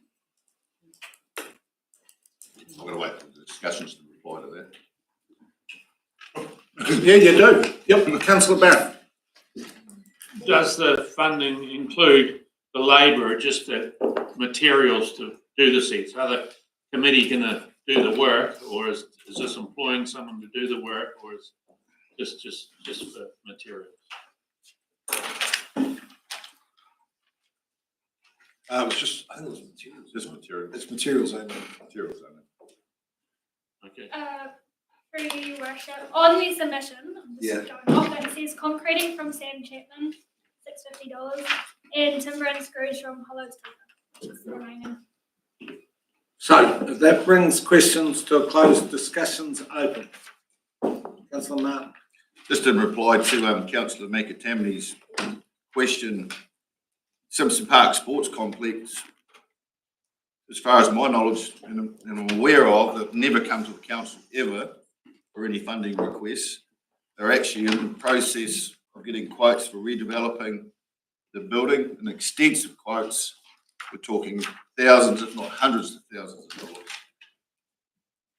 To Lawrence, Simpson Park is the equivalent to anyone that's got a town hall in their community. I don't think it's a very big ask, to be quite honest. And a lot of the other communities benefit from those park benches when they're sitting there watching sporting activities. Councillor Ludeman, followed by Volwela. Will you take a motion? Yep. Can I move that we approve funding for this, for the seat, coming from investment fund surplus? Give it a second. Move Councillor Ludeman, second Councillor Herbert. Councillor Volwela. Exactly what I was going to do. Nice. If there's no further discussion, put it to the vote. All those in favour? Aye. Those against? Thank you. Wacker going forward.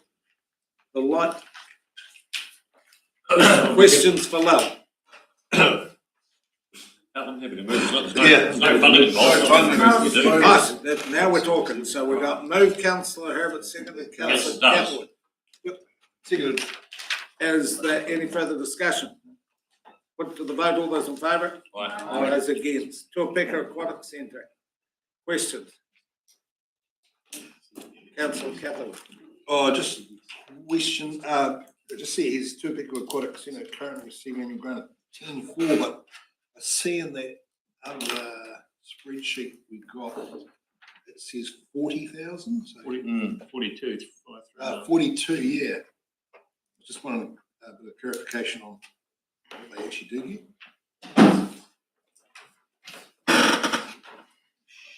Sharon, Sorry. are you able to confirm what grant the Tuapeka Aquatic Centre gets, please? Plus in the budgeted long-term plan, we've got $40,718 forecasted for under swimming pools. It's gone up $5,000 from this year on, so. Councillor Ludeman.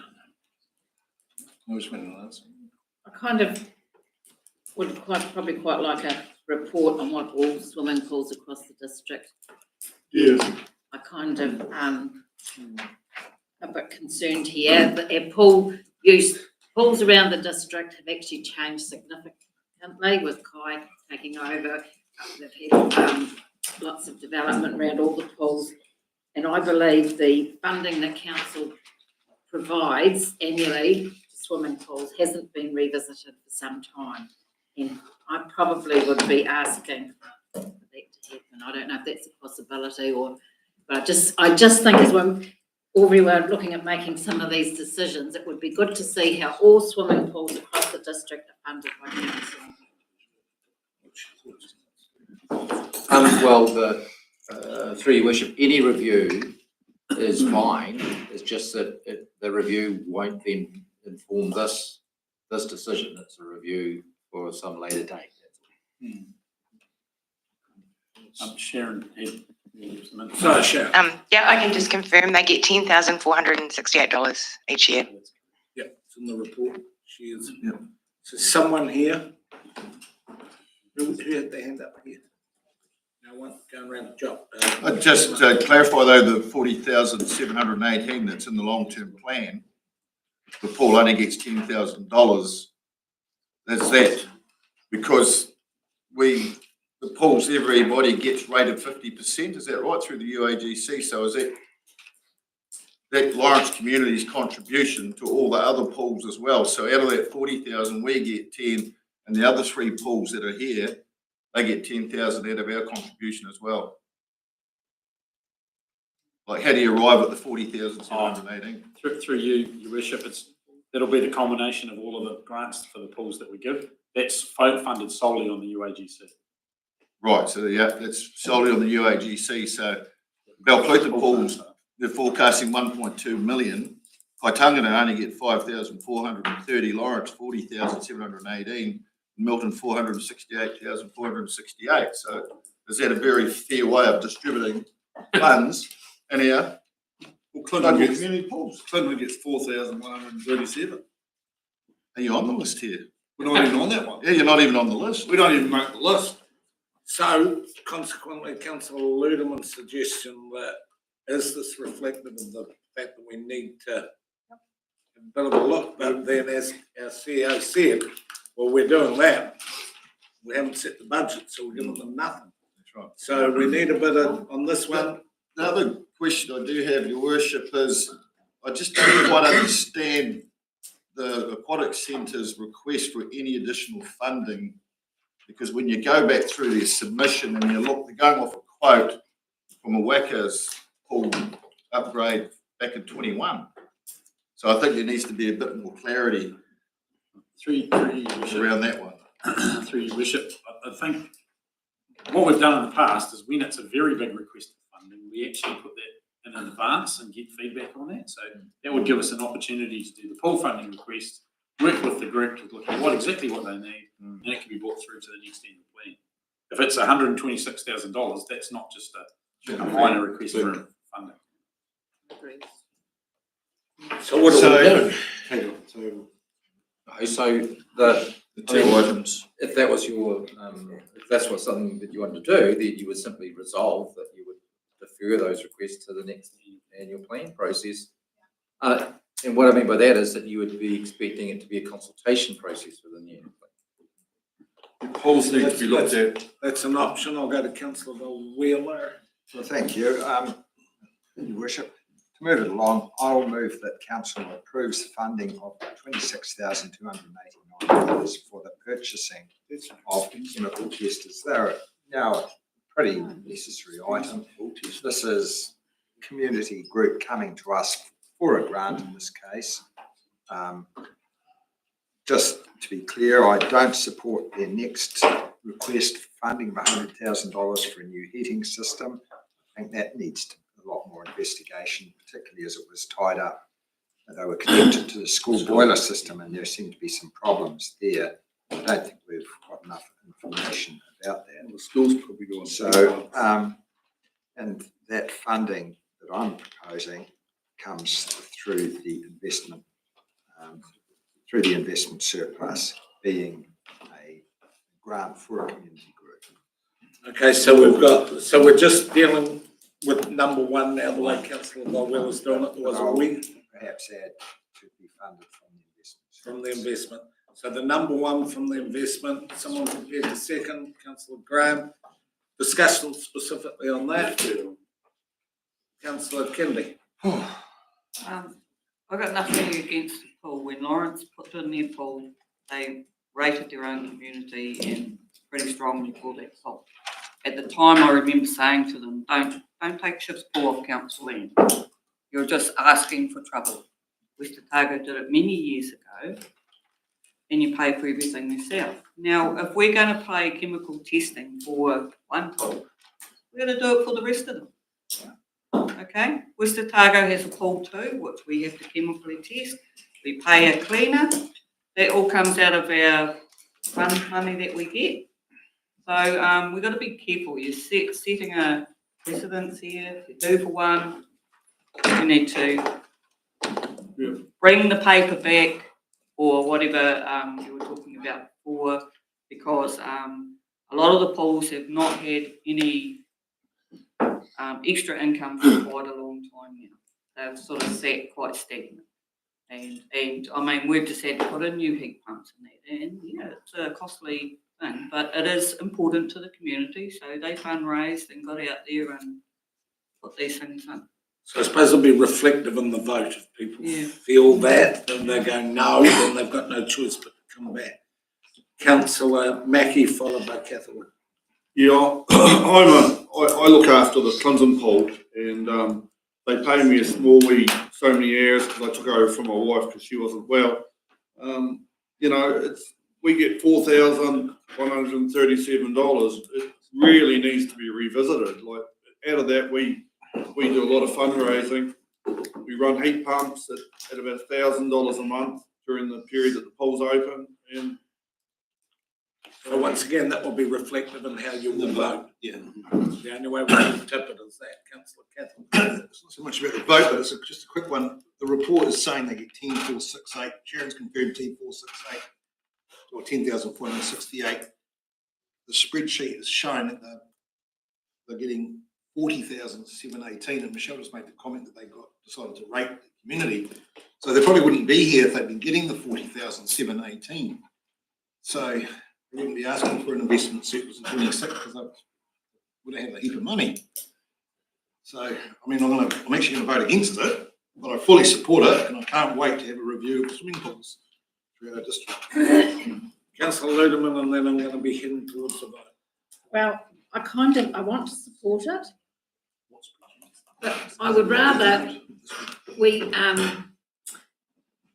didn't fund it, but I don't know if this is possible, this is a question for council staff, instead of funding for this one, would there be the possibility of putting X amount of dollars in the swimming pool budget so that there is money for to do a re-look at the funding of swimming pools actually within this next financial year. So the money will be there that we could be doing, and it's kind of like, I know it would be like picking a figure out, but if we're going to do one, I would be looking at making a fair cost to all swimming pools. So I'm asking a question to staff, is that a possibility that we increase the swimming pool budget and do it that way?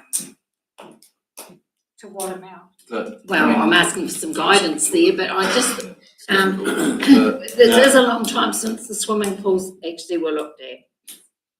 So, I mean, if you're asking through your worship, if you're simply asking for staff to do that review in time for the annual plan next year, and that it's going to cost some money, well, we think it would just be staff time.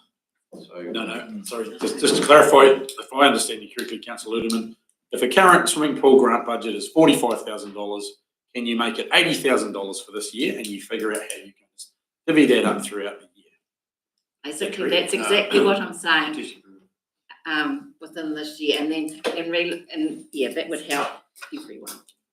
That's might be a Are you suggesting that that apply to every grant we make? Swimming pool grants, that's what you're suggesting, an additional top-up? Additional top-up to re-look at the whole swimming pool grants that council makes. Because I'll guarantee every swimming pool in the district is struggling with chemicals and funding. I can guarantee you that any money you offer up to the swimming pools, they would take, no matter how much you offer up. But, the question has to be asked. I mean, you're doing it on the basis of what? Same reason why you're asking the question to be looked at. You don't know if the policy is going to come back and you actually say you don't want to support pools, or whatever you're going to lock yourself into. So I would probably suggest that there's nothing to inform what it is you're proposing. No, that's fine. Can I comment? Certainly, love. Through you, Your Worship, all the swimming pools that get that funding were welcome to come and submit to long-term plan if they wanted an increase for whatever reason. The swimming pools that have submitted are the only ones that have actually submitted. So just. I'm going to go to Councillor McAtamney and then I'm pushing for a vote. He's not there, so we're right for the vote. Everyone knows it's only on this first one that we're doing. From the investment account, 26,000. All those in favour, please raise your hands and say aye. Aye. 1, 2, 3, 4.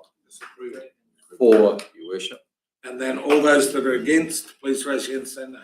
1, 2, 3, 4, 5, 6, 7, Your Worship. Just keep it up for Julie, please. Sorry. I've recorded pause because I was. There's no abstaining, was there?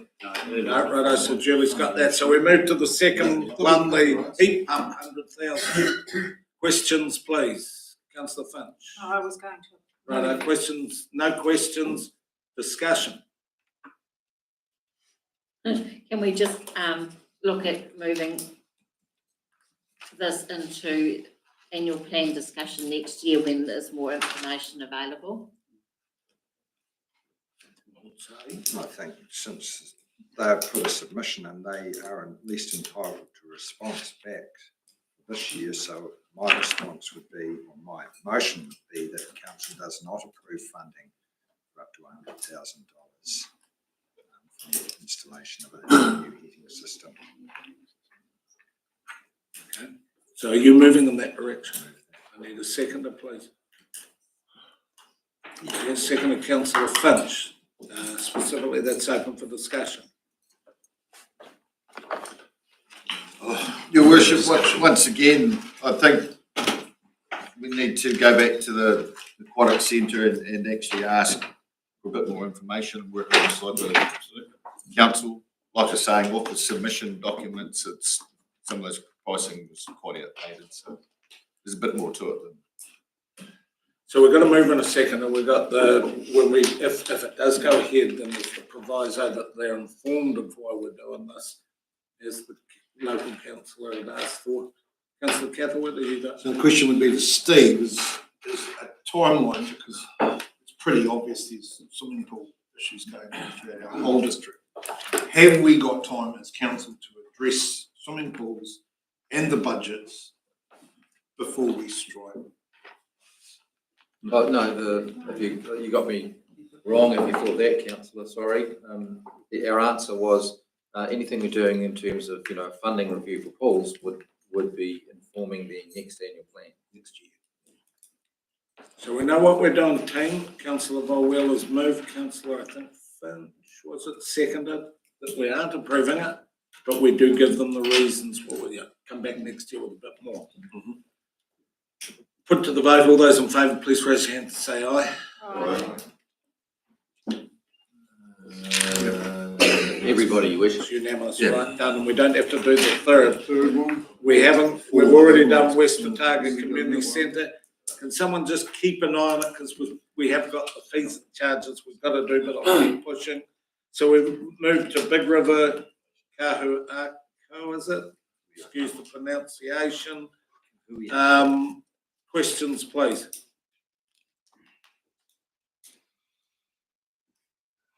No questions. Okay, we'll move to general discussion. And I'm probably saying there was no questions. I'm going to be bold enough to we'll go to both of them as one. Okay, this is continued funding, which I think is playing a huge benefit to our primary school children. So I'd like to confirm funding of 15,000 per annum to Big River Kahuaku, funded by the UAGC, and that the grant is inflation adjusted for 25, 26 and 20. I need a seconder. Councillor Vawela. Now we're open for discussion. Councillor Graham, Herbert. Through you, look, I just wonder if, because all our issues seem to come from government compliance, blah, blah, blah, this here, to me, should be led by the Ministry of Education. And they're pawned on us. They're trying to continually put their in the hard basket on us. I will not be supporting anything that I think should be funded by central government. I had Councillor Graham and then I went somewhere. Councillor Herbert. Thank you. I'm just carrying on from that. Being consistent with my last couple of years, I won't be supporting because it doesn't cover the whole Blue district. Councillor Martin. I tend to agree, Your Worship, it does not cover the complete district-wide, hence why it should be coming out of the UAGC. And the second thing is, I agree with Councillor Graham, this is a social issue. Yeah. I don't understand why we are getting wrapped up in social issues. This is a central government issue. They need to stand up and put their hand up and take ownership of everybody's community's needs around social issues. Councillor Kennedy, Finchton South. Sorry, I'm like a squeaky record too. I have never been in favour of this. Don't get me wrong, what they do is great work, but it's not a council's area to deal in. They can go to Ministry of Education, they can go to health. We do have other health areas around the community that they could go to. So I'm sorry, I won't use it. Councillor Finch South. So I was just going to ask, does anybody know, is there anywhere else they can go to get funding for this? Because they do amazing work. And it's for young people that do have major issues and they do seem to be doing a good job. Is there anywhere else they can go to for funding? I can probably answer a little bit. They get some funding from whatever trust they get it from. And then they actually have to source all their own funding to provide this, because it used to be obviously government funded, but there is other kahuaki right around the district. Taupo have got one, there's one in Lawrence and there is one in West Otago, because I've met with these ones this week and asked a few questions. So from my perspective, I know that our principals came and quite desperately came and asked us to support this. We saw that when the principals of our high schools come and say that there's a complex need that's not going to get service from anywhere else, it's our kids that need the help. I listen to the principal. If we turn our back on 15,000, we're turning our back on our kids. And also the Kurumena, it's the principals of our schools that have come. So I'd have to support it. Did you move, Bruce, with that closer? No, I moved. Oh, sorry, as you were. Yeah. I wonder if this might get more support if it was actually funded from the investment surplus, and that we did not take the second part of the recommendation that we confirm funding for the next 2 years. It's going to be up to the move in the second. What's your thoughts? Well, the thought is that I desperately want them to get the funding for this financial year, because they are absolutely desperately in need to keep this funding for this financial year. And I'd hate to pull the rug under them now. They've been in our budget, so there's been no they actually have been, but it is in our base budget.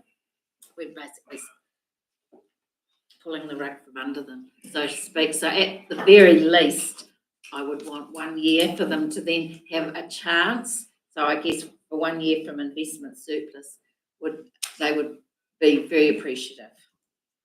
And then they can come back to the annual plan next year if that's the wish. So that's the mover and the seconder have now changed it to investment. Is that right?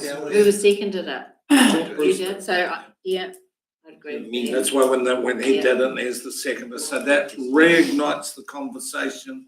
We're going back to the first of the discussions. Councillor Payne. Oh, thanks, Your Worship. Look, and I did declare a conflict here right at the start. I was told that it's not, and so I'm quite happy to speak, and I'll even vote on it. Because as you said, I don't think it is with my wife being principal. But anyway, however, I am very close to this, and I have it from a very good authority that this is one of the top social supports that they have in their schooling. And as Alison has already said, this is the one out of all the things they get that they value the most. It would be a crying shame for them to lose this over $15,000. Okay, Tim. Okay, I'm going to go to Dane and then I'm heading. Just one last question. I can't recall reading when they submitted. It was exactly.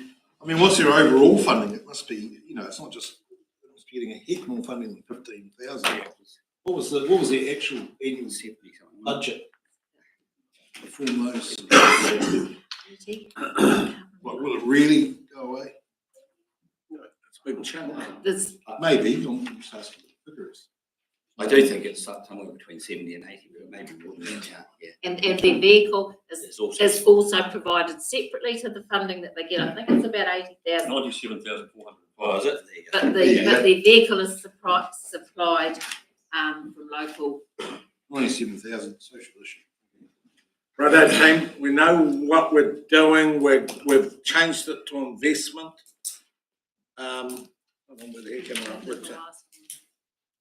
And we've taken out the last one, which was inflation, obviously investment, the inflation. So we're only voting on the one. Put to the vote. All those in favour, please raise your hand. Say aye. Aye. Keep them held. 1, 2, 3, 4, 5, 6, Your Worship. Those against, please raise your hands and keep them there. 1, 2, 3, 4, 5, 6, 7, 8, 9, Your Worship. Votes lost. Move on. Yeah, there is a movement. Catlins Historic Society. Questions? Put something around so we can move on. Just so everyone is aware, it's the historic. Just a question, I suppose. Just to confirm, it's a historical society that provide information services on weekends. That's why they get the funding. Is that correct, Jules? That's how they managed to get this funding. I'm not 100% sure. Lil? Sharon? Sorry. You just want to ask the question again? Oh, we have an information centre that's run 7 days a week. It's a combined facility with, it's got this council library in it, etc. I'm just confirming the 22,000 grant that you give to the Historical Society, that's for those information services that they provide for those weekends, is that right? Oh, yeah. Oh, sorry, Debbie. It's all good. Through Your Worship. Yes, the funding goes to support the manager, the museum manager who manages the volunteers who help support the service. Okay, so then I'd be happy to move the recommendation. Yeah, we can still get a discussion, but I will have questions as well. If anyone wants them. So I'm going to move it. I need a seconder. Seconded Councillor Graham. So it's pushing it along. So we'll roll the questions come discussion into one. If there is any, there wasn't a great show of hands. Any questions or discussion? If not, put to the vote. All those in favour, please raise your hand and say aye. Aye. Unanimous. Oh, sorry. Yes, unanimous. Unanimous. Done. Sorry. Catlins Coast. Question. Yeah, questions to Lil. So I actually asked, what does Southland DC put towards this? And the answer to that was they provide the courier just to drop off when the centres run out of their maps and that. It's a great idea, but we're not getting a lot from Southland for doing, towards this funding, and we haven't other years, and that's just my concern around it. To have the courier just drop off the air code and the tear off maps once every 4 months or something wouldn't amount to much to my thoughts. Councillor Lemon. Well, this is a great thing, but I'll make a comment here that Clever Development's also doing these maps and things, and it's like double handling. So, that's my comment. Any further comment? I need Councillor McAtamaney. Yep, no, I remember this group from last year too, and I was a bit surprised because they actually had a rising balance sheet. And again, they've got a higher balance sheet than the previous. Don't spend a lot of money, and I've got 30-something thousand in the bank. And I was thinking, well, they'll be just fine for a year or two. Someone, Councillor Kathleen. Okay, right, well, I mean, I'm obviously going to fully support this. I live there. I probably give out at least well over 1,000 of these maps per season in my own business. It is so valuable, this map. This group does amazing work in a big area of our coastline. And the success of the tourism industry in the Catlins Coast can be down to this particular group. Catlins Coast, I think, have been around for quite some years. This map's been around a very long time. They've been supported year in, year out. I can tell you what, if you want bang for your buck, that's really good bang for your buck. So I'm going to try and push. There's not a lot of hands going up. I'll go for the first recommendation. Someone wants Okay, first recommendation is what? 1 and 2, that council confirms funding.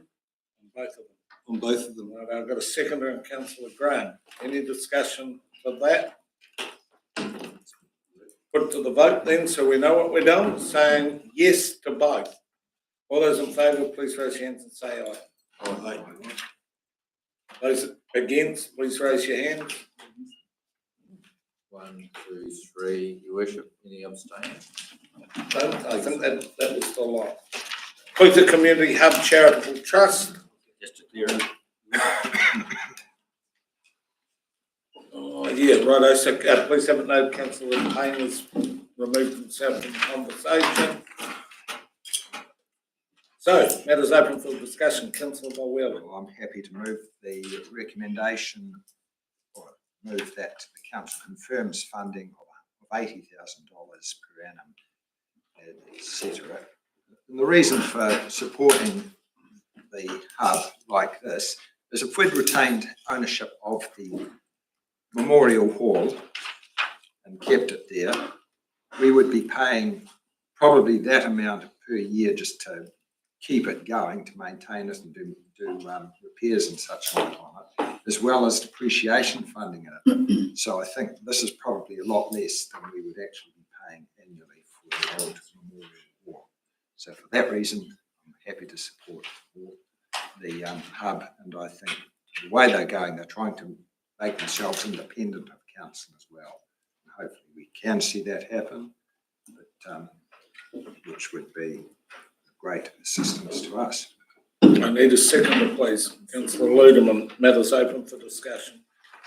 Councillor Herbert, followed by Councillor. Look, I do agree with it, but my question would be around the funding across the board. That every person that lives an hour and a half away from there is paying for it. This is an old fundamental discussion we have from time to time, but can we not fund it the way that, like on the community of concern, 50-50? UAGC 50% community lower through the rate?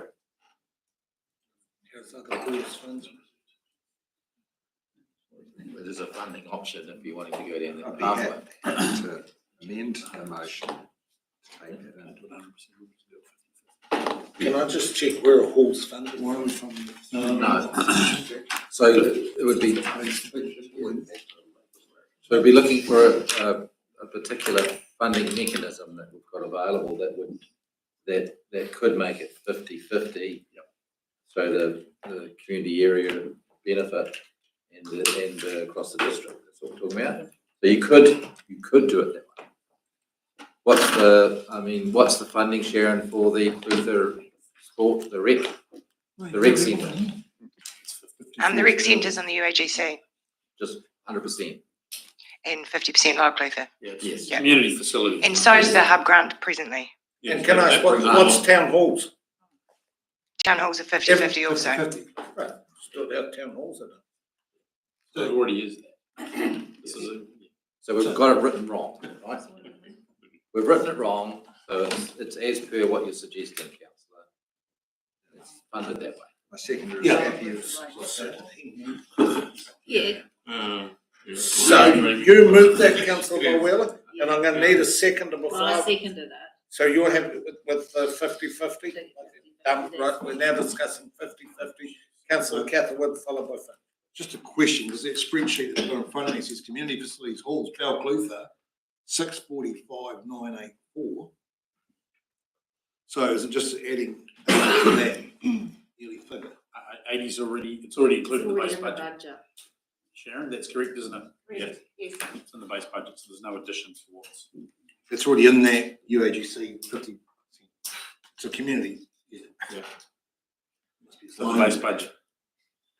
Councillor Finch, So I just have a question. If they're aiming to be self-sufficient, why have we got it in 25, 26, 26, 27 year as well? Because they might be self-sufficient maybe next year and they could come back to the annual plan.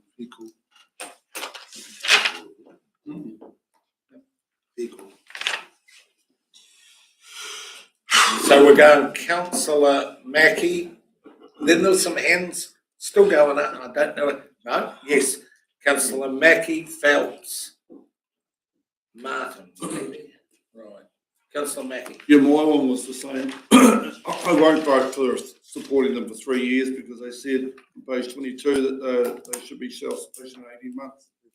So amendment, Hey, amendment. an amendment, well, I think it'll be flushed out in the vote. So David's on that one. So I'm going, where was I? It was Mackie, Phelps, Martin. I've just got a question, because it says money for insurance. Can they go through the council to get cheaper insurance, or is that too messy, or not an option?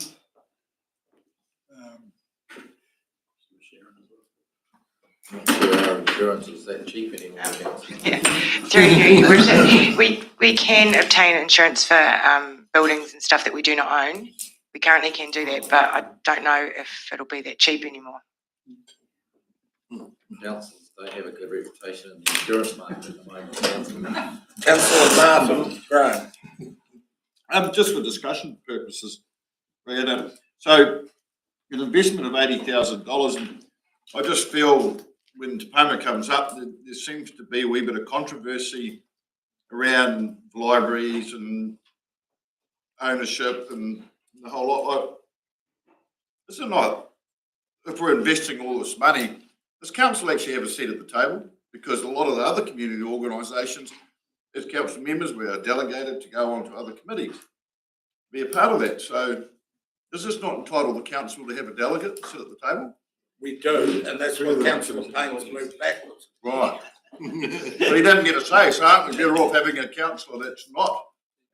Councillor Ludeman and councillor Phelps are on the committee, Ken's on the trust. No, your worship. There's no committee now. Sorry, that's all changing. So the issue we had was that the councillor is a trustee, and that's why there's a conflict. I understand the councillor is going to change that relationship, and there'll be an appointment to that, which is entirely how we deal with everything else. So we do have a representative at the moment, but it does mean there are complications sometimes in the voting, and the aim is to change that. Councillor. One more question. So there wasn't anything in there about for the next block to come on. That hasn't been done. Can we have any say in that? you know, for the next people, what's he called it? What do you call it? AGMs. No, Delegation and Yeah. we're not going to sort it out tonight. No. So I'll go to councillor Graham, then McAtammany. Through you, before you said Succession pertaining to trustees. councillor Finch saying that she wasn't keen on the 2025-26, and you said it'll be flushed out in the vote. But what if you want to support the 80,000 for this first year, which is what she said, but not the next 2 years? How can you flush that out of the vote? Yeah. You need an amendment. Yeah, we need an amendment. Well, I asked that's what if was I could. suggested before, and you said You it'd be said flushed no. out in the vote. You said no. Righto, do the So- amendment, right? Yes, I'd like to move an amendment. that I'll we- see. Okay, For 1 year. 1 year. So- Come back. Paid from? Same thing, 50/50. 50/50. So we're going 1 year amendment, 50/50. Now push things along and put it to the vote.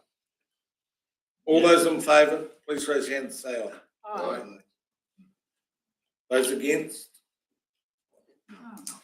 So, yeah, so everybody So except. everyone except, oh, and then Dane didn't. No, I went aye. Oh, did you? Yeah. So everyone So, against.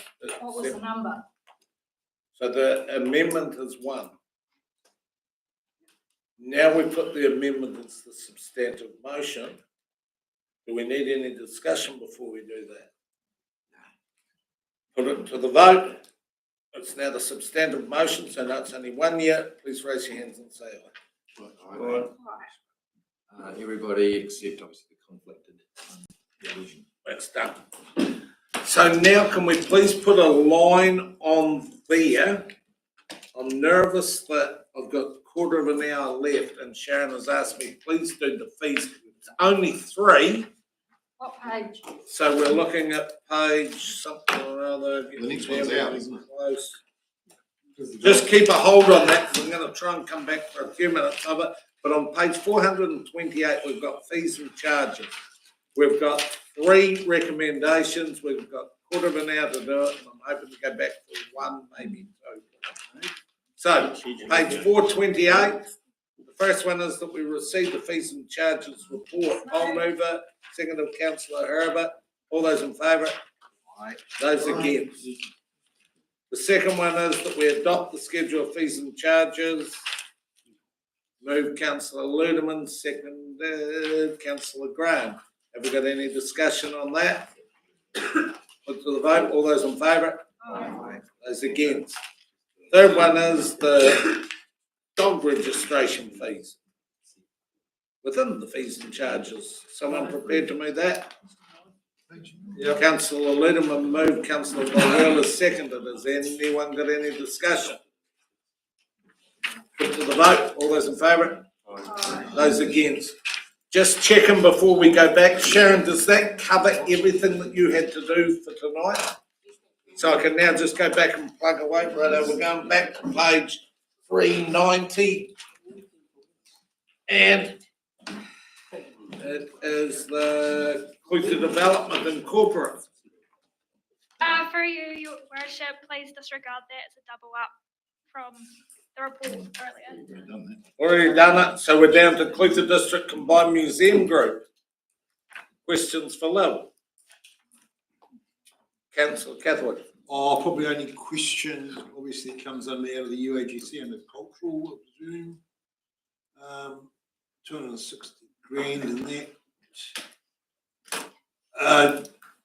Just what else comes out of that? Because I think there's 148 going to Otago Museum. And there's that figure split over all of our museums in our district. But we take out 260 in the UAGC, which I thought would be just 2 payments, one to the Otago Museum and one to the Combined Museums Trust. I'm just wondering how we got to the balance of 260. Thank you, your worship. That is simply the 2 payments. There's one to the combined museums, there's one to the Otago Museum, and there's a share of overheads of 53,000. Overheads for? It's an activity and it attracts an overhead. Like finance and IT and civic, things that don't have an end user. So is it 2 checks written for Three. Sharon's going, yep. Is that right? We're Can not- we not increase the budget that gets on the ground? So we're not debating the overhead model, which we've all said needs to have a review once we can get our new financial system and structure in place. We'll be bringing that back for the next year, right? And so there's many instances, Councillor Herbert knows that as well, many instances where the overhead is a reason for attracting a charge that you might find unreasonable. We need to resolve and get that bodied up. So when's that happening? It would carry through to the annual plan. Okay. So we've got the old museum one there. I'm probably looking for a recommend. So move Councillor Ludeman, seconded Councillor Finch. Do we have any further discussion? Councillor Martin? I see the museums, for me, are very similar to the swimming pools, and we need to be paying more attention to the museums moving forward. And it all does fall under the heritage and cultural. Well, I think we all can honestly put hand on heart and say there is an issue going on out there that they have a lack of funding, and we need to be supporting them better.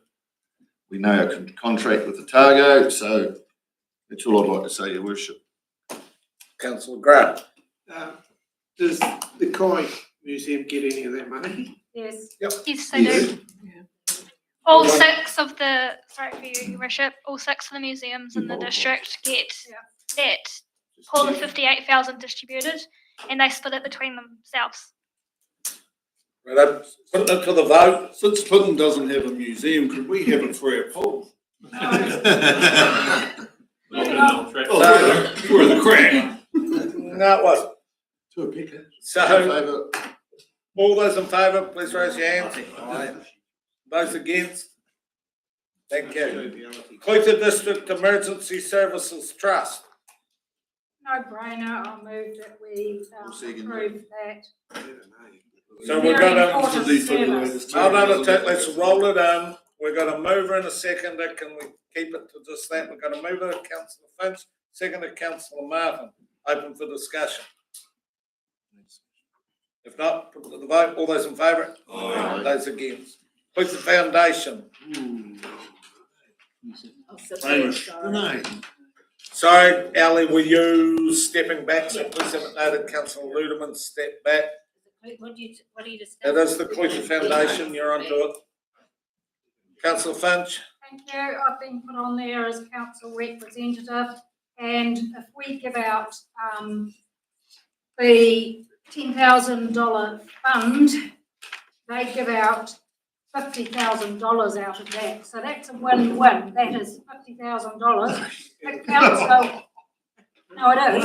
The council do not have to put into the community. There's a lot of community groups come and they put in for funding, and that is decided, and that all comes out of the money that goes in. And so this is an essential service to our community for all their community groups. So it's. So are you moving?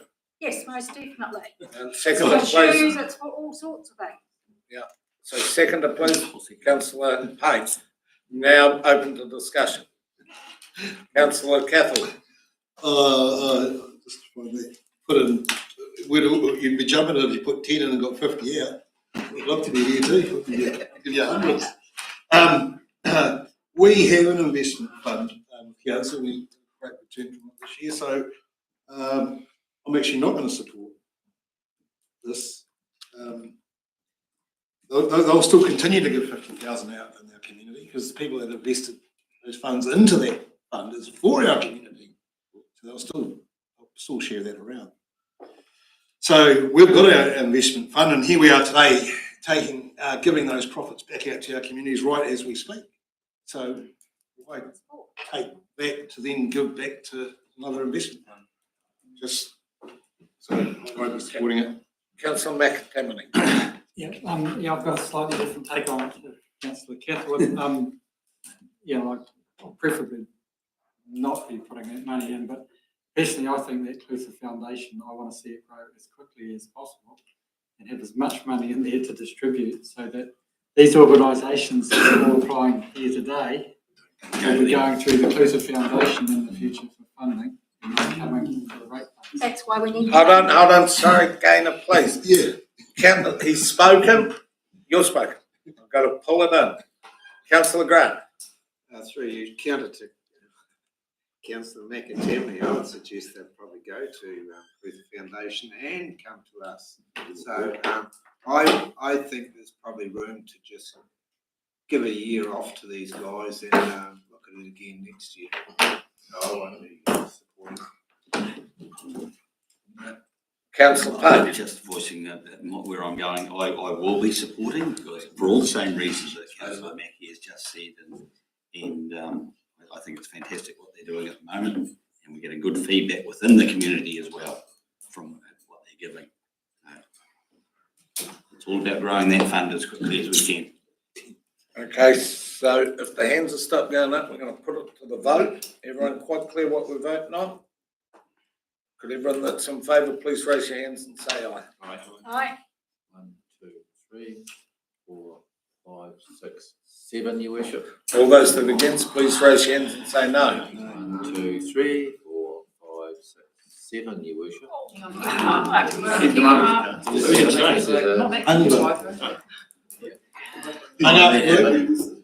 There you go. It's not manning up without hesitation. You know what I'm doing. That old principle you blow away, so cast a vote. I support it. Yes! Sorry. Right, please go and keep it in. I did, sorry. So, yeah, I know, but we've got to keep it in. People that lose don't want to hear that. Clutha Master Games, can I say that this is a fantastic thing. The Milton, they all come in, all the old people primarily from the homes, but it's just a great day out. It's been going. It's a wee bit of money. I super support it. Councillor Mulwell. Should Councillor Graham be clearing an interesting? Yeah, possibly so. Yeah, I think so. So I'm happy to move it along. I'm happy to move it. Do I have a second, please? Yes, happy to second. So Councillor Mulwell is seconded. Is there any discussion? Where does this come from? UAGC. This group should be going to the Foundation. Yeah. Given time. So, I'm going to move it, being myself in a second. Is there no further discussion? Put it to the vote. All those in favour? Aye. Those against? Unanimous. I think it was it. Was there any? Yep. No, unanimous. Clutha Rec Centre. Lel, questions? Lel? Just noting that the recommendation, it should be funded 50/50. About Clutha Community Facilities, right? 50/50? Still the UAGC. No. Okay, Ted. Questions for Lel and then discussion. I probably haven't got a question. I was just going to. So, no questions. It'll be picked up on the discussion then. If there's no questions for Lel, we're heading into discussion. Who's discussion? Councillor Ludham. I'll do discussion as on the council rec on the rec centre, and just highlight what a great facility it is. And honestly, they really are running it very tightly and across things, and absolutely need this funding. I mean, like everything with insurance costs and everything, as they did speak here, it's gone up. If you go down there every night of the week, weekends, that place is humming. It is great for our whole community, sporting young kids, and so I totally support I would like to see the continued support of the Clutha Rec Centre. And when you're ready, I would like to move both recommendations, please. I'm happy. Yep. Seconded by Councillor Phelps. Now it's open for discussion. Councillor Grant. While I support this, can you put me right that they don't charge the people playing netball or? They do charge. If you went down there to hire, say I went down to do some practice of my golf shooting after school. Nice to go, Just think about it. Don't visualise it. I would be paying. I would be paying to do that. So everybody that goes down and practices their whatever, even you know, I've got grandchildren that go down and practice their golf shooting because they're both golf shoots, and they practice after school and they pay to be able to go and do that. What about Personally, on game day, the clubs pay, right? So everybody's paying. You still building the pool, Gary? It's not heavy job. No, Yeah, order. Righto. Clutha Rec Centre, sorry, Dave, yeah? Yeah, just the funding question. So the motion you're going to go for is not on the UAGC, is that correct? But how's that going to show up on the rates? Clutha Community Facilities. 50-50. Community facilities. Yeah. We did that. 50-50. Facilities. Okay, everyone, I've got to move in a second. Yeah, I have. So we know what we're voting on both of them. Put it to the vote. All those in favour, please raise your hands. Everybody you wish. Everyone. Yeah. Gore Women's Refuge, I've got to take a step back. So Ken, can you please, just go from there, but can you please chair this one? Okay, no worries. Okay, so what have we got? Gore Women's Refuge, we've got a recommendation that council confirms there's not confirmed funding of $35,000 per annum to the Gore and Clutha Refuge. So any questions, I guess, for me, Lily, for a start off? Councillor Ludeman. I've got a question. Is this what we used to fund Gore Refuge, or is this a different one? Because I see it as the police safety order house, and that's kind of, I think, different to what we've funded previously. So I'm questioning that a bit. We used to fund the what was it? Gore Women's Refuge, which is, so we used to fund Gore Women's Refuge, but is this a name change, or I just can't get this, and it seems to be different to what we've funded previously, because we've never done this. Isn't Lily, can you answer that? Yeah, for the chair. His worship might be able to help answer, but they have had a name change. So it's from Gore and Clutha Women's Refuge to Gore and Clutha Whānau Refuge.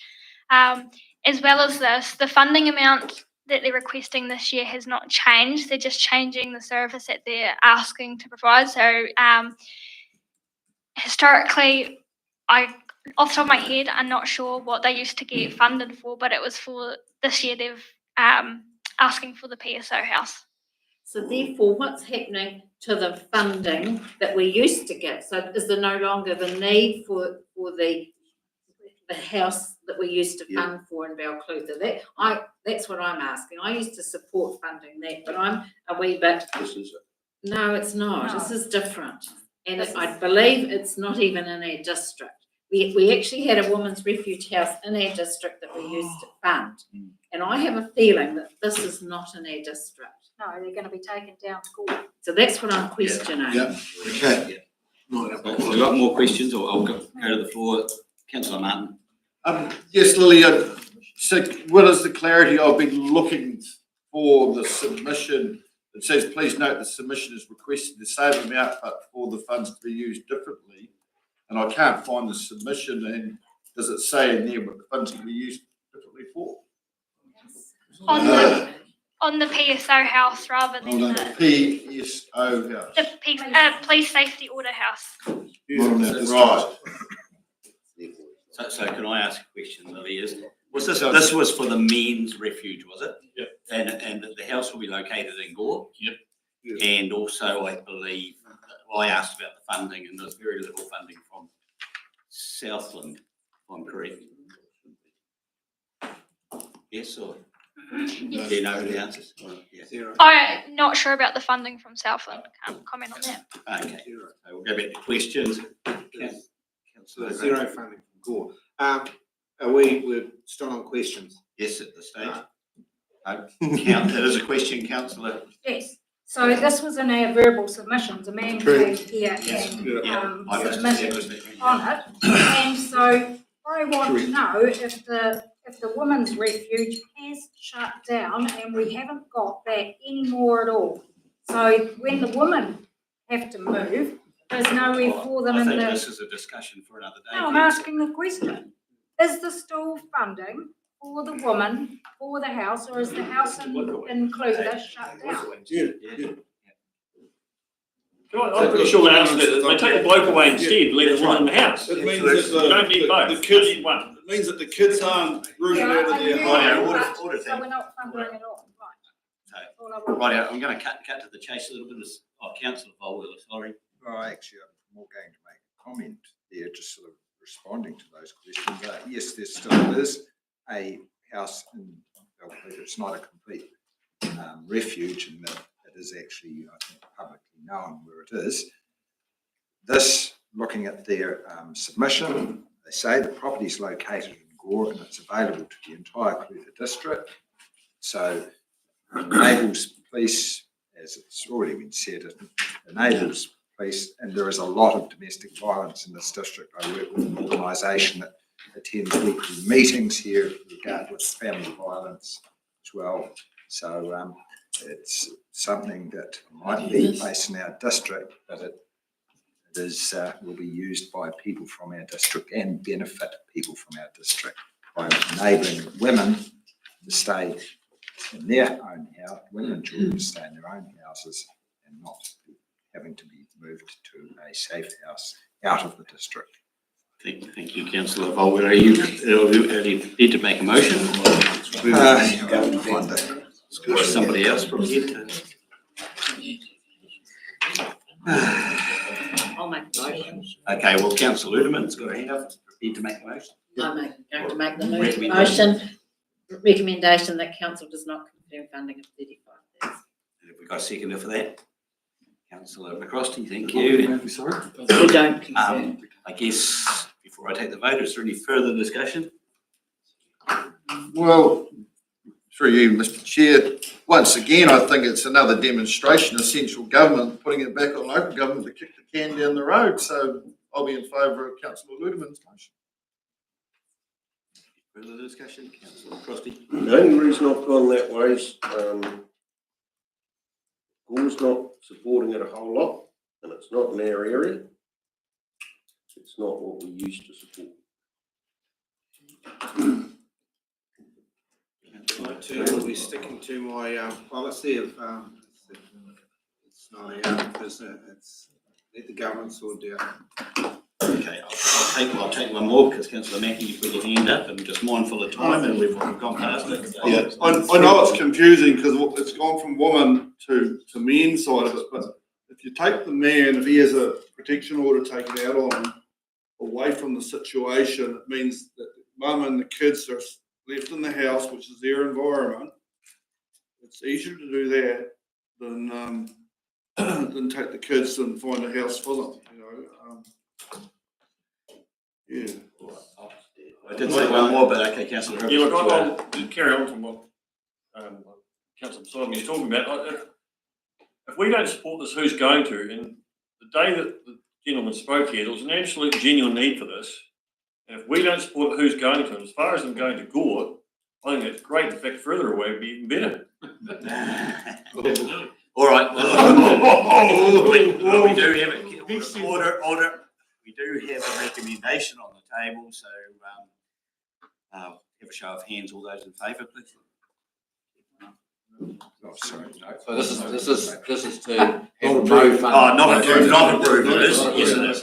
Yeah. 1, 2, 3, 4, 5, 6, 7. Okay. Hands up. So just hold your hands up, folks. We've got to get this right. 1, 2, 3, 4, 5, 6, 7. We still sit at 7. It'll be 7. 7. What was it? He's youth category. Okay, so we better go to the other side now. Who? So that was does not. So who Have we got to change this, have we? No, no, Not in favour, sorry, I'm like Brian, I'm out of it, yeah. So those who are not in favour, can we have a show of hands, please? Yeah. 1, 2. So you're voting, Chair? Yeah, 1, we do 2, support 3, 4, 5, 6, 7. And does that mean that the casting vote falls upon me? Yes, yes, You it got does, my you shoulders. see, Chair.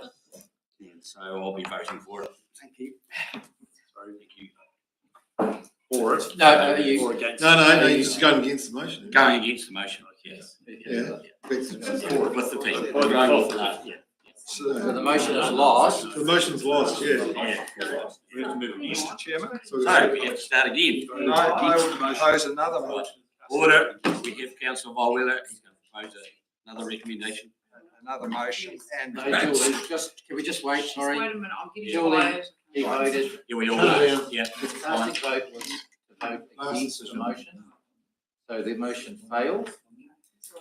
And now they're moving to another We resolution. need a new motion. And Councillor Volweller is prepared to do that. And my motion is that council confirms funding of $35,000 per annum to the Gore Women's Refuge. I won't read the whole thing out, but funded from investment surplus. Sorry, just in 2024-25, scrub the other two years, but funded from investment surplus for this year. So it is a new motion, so I guess give people opportunity to You'll have need further a- discussion. You'll need a seconder. Seconder, yeah. Okay, no seconder. Further discussion. I just ask, why are we shifting it from the UAGC where we've previously done it to the investment sector? Because it might help the motion get over the line a bit more easily, and we're only doing it for 1 year rather than locking in for 3 years. I would support 3 years myself, but I think given the temper of the meeting round here, it's probably it is also something that's not quite regular council business, although we do have the welfares, well-beings of the district to consider. So your motion was for 1 year only? Further discussion? We have a motion, we've got a seconder. All those in favour?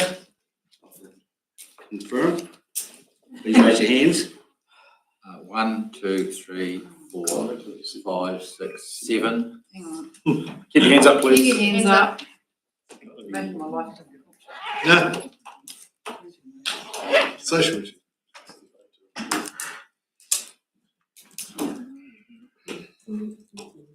Yeah, you can drop them now. And those against, please.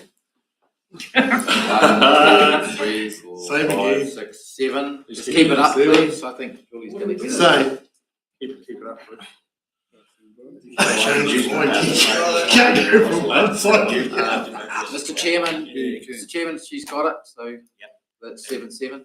Yeah, so I will be using my casting vote to confirm funding of $35,000. From investment surplus.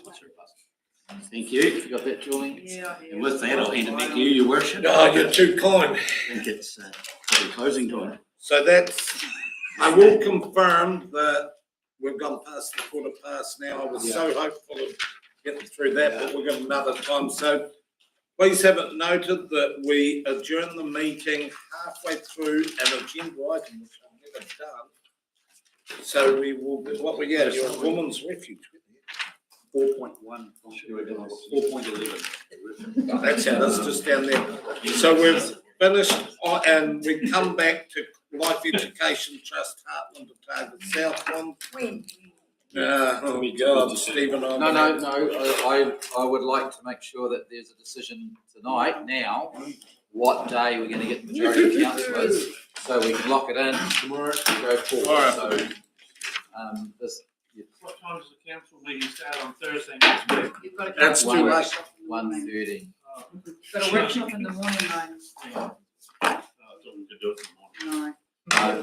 Also, we do, the problem is 24th is deadline to get all our financials to audit. Whilst we can do the commentary questions on the 20th, I'm gonna bite the bullet. What does everyone say about coming back tomorrow? Right. Okay. What time? No, So it's just tomorrow at 9 o'clock. I'm just gonna throw that out there as the first one. Tomorrow night. Can we make it a little bit later? What's your 10 o'clock. negotiation? It's winter. Yeah, Johnny, what's your, 10 o'clock tomorrow. Work in the morning. yeah? So what time you saying? Yeah, hold on, Dane. I'll be doing this. Keep it quiet, please. 10 o'clock tomorrow morning. All those in favour? we can make it. Who can make it, actually? Well, I've got a doctor's appointment in the afternoon. Yeah, so 10 o'clock, we've got a good chance if we keep it to standing orders, one question, one statement. I probably can't. Can you make it? Commit for a wee bit. Righto, tomorrow morning, 10 o'clock, guys. My apologies. Can we do it? Right, got an apology for that. So, all right. Oh, I don't know.